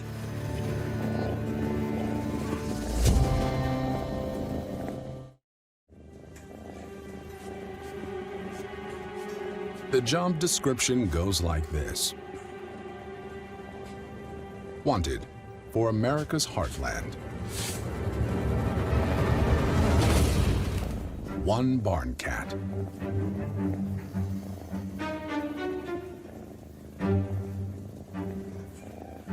Must have alert eyes and silent steps. Title: Rodent Killer.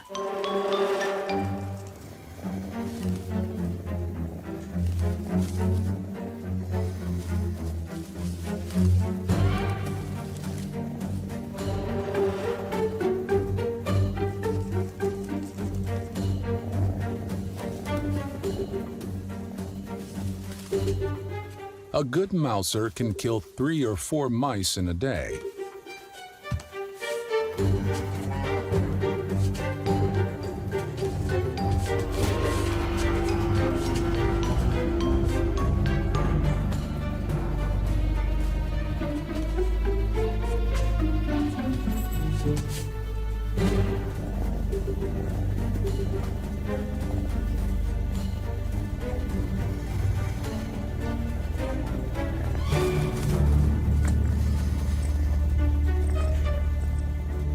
But this cat needs to work harder on her resume.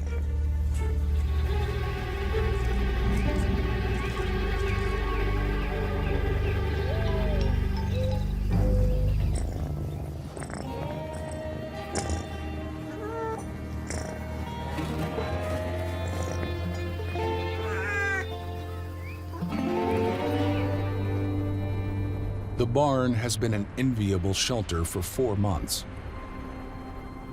But now, things heat up.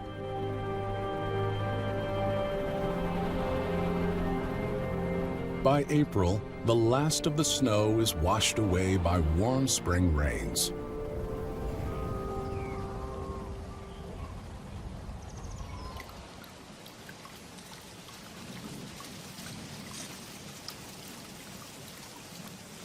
And on the farm, that means new life. Nature's clock sets births to coincide with ample food. One study notes that more mothers will give birth on days when the barometric pressure is high. Might as well start out life in the sunshine.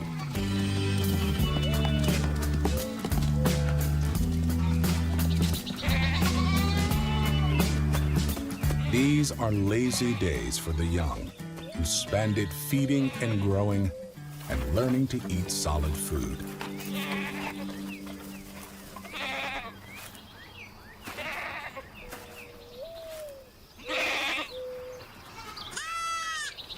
Corn's on the menu today, served buffet style.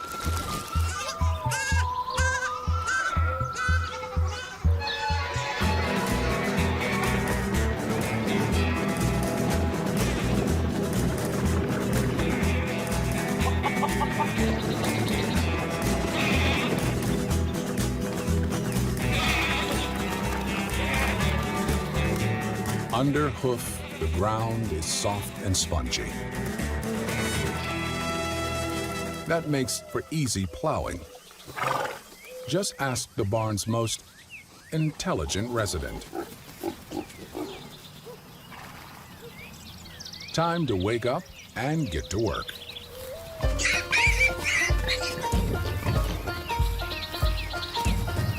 Pigs dig for worms, roots, grain, any food they can find. The mud also helps keep them cool and protects them from the sun.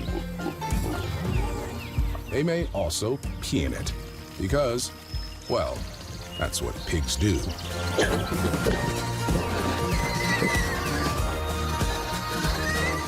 There are other diggers on this farm that mostly stay hidden from sight. Like the ground squirrel. The ground squirrel's home range can be as little as half an acre. So the same family has likely lived on this farm for generations.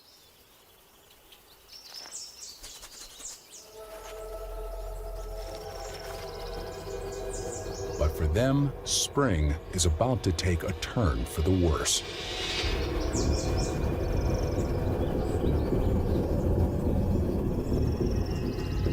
There's a big threat on the horizon. and none of them can see it coming.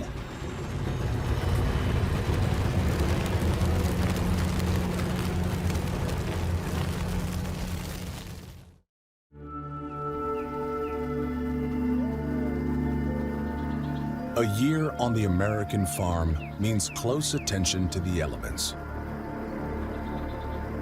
Earth, wind, and fire.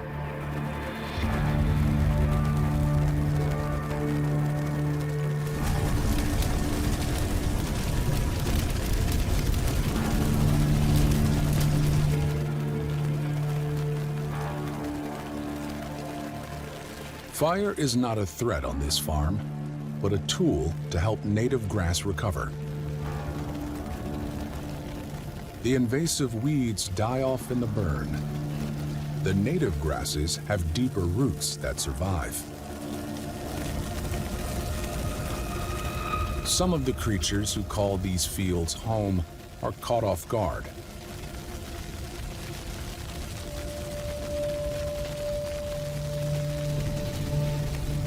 It's a slow burn, but fast enough, and with choking smoke.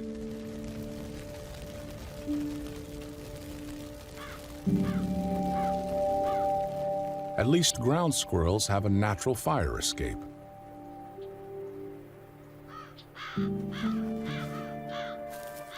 Underground, they are insulated from the heat.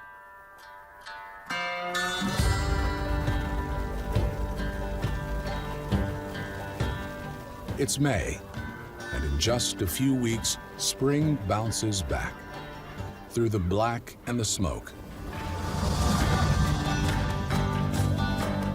Bigger and greener than ever.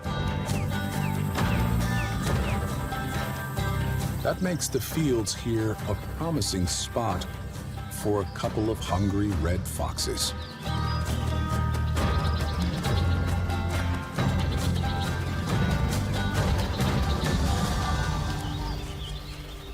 Foxes aren't pack animals, but they do live in family groups. They need enough food for mom, dad, and 4 adolescents.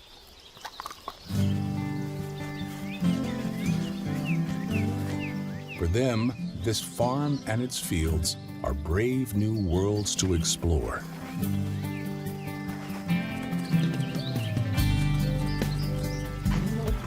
They're too young yet for rules.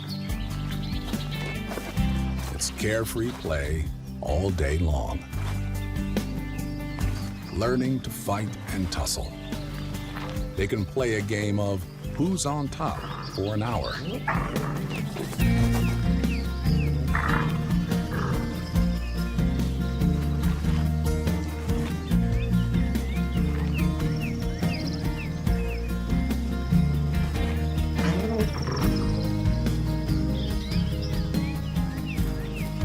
But nothing seems to make them happier than when a parent comes home.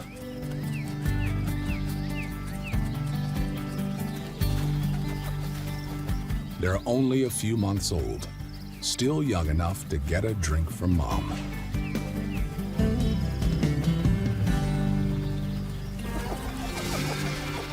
That's what life on the farm is all about.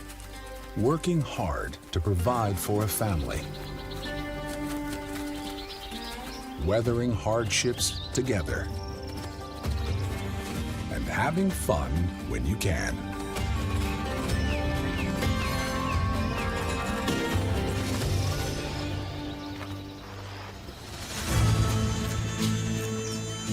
The farm is a hub. The centerpiece for a patchwork of trees and fields filled with life. This is how some animals see it every day, from up high.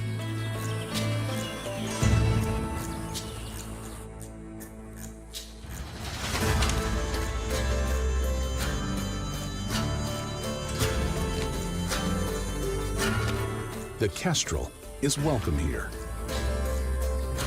They never build their own nests, so this predator was quick to sign a lease on a prefab loft.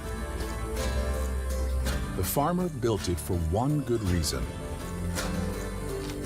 The kestrel is a hunter of bugs and rodents. She helps keep rats and mice in check.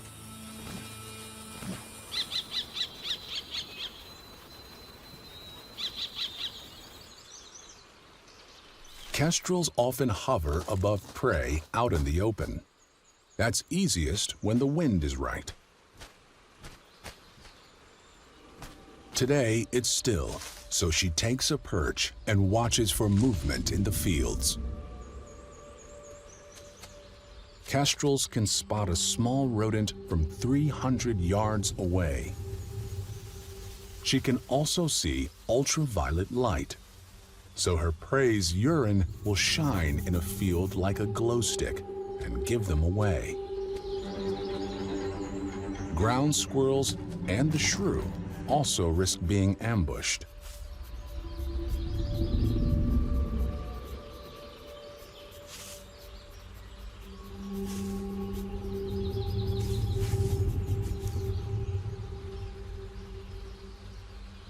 For an aerial attack, her timing must be perfect.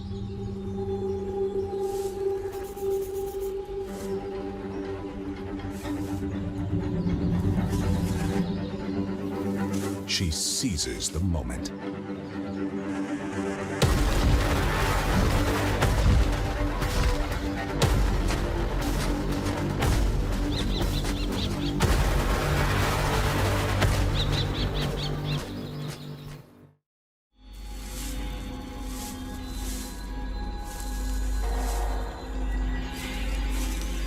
Air power reigns supreme on the farm.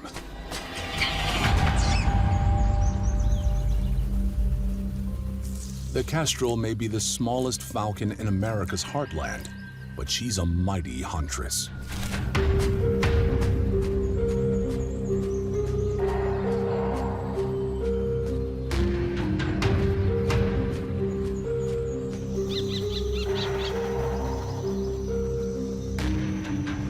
Eating on the fly is all part of a busy spring. Her wingspan is less than 2 feet, but she can easily manage an ounce or two of carry-on weight.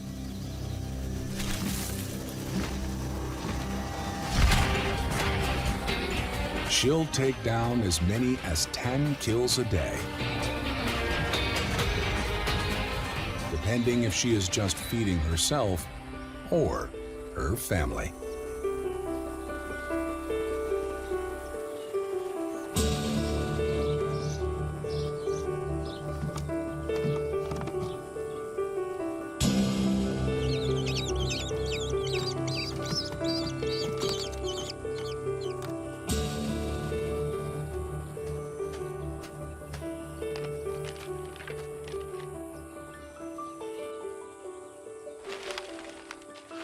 It's mealtime for her 4 nagging chicks.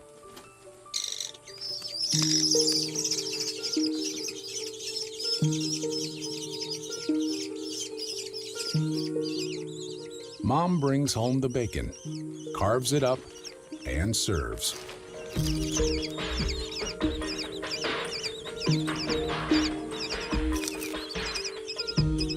The chicks won't hunt for themselves until the middle of summer.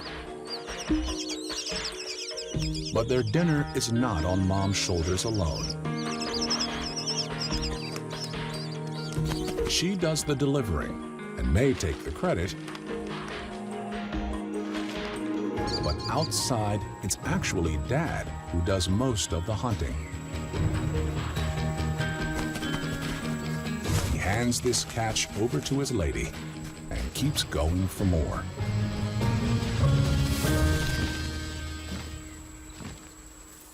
How much food do you need to keep 4 hungry chicks happy?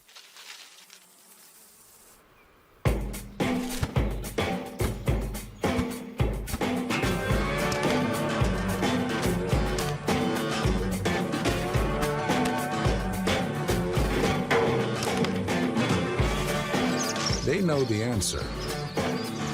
it's always just a little bit more.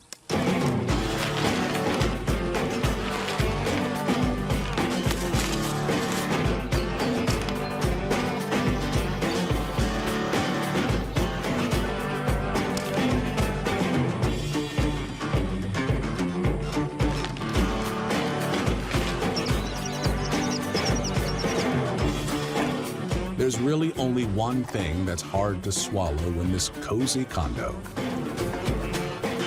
Just one drawback to all this feasting and bunking with your sibs. What goes in must come out.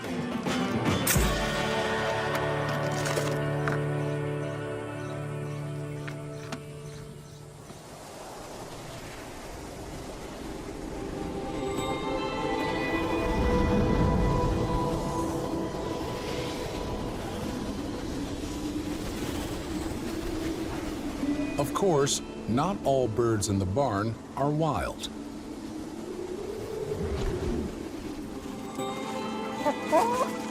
This isn't a big egg-producing or chicken farming operation. But they have the grain and the space for some poultry.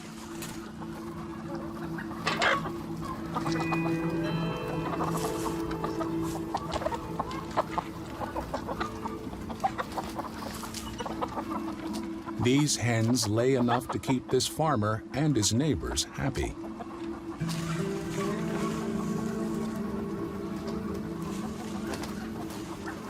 Only one problem. There's also a neighbor that no one wants.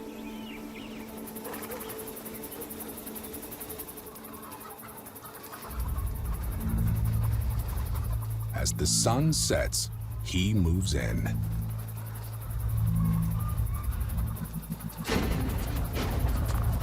A long-tailed weasel can slip through a hole barely bigger than its own head.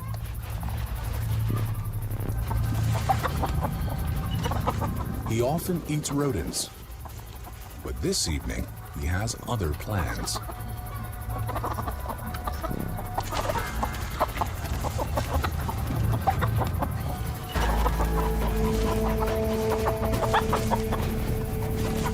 It's an invasion most foul.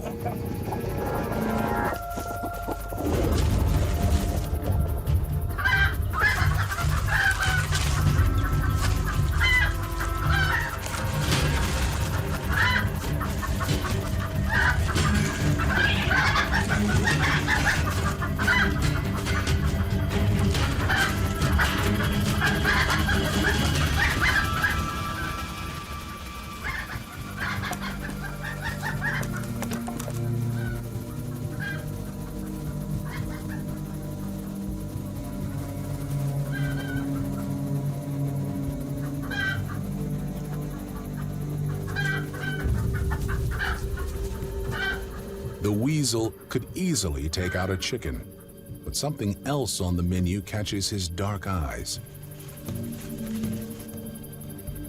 A favorite.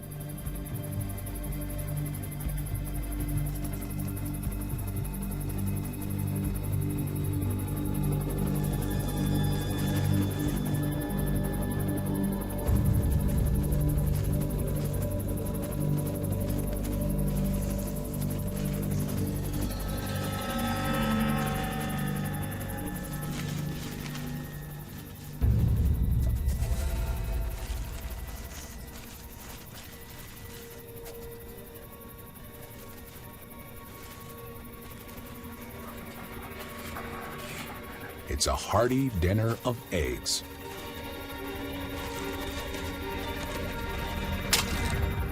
Scrambled.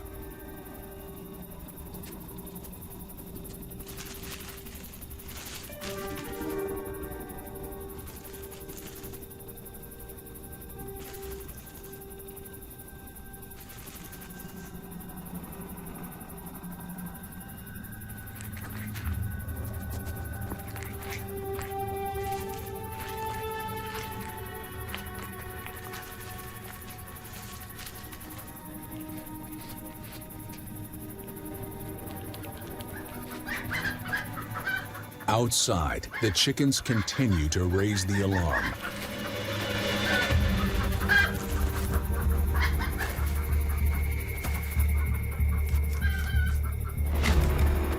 He'll have to eat on the run.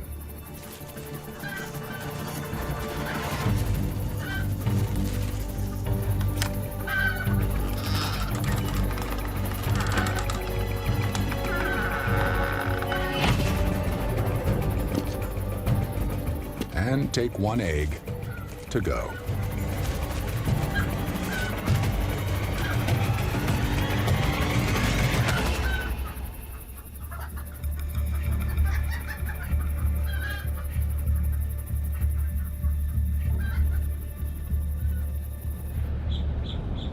The battles between farmers and vermin are as old as farms themselves.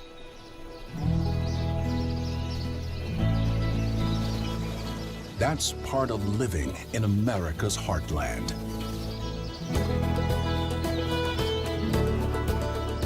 It goes without saying that farms feed America.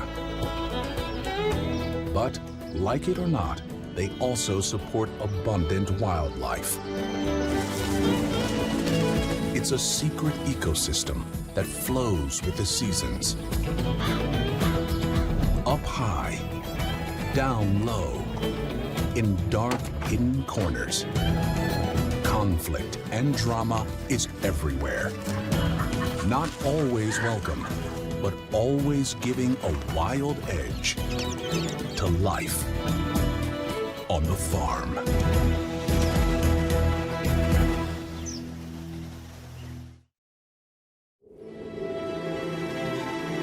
Look over the Appalachian Mountains and into the valley below to find a special slice of America, birthplace of frontier heroes, and a challenge for some iconic critters.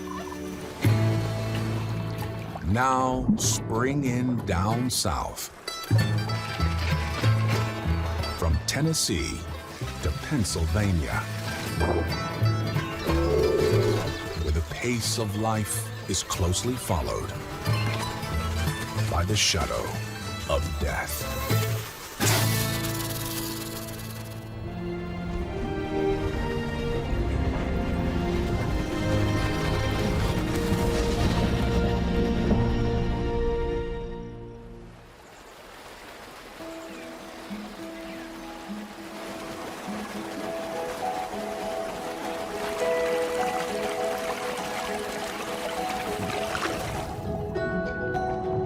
If you're a crayfish hanging out in a babbling brook, there's one thing you really don't want to see. And this is it.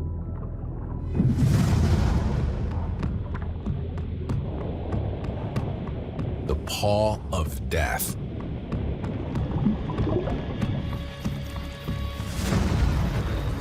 It belongs to a bandit. This is trouble. How did any self-respecting crepuscular crustacean get into this mess? To find out, you have to go back a few steps. First, the location. The Appalachian Mountains. They are world famous, thought to be the oldest mountain range in America, maybe the world. What's less known is what lies among them. A chain of secluded valleys, more than 1,000 miles long. Together, they are known as the Great Appalachian Valley.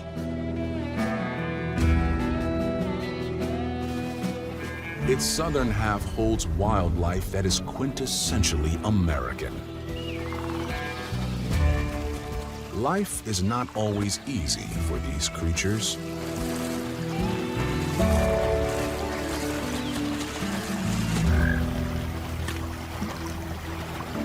Towards the end of summer, and into the fall, where water levels in the Great Valley streams drop. Life becomes perilous for crayfish.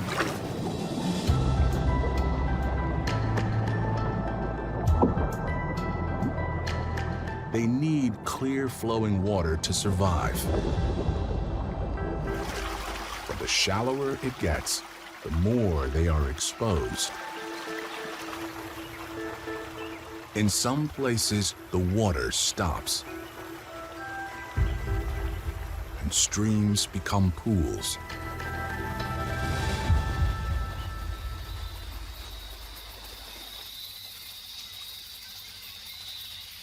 The cover of darkness helps protect crayfish from many predators, but not all.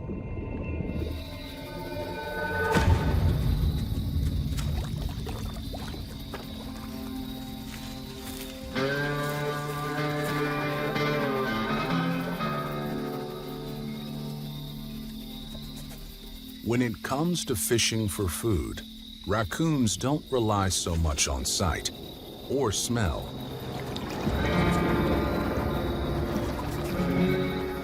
They're a touchy-feely kind of critter. The most important sense for a raccoon is touch. Its front paws have a leathery layer that becomes more pliable and sensitive when wet. And that's how a hapless crustacean becomes the target of a tactile tormentor.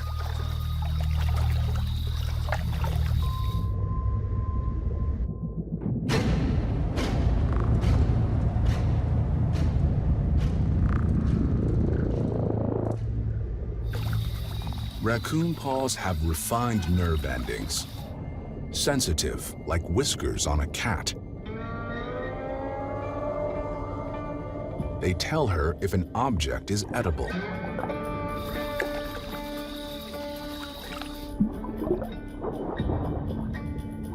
Raccoons have more of their brains dedicated to the sense of touch than a cat or a dog.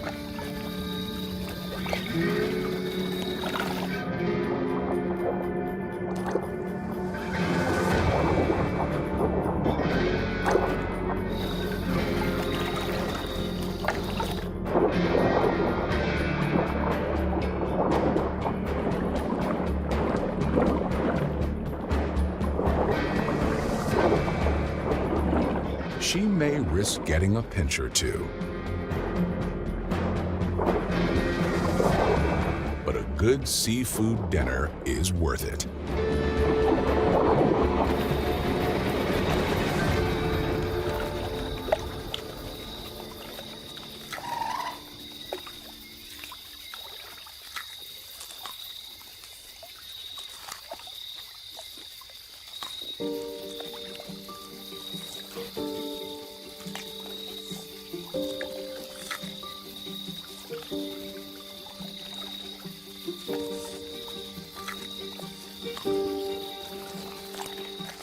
For a part of the year, up to a third of a raccoon's diet can be shellfish.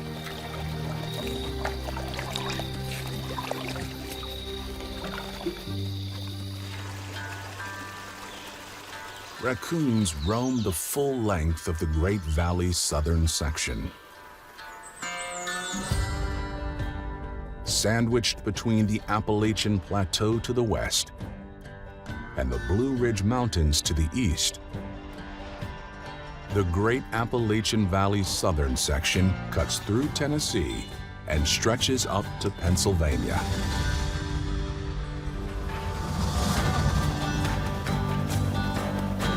As summer winds down, the weather cools. This is a cue for some creatures in the valley to up their game.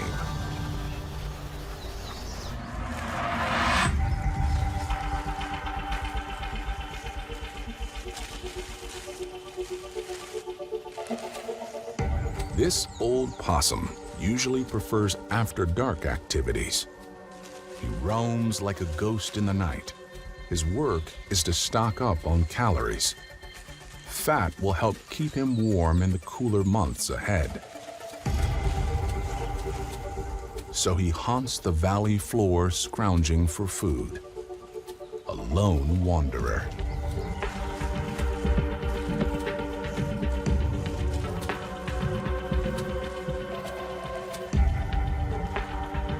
Fruit and grains are nutritious, and insects are a favorite, but he's not fussy.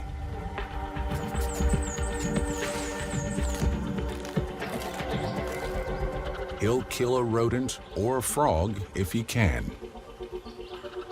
He's also happy to eat just about any animal that's already dead. He has the chompers to handle it.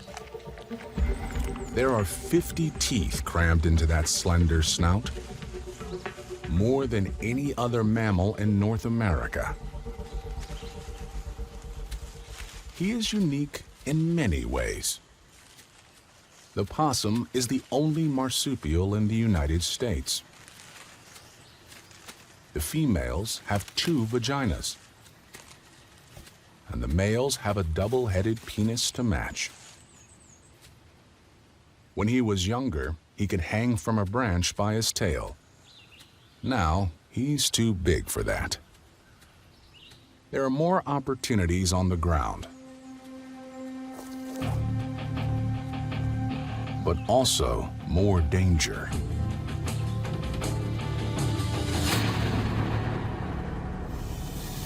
The timber rattlesnake is the most venomous snake to live in the Great Appalachian Valley. He is well camouflaged in the leaf litter, and he also has an impressive mouth.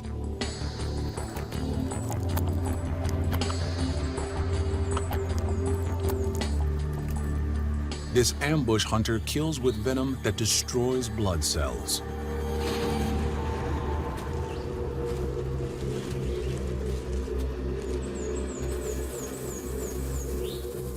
Pregnant females prefer the warmth of rocky outcrops, but this male hides in the shadows. Today, that means a face-off with Mr. Possum.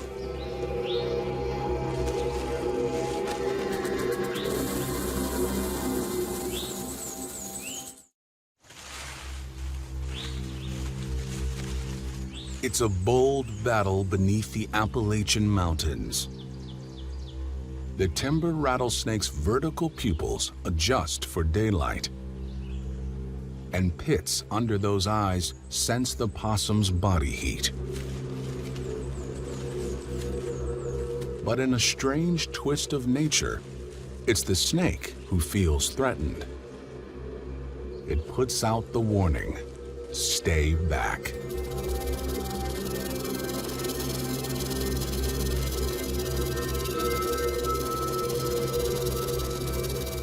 The possum knows the snake is there now, but he's not alarmed. It's an even matchup.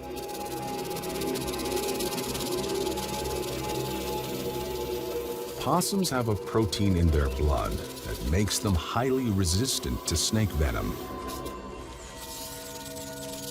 A bite would not kill him, but it would still hurt. Best to move on.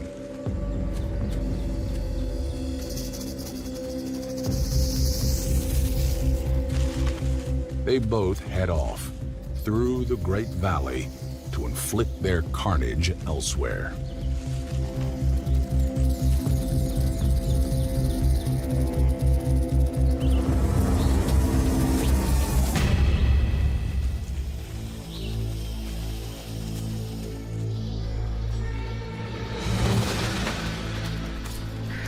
The weak don't last long.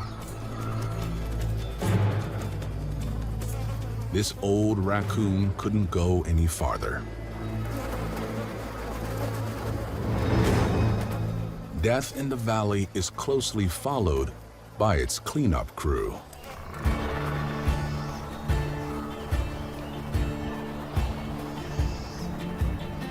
Here, they stand tall and at the ready.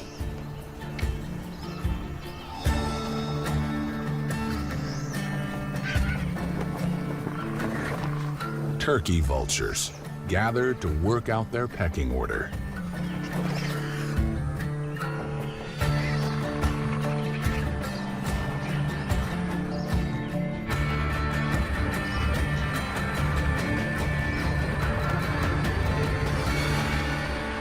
Their squabbles are full of grunts and hisses.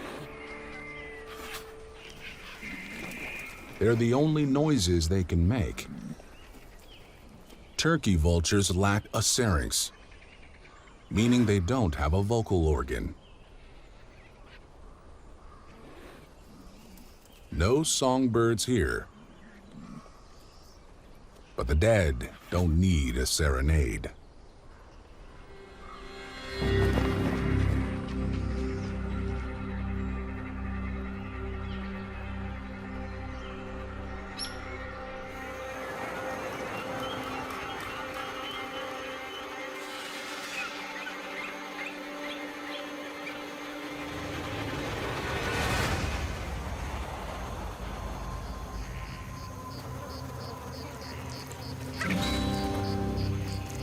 They have no qualms about digging into the guts, but are surprisingly hygienic. They have no feathers on their heads to catch bacteria. And they regularly use their giant 6-foot wingspan to soak up the sun. It's a drying out of sorts, and it's a reminder for all who can see.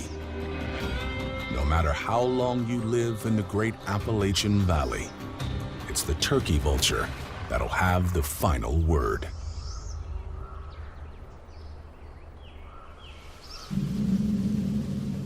When early settlers first came to the Appalachians, they dined on the same critters as the turkey vulture.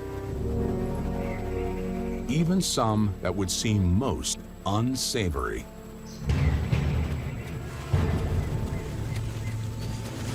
Skunks are said to be better tasting than coons or possums, just a little bony.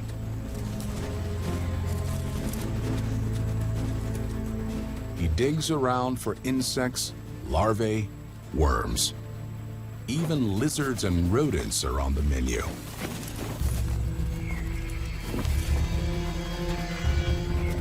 There's plenty of wilderness in the Great Valley for him, but it's interspersed with human habitat.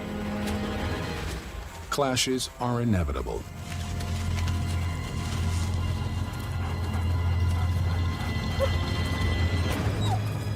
One of the skunk's enemies, the domestic dog.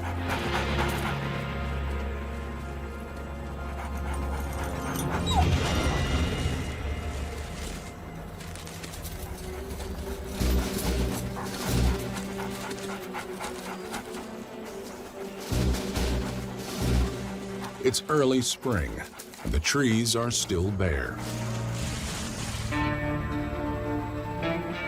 That makes a streak of white easy to spot.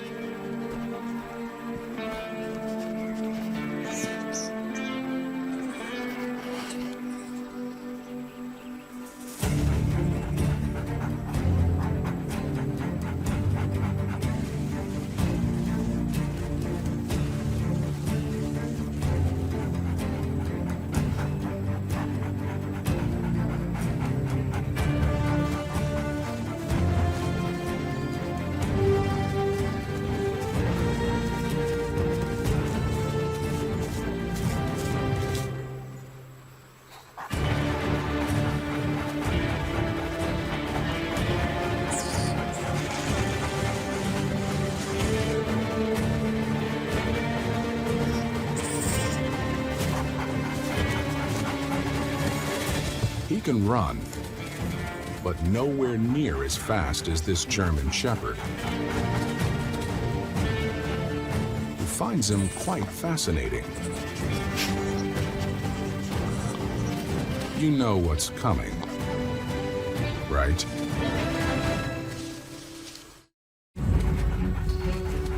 It's another face-off in the Great Valley.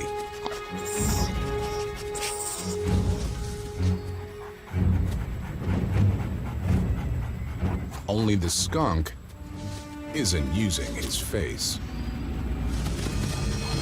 Curiosity may kill the cat. The domestic dog, it just makes really stinky.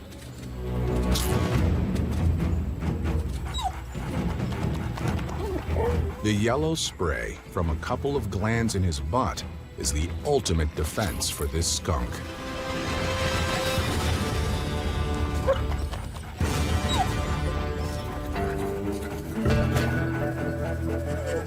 He can hit a target from 10 feet away and shoot 5 to 8 times in a row to really drive that message home.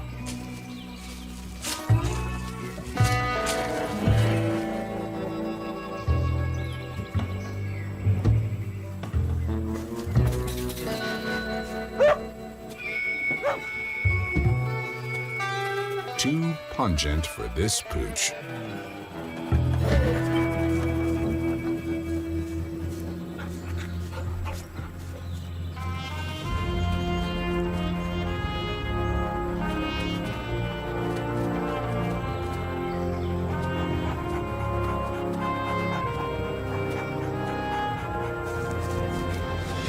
No need to feel too bad for a skunk on the run.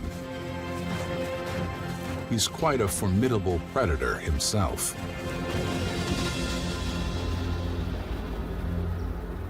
One of his favorite meals can be found hiding throughout the Appalachians. Wild turkey. Wild turkey chicks, to be precise. But that skunk delicacy is still weeks away. Right now, chicks are just a twinkle in Mom's eye.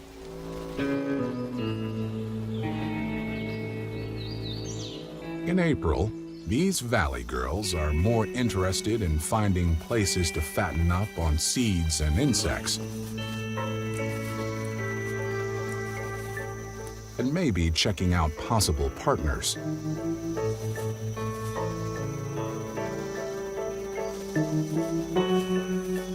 This male does his best to attract the ladies with a show.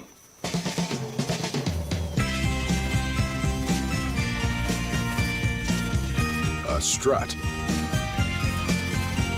a fan, a shimmy.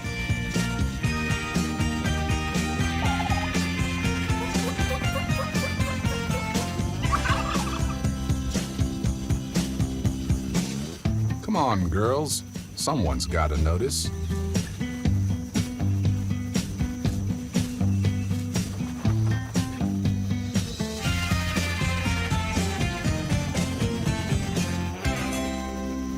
He homes in on a good-looking gobbler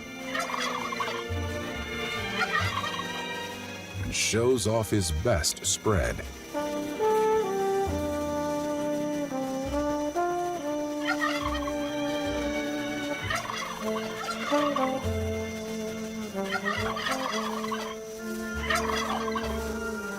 The response, "Back off, buddy. I'm not a Tammy. I'm a Tom."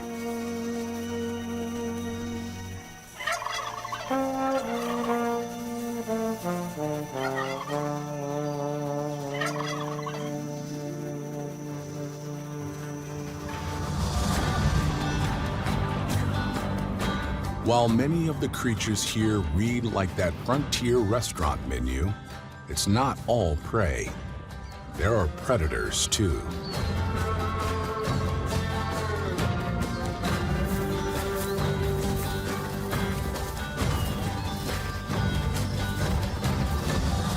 One of the most formidable hunters in the Great Valley is the coyote. This one searches the grasslands for his next meal. He may look like a loner, but he's not. Coyotes are monogamous. He'll eat some of what he finds and bring some back for his pregnant mate.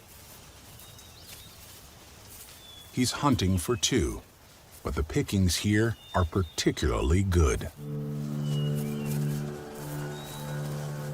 Great Valley's soft alluvial soil is a favorite for small burrowing mammals. He listens carefully for anything digging through the earth and grass. Voles, moles, groundhogs, shrews, rats, mice. Something has to be here.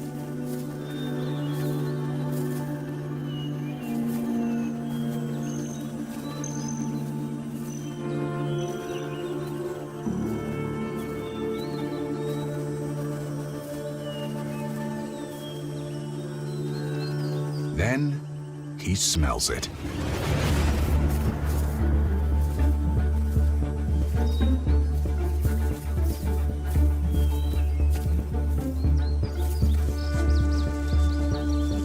Time for his signature move.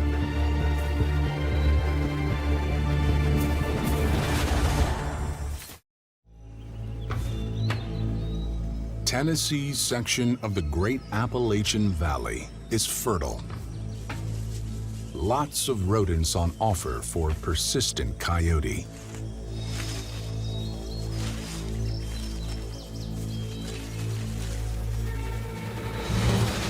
Each jump is a surprise attack.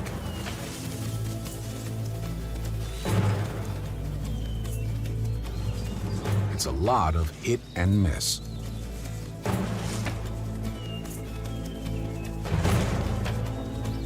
But he only needs one hit to make it mealtime.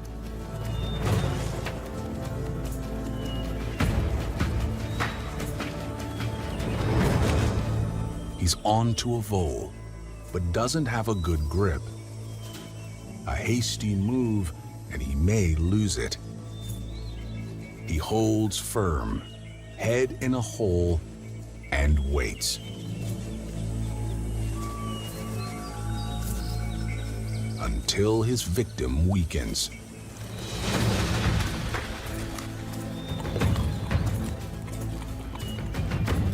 Down in a couple of gulps. Coyotes have been known to eat more than a dozen voles in a single morning.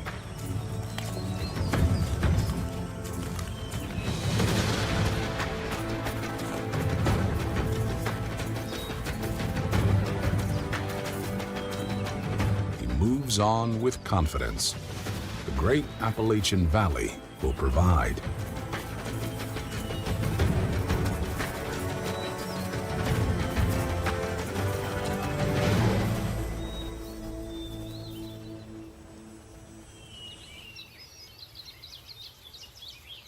To travel the Great Valley is to take a walk on the wild side. The tree-covered Appalachian Mountains shadow it from above. And fast-flowing streams cut through its core.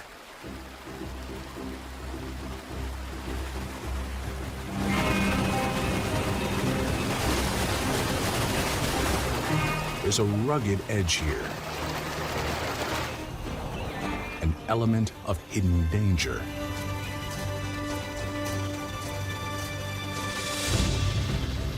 It has long been home to wild critters and some wild men.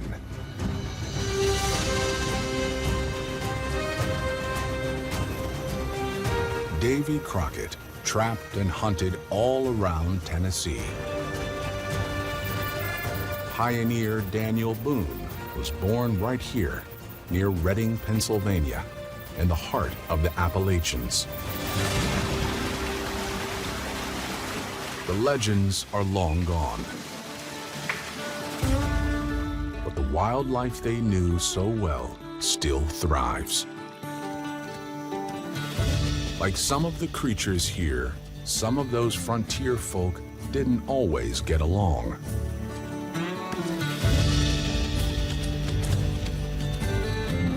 In the 1800s, the Hatfields and the McCoys attacked each other along the Kentucky and West Virginia border. They crisscrossed the Appalachians to kill family members on both sides. In total, a dozen dead. The Hatfields left another memorable mark on the land. The Hatfield Timber Company cut swaths of Appalachia bare.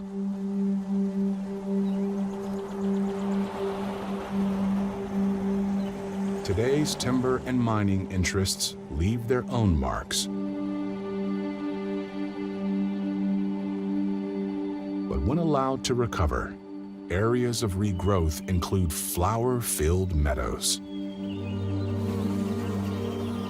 This is welcome habitat for the humble bumblebee, a native pollinator vital for our survival.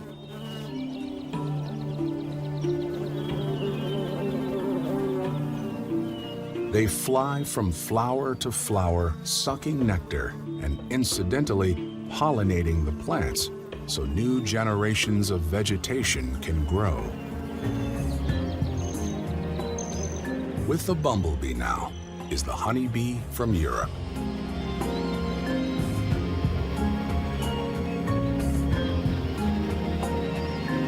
They aren't as good at pollinating, but they are outstanding at producing honey.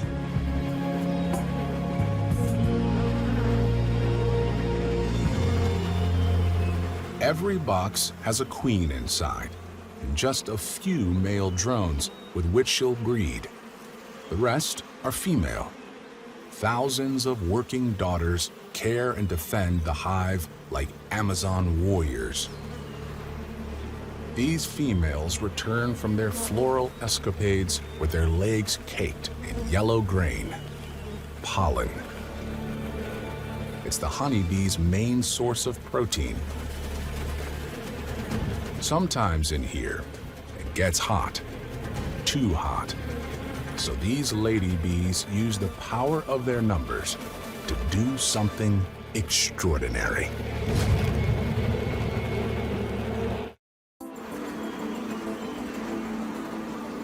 To beat the heat in the Great Appalachian Valley, these bees must create their own air conditioning.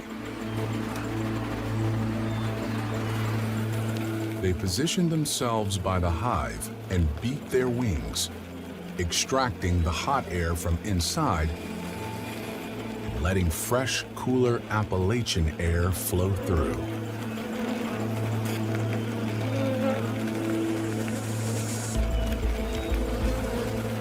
Honeybee numbers have fluctuated in recent years, but in the Appalachians, there's enough to support a sweet little business.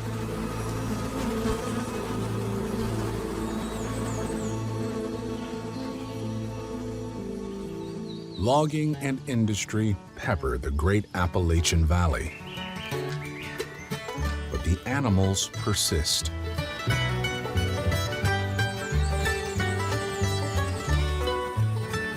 Forests intersperse with grass-filled meadows that attract deer by the thousands.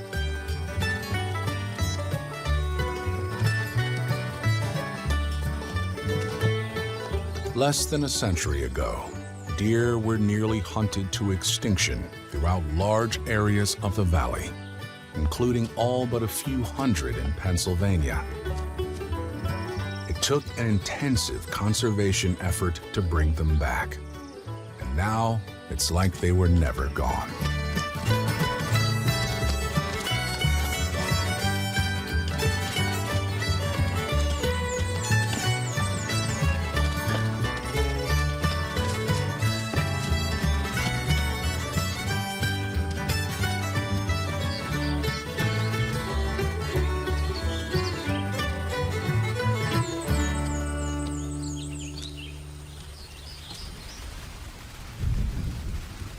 This part of Appalachia has the highest annual rainfall in the southeast of the country.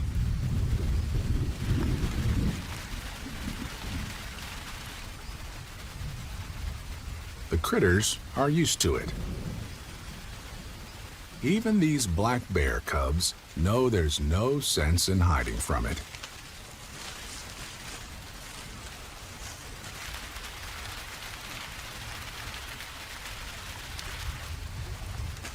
It can rain while Mom stretches, while the youngins practice their tree climbing skills.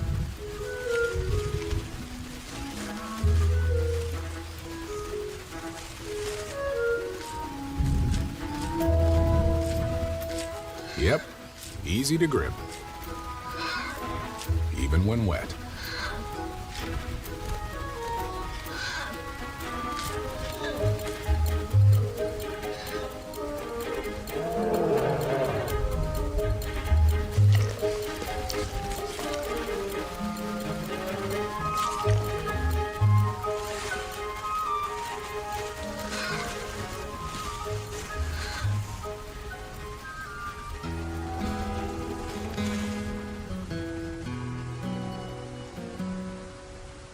These two cubs will be done with Mom a few months after their first birthday.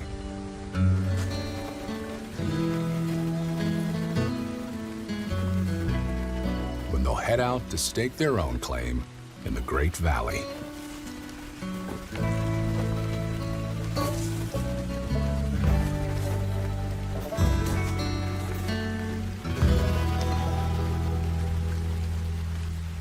That water they're shaking off keeps moving too.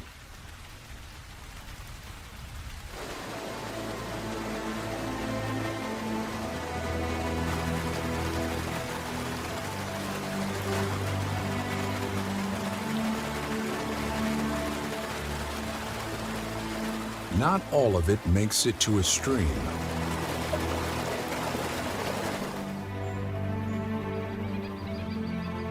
Some of it gathers in the valley's low points.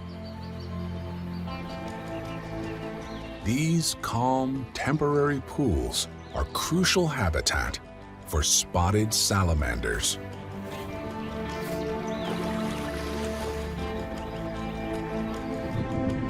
On just one night each year, a majority of these speckled beauties come out all at once and use the exact same pool of water they were born in for a spectacular ritual.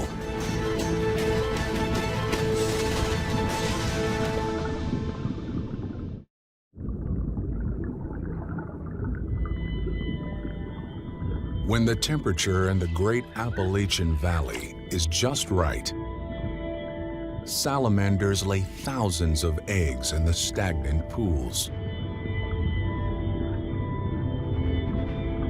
There are no fish here to eat them.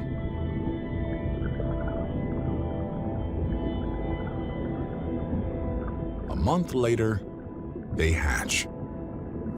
After just a couple of months in the water, the young will lose their gills and join the adults for a life in the woods. Most of their time is spent underground, hunting for worms and insects.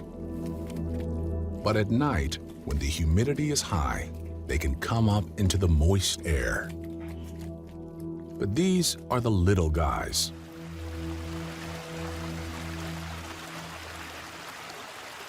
The big daddy of salamanders prefers hiding out almost exclusively in the Great Valley's faster-moving waters.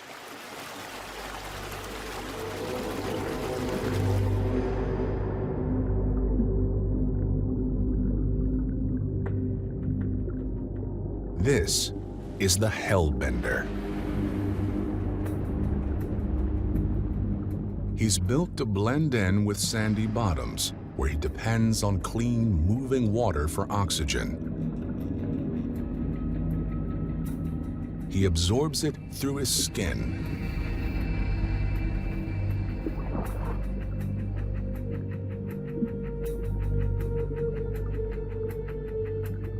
Another Hellbender encroaches on his territory.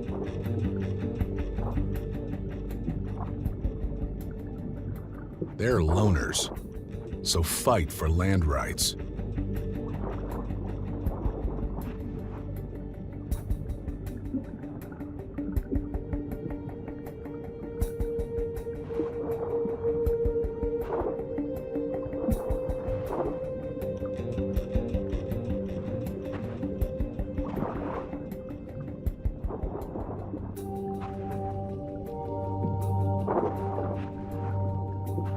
Now he secured his claim.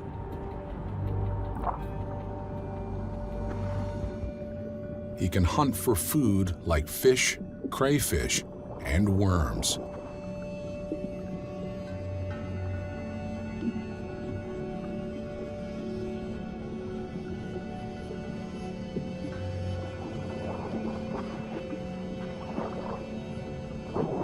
With a good diet, he can grow to more than 2 feet in length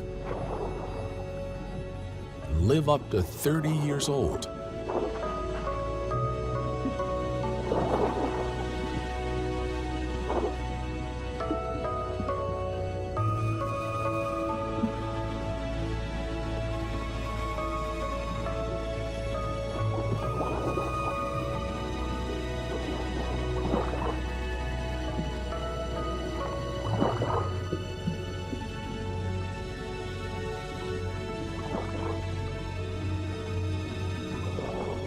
His eyesight is poor, but he has light sensors all over his body. Lateral lines that detect movement in the water, and, most importantly, a remarkably keen sense of smell.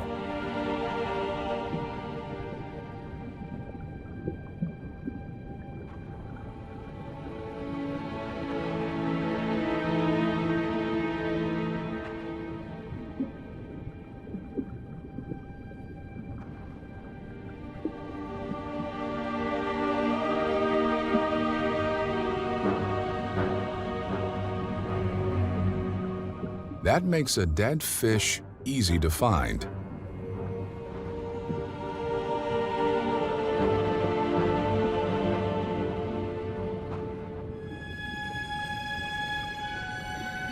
And down the hatch.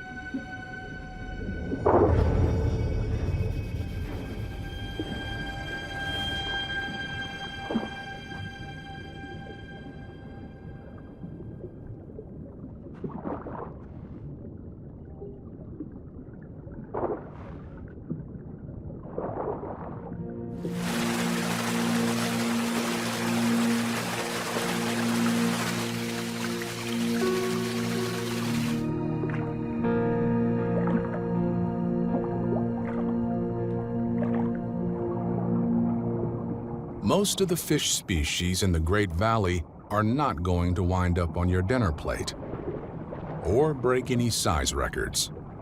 But the scaled fish share this waterway with those freshwater crayfish or crawfish. Of the 600 species of crayfish worldwide, close to half live here in the Appalachians. Most, like this spiny wrist crayfish, only grow to about 3 inches long. Then there are the giants. The Tennessee bottlebrush crayfish is new to science, only identified less than 10 years ago. And there are more on the way. This female carries more than 100 eggs. And after 3 to 4 weeks of growing on her tail, they're close to hatching. Unlike her saltwater cousins, this freshwater mom will spend at least some time trying to protect her young.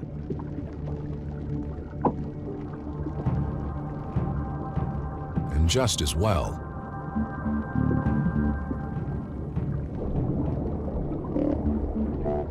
there are many threats from in the water and above.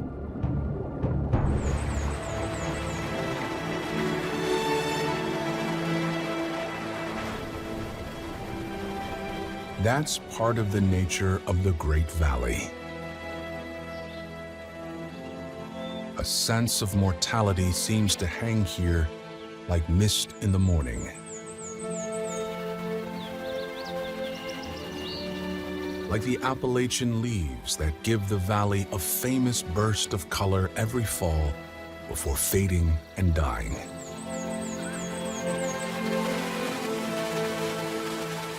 The struggle of life and the finality of death are deeply woven into the land. This is what animals and people have found here for thousands of years. But they wouldn't have it any other way. It's home. Traveling through the great Appalachian Valley is like stepping back in time. It's still an experience that is rugged and raw and uniquely American.